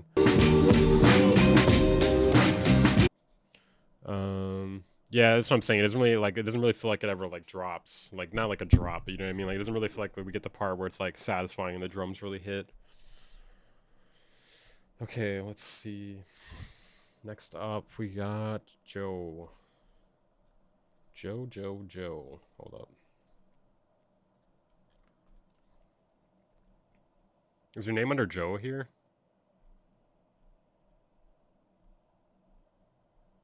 Sounds like a train. Never learned how to make my drums hit. If you're sampling them like that, there could be a lot of reasons why it doesn't. Like, you could try layering a kick or something. Where the fuck is Joe? Joe, let me know where your shit's at. Oh, wait, maybe let me see if it's with the link. Oh, okay, Mox Jester by LA Dubstar. Okay. Okay, we'll just do Spotify. Okay. Okay, here we go.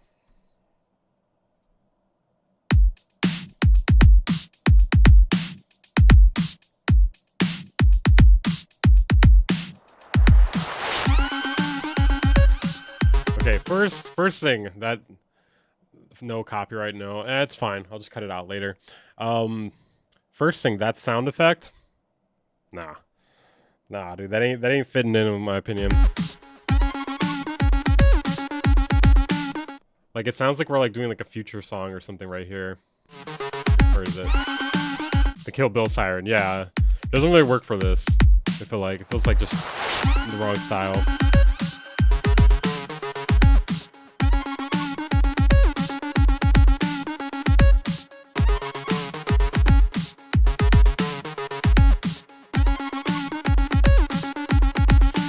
It feels like the velocity of the snare changes too. Like on one of the hits, it feels like it hits harder than the other one. I'm not sure if it's because of the kick or like the mastering chain or what.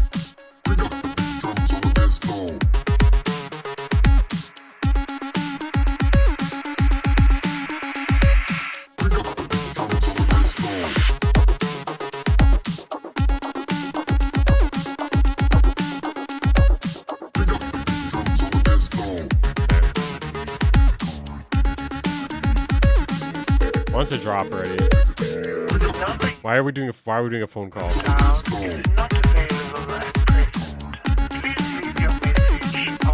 This intro is very long. Okay. Okay.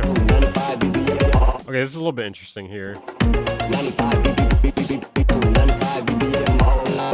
We need a bass line though, that's the problem. We need a bass line.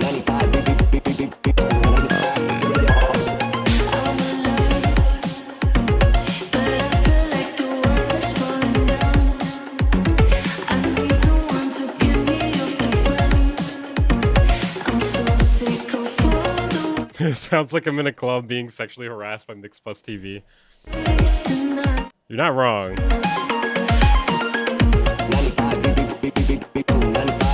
Bro, like a bass line would like make this so much better. Like a saw bass or something. Not a respace though, I will say that. Not a respace.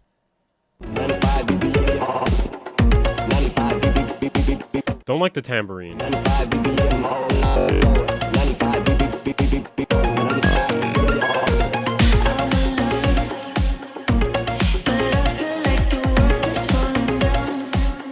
The drums just feel kind of robotic. They feel like they were done in a drum machine, but not in a good way. If that makes sense. I don't understand the phone call. I don't know why we're doing the phone call.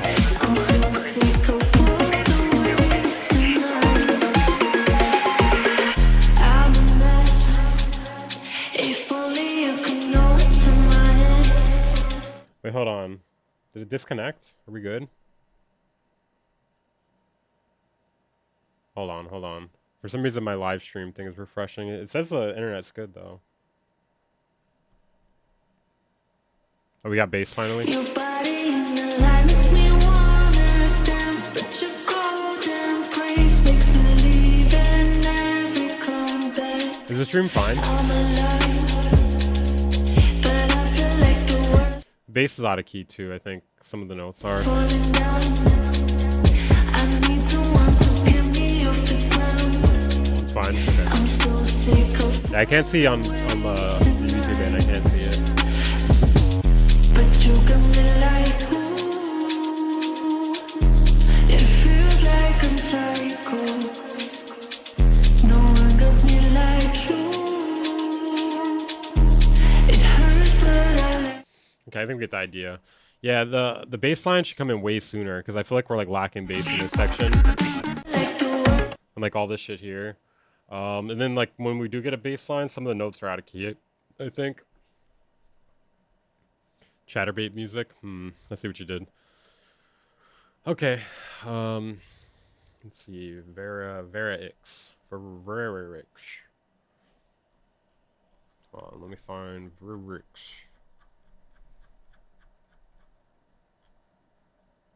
Vera-X. Where is it? Is your name something else on here? Vera-X? I'm gonna keep saying it weird.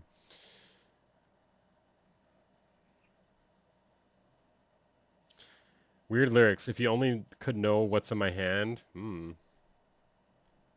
Spicy. Yeah, I don't... Where the fuck is Vera-X?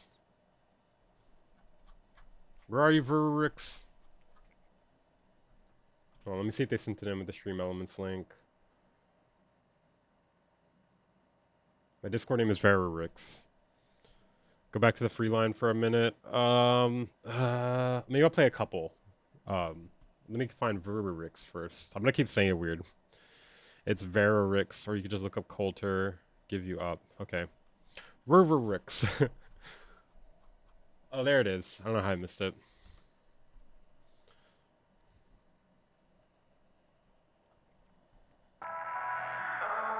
Okay.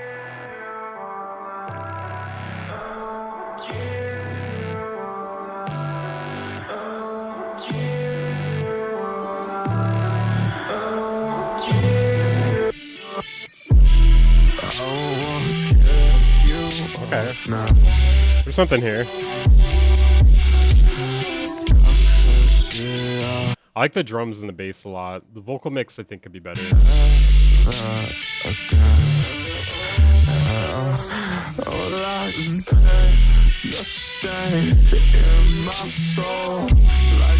I almost feel like the vocals don't really match the drums and the bass, though. I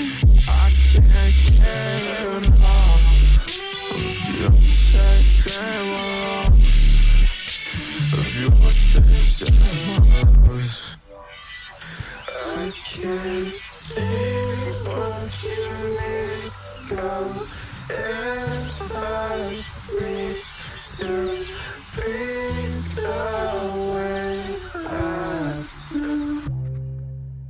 And every time we're alive, we wear masks just to fight at night. But by the morning light, I'll be out on my flight. See the lights on. I don't like the way the voice sounds, like the trembling and stuff. On my bike, your face lights up bright. It should be in the pinned comment. As I walk Unless I didn't pin the comment. Now 20 shots in the zone. Too much vocal fry, yeah. I can't feel my throat. Puking up guts. Puking up guts. Yo.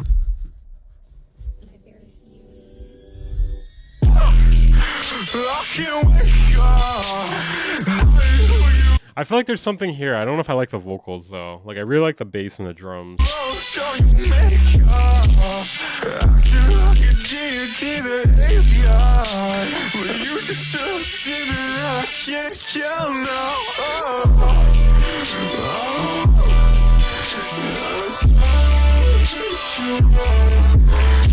Every time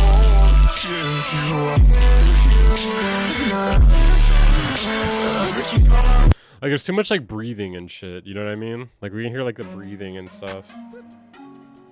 Hey, thank you, Wolo. Appreciate that, man. 15 should cover both me and a track from the free line Hey, too. that's nice. Also, That's nice of you. price of a brick going up. Price of a brick going up. Thanks, man. Appreciate that. Okay, kind of ends out of nowhere too. I like how YouTube knows me. It's like, oh, you're listening to music? How about this Diablo theme song you seem to like so much? Yeah, I would work on the vocals more. Okay, next up we have Gelati. I guess I'll play a free one real quick and then go to Gelati. Why is this not? Okay, there we go. D4 bad. Yeah, I didn't really like D4. I didn't try to play like oh, okay, here's Gelati. Okay, I'll do a free one and then get to Gelati. Adiatom. I don't think I played this one, right?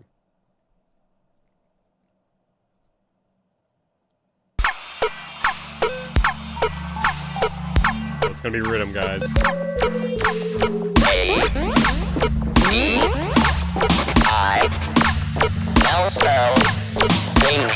Got my finger on the volume. I'm ready. Don't want it to go above like -10 LUFS. heavy danger.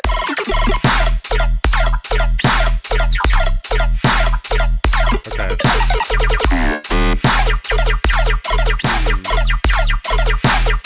The layers are a bit harsh. Turn it up. Is that better?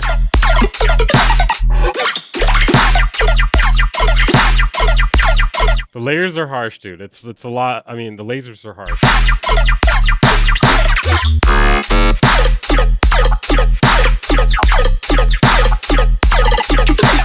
Like, I guess like my thing with this is the bass and the lasers feel kind of disjointed from each other.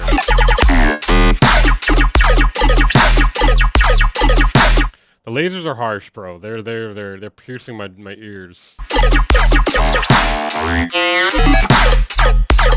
Like some soothe will go a long way on this.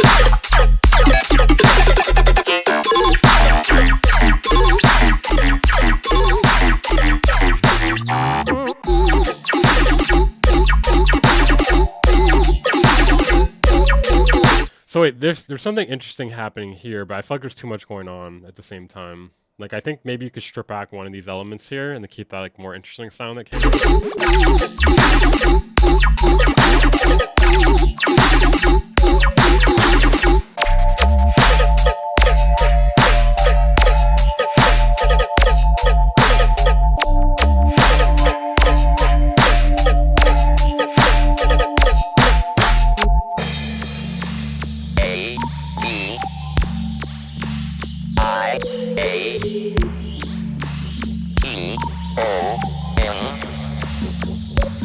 Now spell light.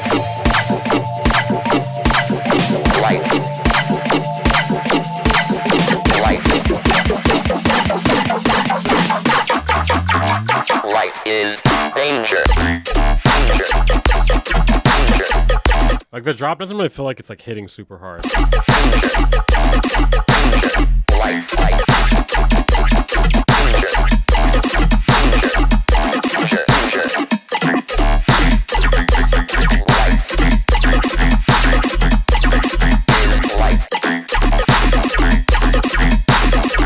Okay, I think we get the idea. Yeah, the bass is not really hitting. Like the sub bass is not really working for me. Okay. All right. Otaku. Or let me. Did I play one of the free ones? That was right. Okay, let me play Otaku real quick. And then, oh, I didn't play Gelati. Hold on. and then a Taku.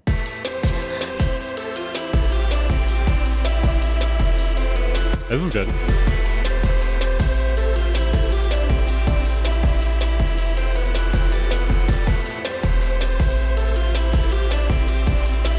Bass could hit way harder.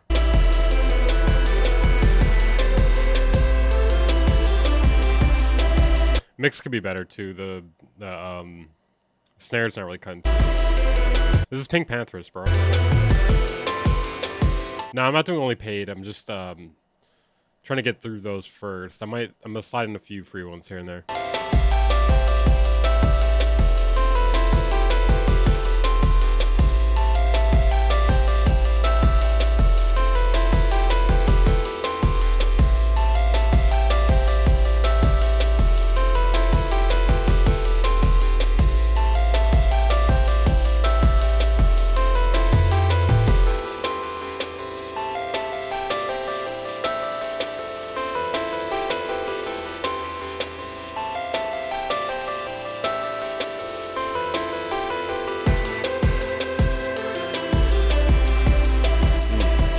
It's a good idea here.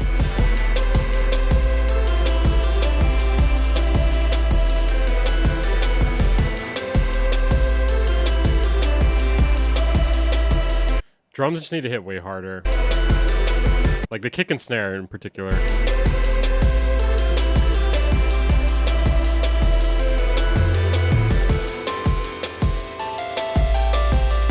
A respace could work good in some sections too.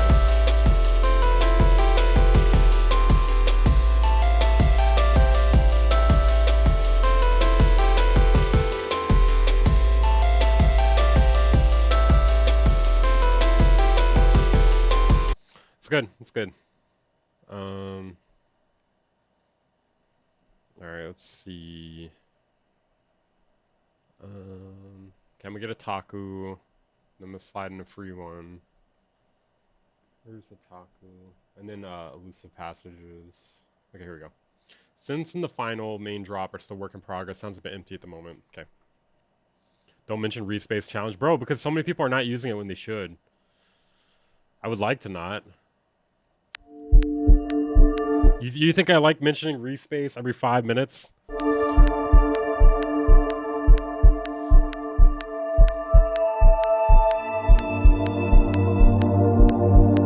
Not sure how I feel about that click. Is that intentional?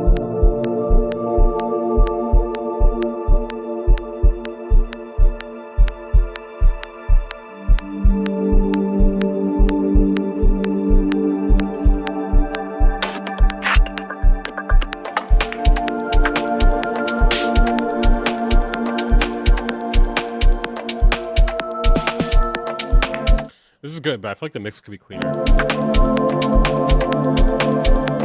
Be matching for the DJ.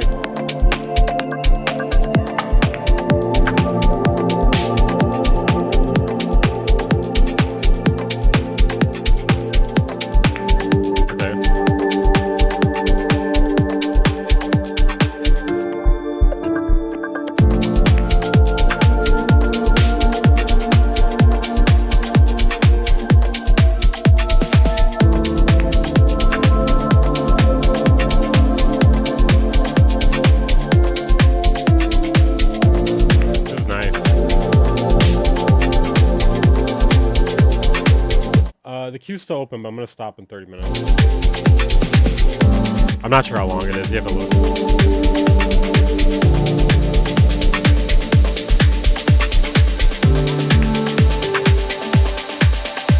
Yeah, I agree. The sub is woofy and pumping strange. I do agree with that. I almost think like having that bass from like the percussion or whatever it is like, I don't know. It's not really helping. It'd be better just to have a bass line. Maybe we're gonna get one.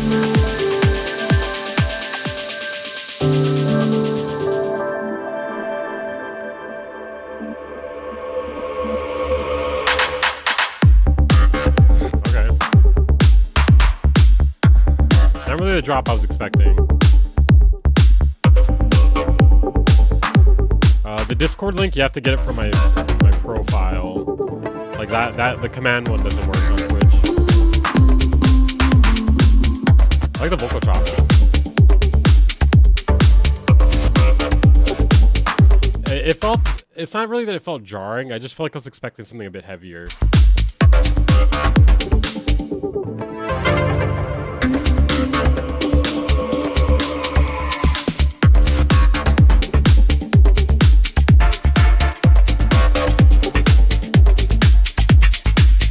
The snare sound is interesting because it feels really thin, but it also sounds really good. Like maybe it's just like high pass too much. You have to get the Discord link from my like channel, like the like the about me section. I gotta fix it. I keep forgetting.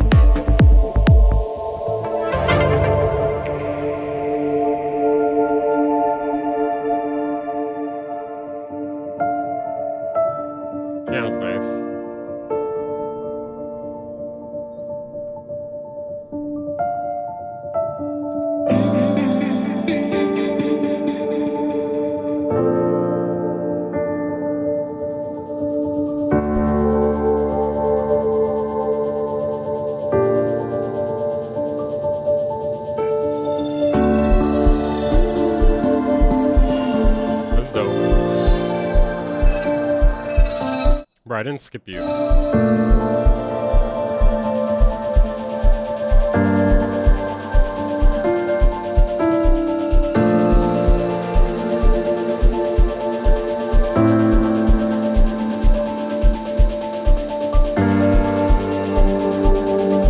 This is really good. Yeah, my main critique is like the middle section. It's just like it's not as good as other sections, in my opinion. Like maybe try swapping out the sounds or something. Like I don't know, like this section here.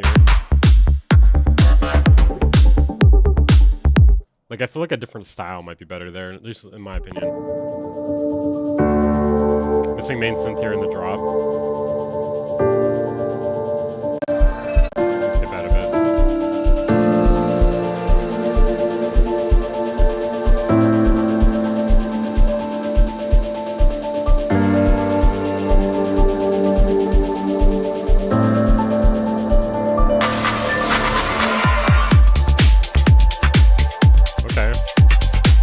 I feel like the bass is not hitting as hard as it could. Maybe like some saturation or something.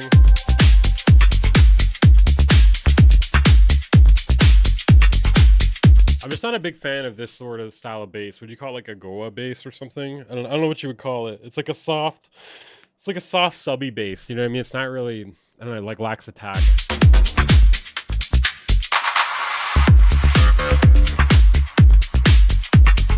Like, I just think like a Goa bass doesn't really work well for the side trance. There you go. Yeah. Did you get Scott Synth stuff to quit? Nah, I did not, dude. Like, I don't know. I don't know if that could, like, people doing that was for me. I hope not. If it was, then I did react to it earlier in the stream.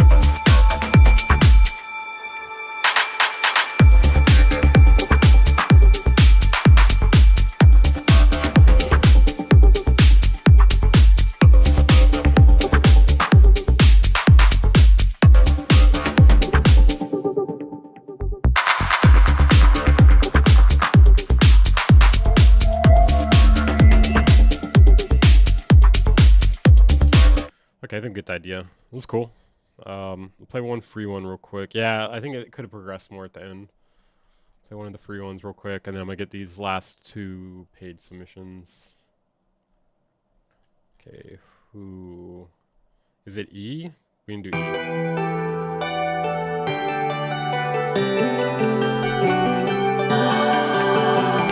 Never quit the business. Never give up.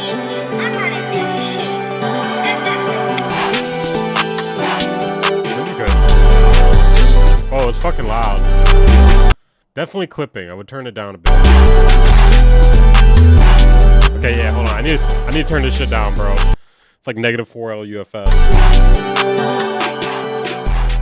Is that better?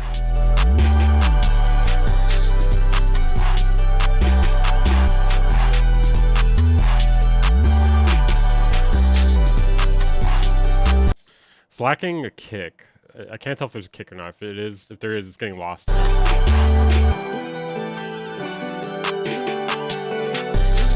really like the melodies a lot in the drum.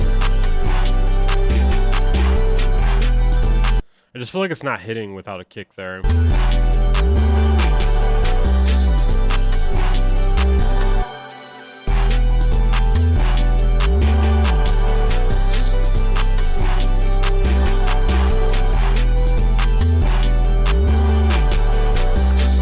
That's the FL hitting? Bro, it's hitting like a fucking piece of cardboard. You gotta layer some kicks in there and definitely turn that shit down, dude. It's way too loud. It's good though, like the composition and stuff is really good. Next up we get Elusive Passage. Let's see, where's Elusive Passages? Here we go. Sorry, Elusive Passages, plural. Finally got some food I'd like to also. You think pitching hats sounds dated?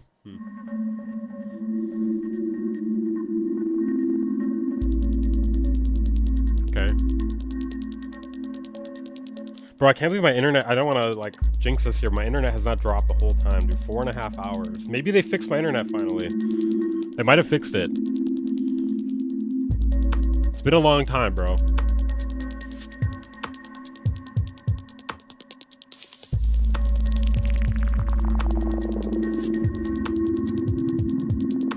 I would definitely put some soothe on that like those chords. I like this percussion a lot. It's interesting.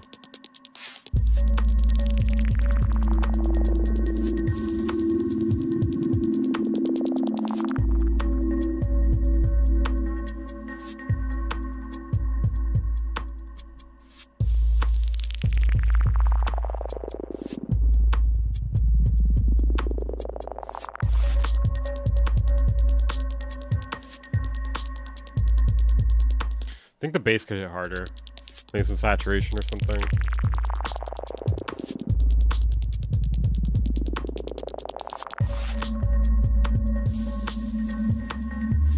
It's definitely interesting. Oh, I like the bass line. I would turn down like the FX sounds a bit.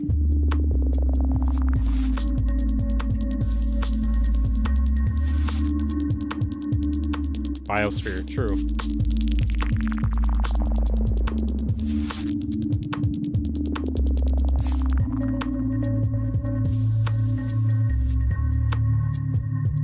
I think you could like kind of lean into the IDM stuff a bit more with it, like with the percussion.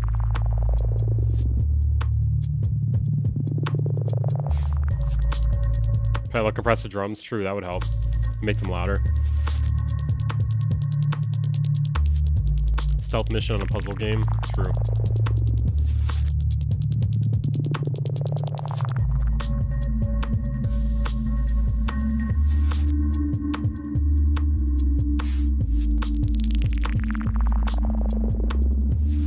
Yeah, the bass is not cutting through the mix as well as it could. Yeah, I think we get the idea. Alright. Could have a little more of an outro too.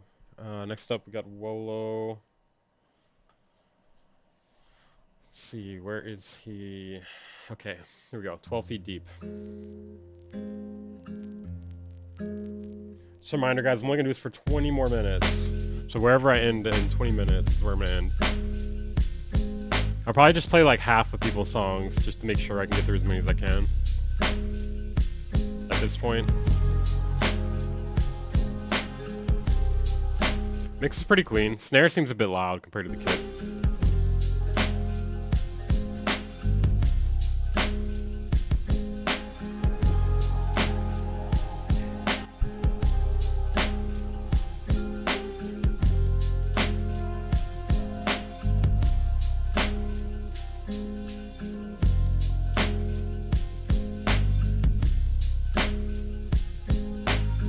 No problem, Jeb.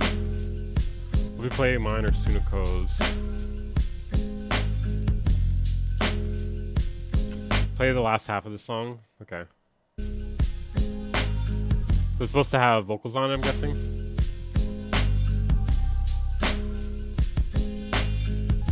I think the kick could hit harder. I don't know, maybe try a different kick sample.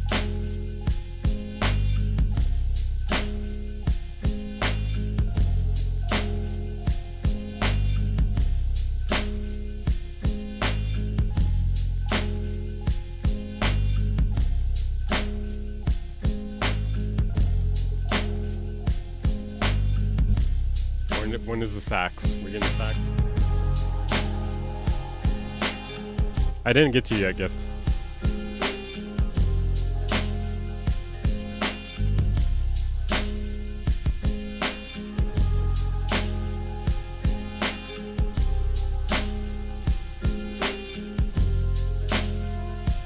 Okay, this is nice. I think it'd be good to get into this part sooner.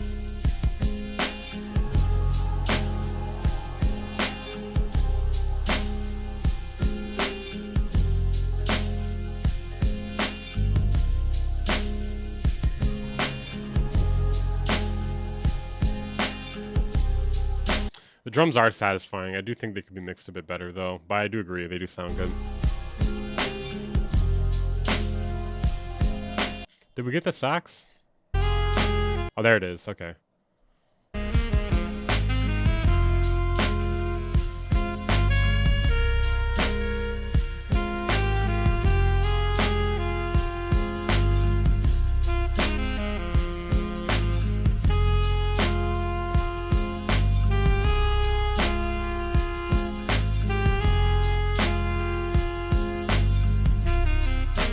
How you guys feeling about the sax?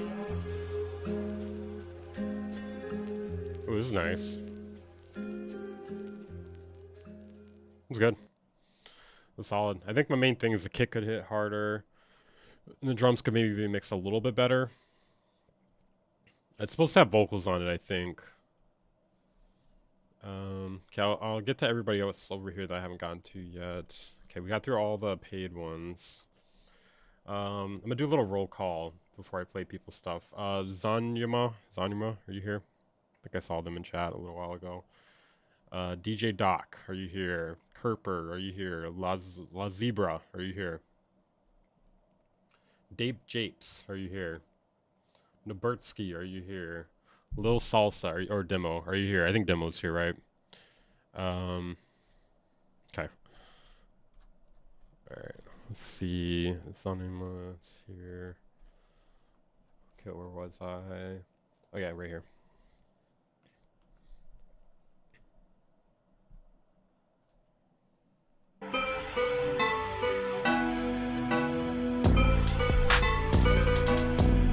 Okay.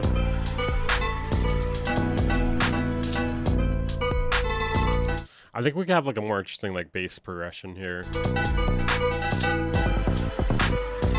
It's too much of the same note.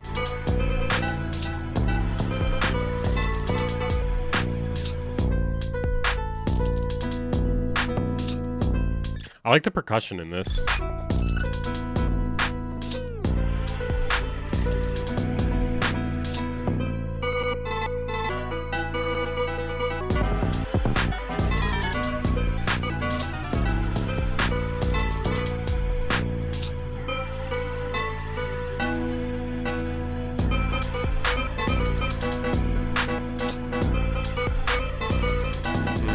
I really like the percussion in this. The bass line is not it though. Like you need to work on the notes of it.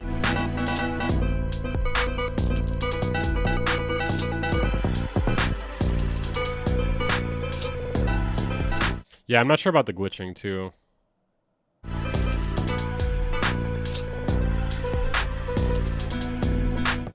Okay, I think we get the idea of that one. Alright. DJ Doc. Or DJ B Doc. Did that person say they were here? I feel like I didn't see that person. Okay, I'm pretty sure I didn't see them. Kerper? Did you guys see Kerper in the chat? Mableton Chad. Oh, okay, DJ B Doc. Okay, got you. Yeah, I'm gonna try to get through as many of these as I can in the next 15 minutes. Hey, Demo, you need to chill, dude. I'm getting a little bit. Okay, this is very fast. Yes, I didn't hear yours, bro. If you keep it up, I'm not gonna play it. If you say it one more time, I'm not gonna play it.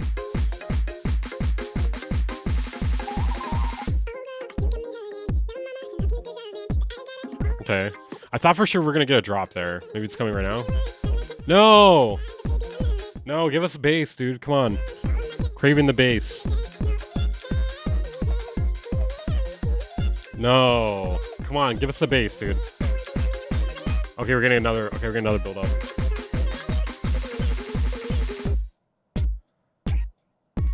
Okay.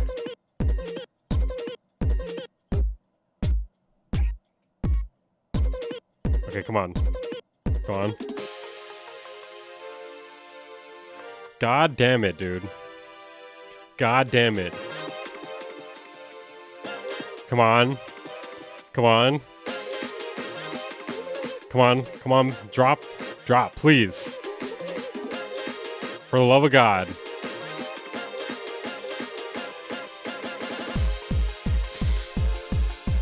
Damn it. Damn it. Damn it. Damn it. Fuck. Fuck, fuck, fuck, dude. That was upsetting. There was no fucking payoff. We got no payoff. Please, give us a bass sound, dude. Oh my god, dude. That was upsetting. It's like build up to build up to build up.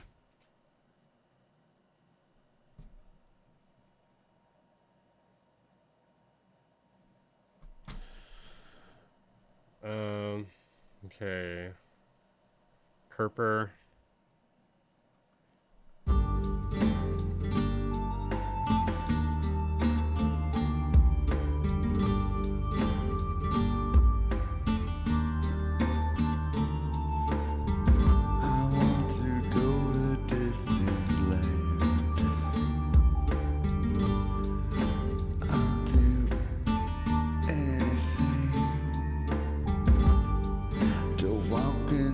Vocals just sound like not good. Yeah, this is kind of some creepy vibes, true.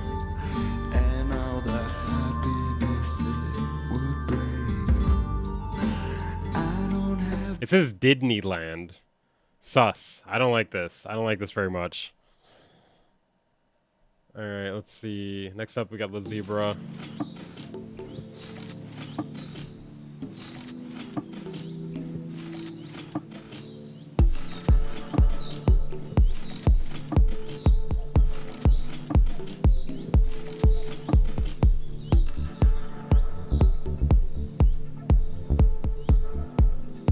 Okay, kick is nice.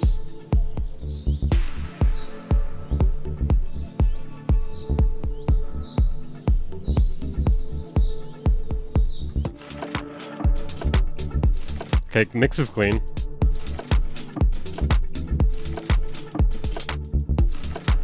We have bass, but it's not hitting.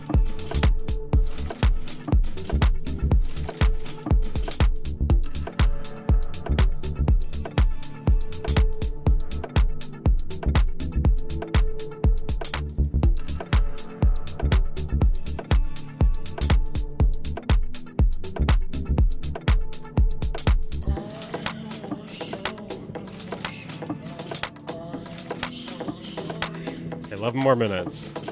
I'm just gonna let this one drop before I switch.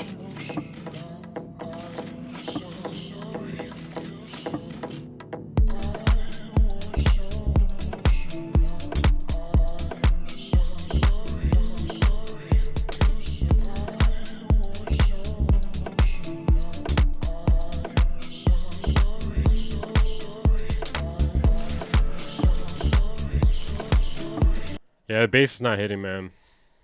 We need like some heavy bass. At least something that like makes it feel like it fills out the spectrum, you know? Okay, next up we got Drape Japes.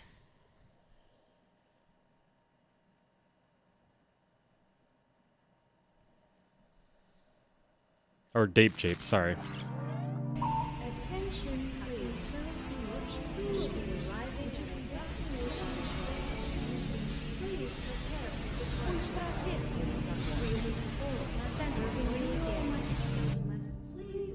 Skip ahead a bit. Okay, I'm skipping to where the beat drops.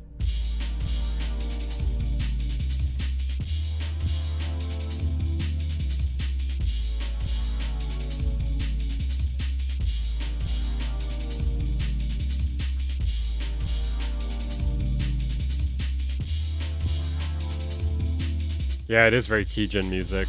Drums could be louder. Yeah, we already covered that Seymour. I'm gonna upload a video about it. Definitely PS2 DMB for sure. Definitely lacking like a solid melody. We have that like sort of like shrieking thing.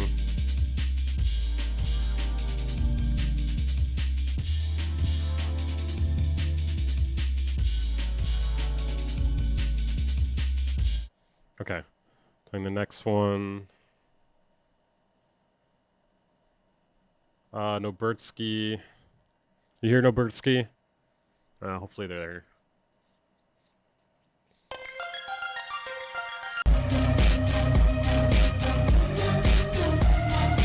This is pretty good. Drums hit.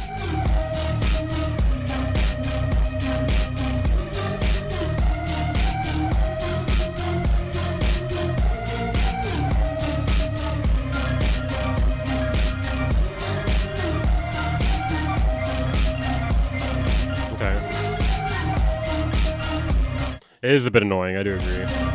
It's getting repetitive. Please change up right here. Please change up. Okay, yeah, now it needs to change up at this point. Okay, next one. Sorry, I'm gonna get through these quick. Demo. Okay. Okay, this is kind of sus. This is 5 days ago. It's probably fine.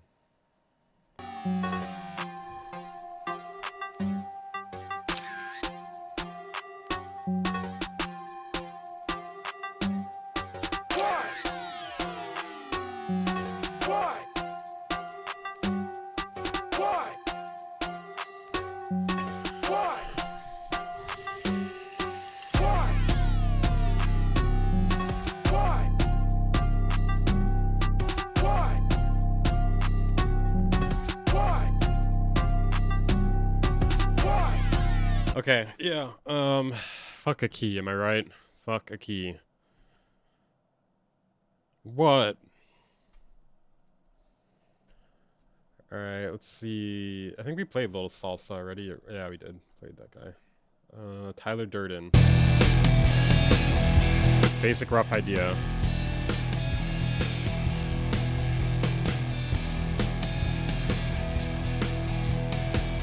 Okay, I got it, Ableton chat. I swear to God, stop.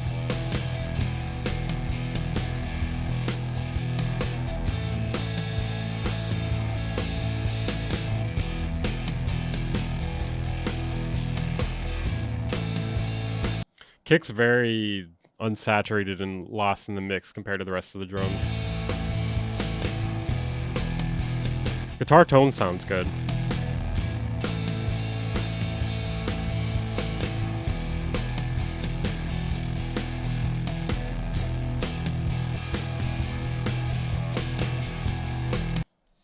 Okay.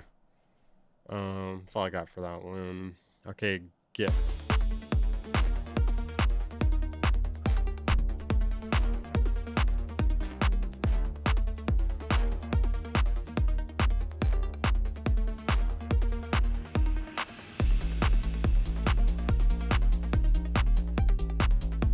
This is pretty good.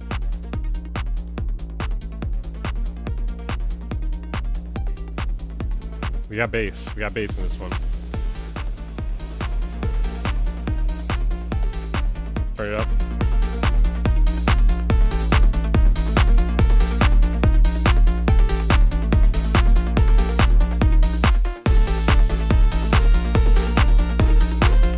Some of the, I'm not liking the synth that just came in.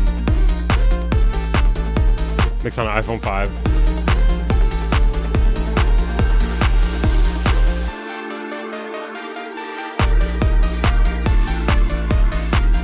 It's kind of cool.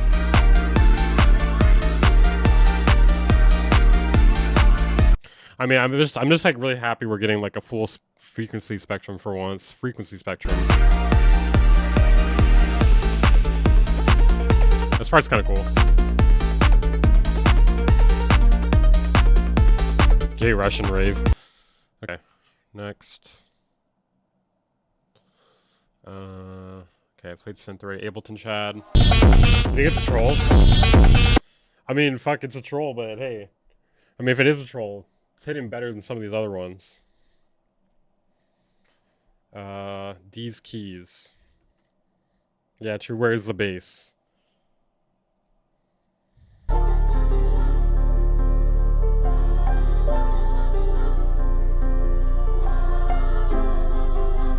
I really have to shit, to be honest. Like, I have to go, like, right now. I have to go, like, right now. Oh, hey, we got some.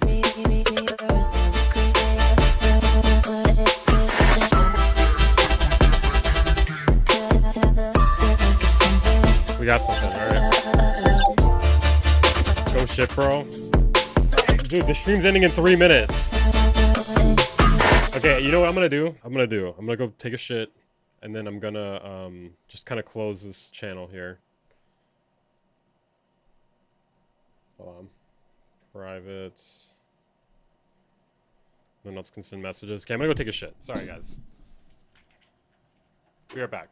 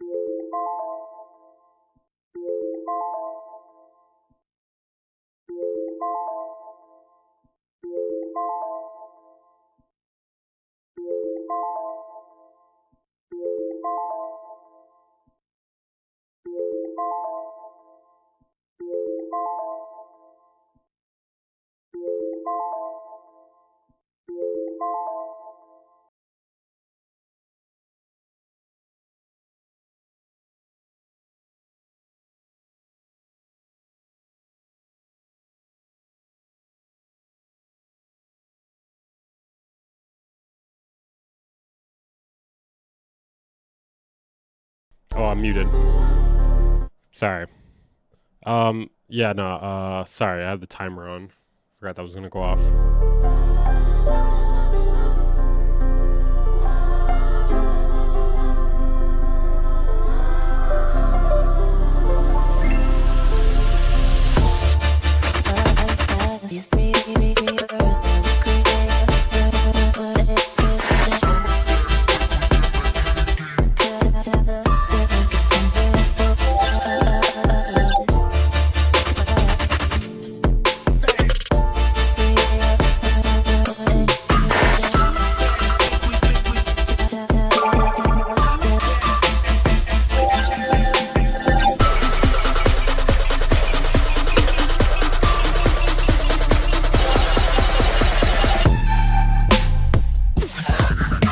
Okay. It's a bit all over the place, but it's kind of cool.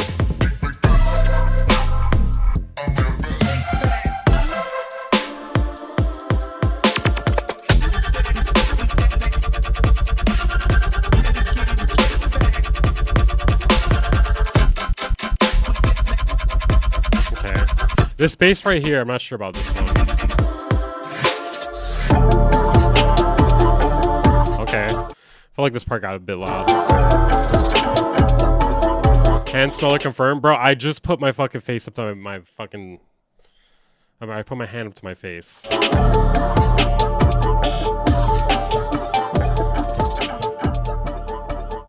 Okay. I don't even know what to say about that, dude. So much shit happened so fast. I don't know. Okay, resign.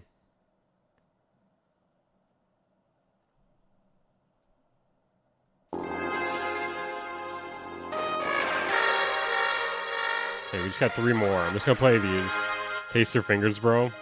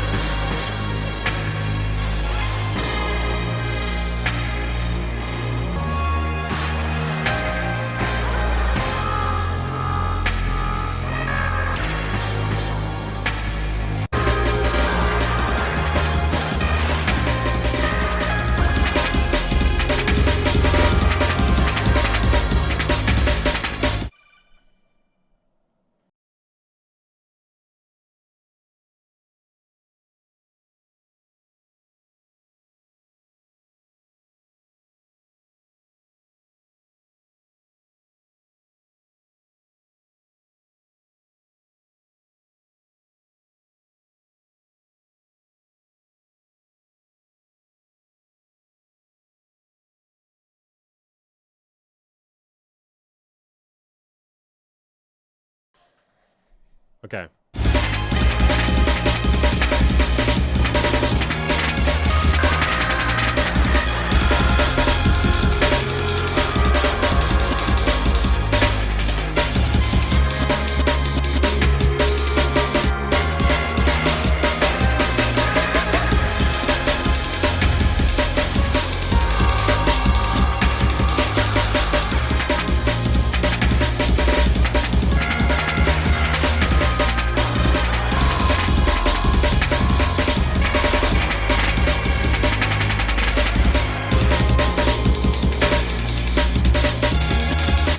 The bass is unsatisfying.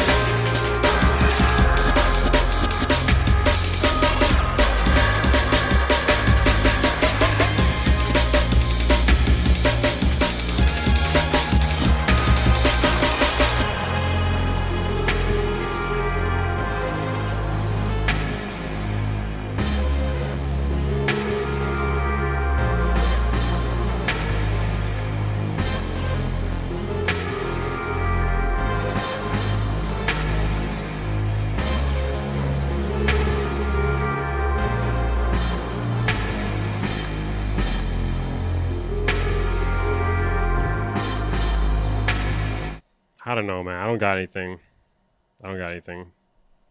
Kind of just checked out at this point. Okay, beat mechanic.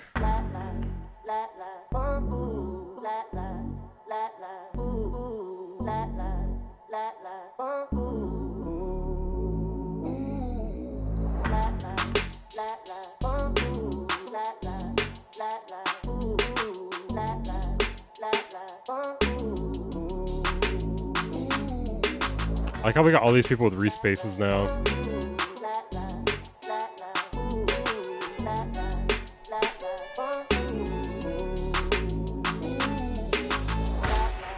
My blood sugar's dropping.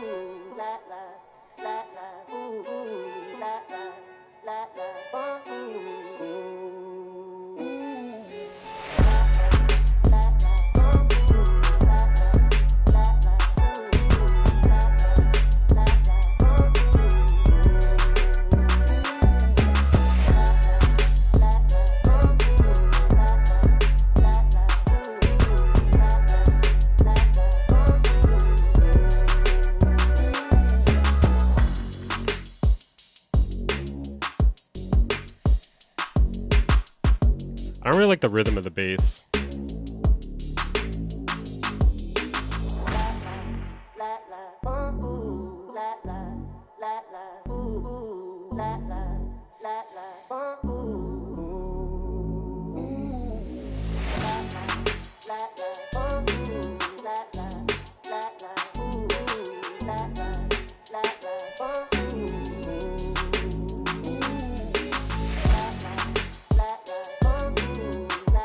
I think the kick could hit harder. Gets a bit repetitive. I'm assuming it's supposed to have vocals on it. Alright, last one here. Ooh.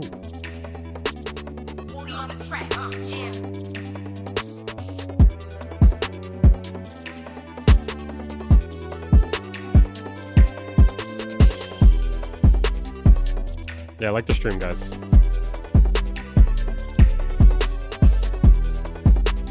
Bass is not hitting. It's too subby.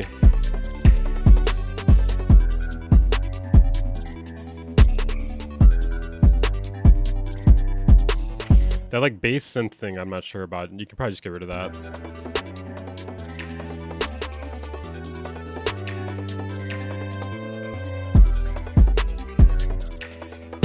Yeah, I agree. The kick is hitting, but the bass line isn't. Okay, that's all my feedback. I'm gonna head out, guys. Thank you for tuning in. It's been a fun stream. I'll see you guys hopefully in a few days.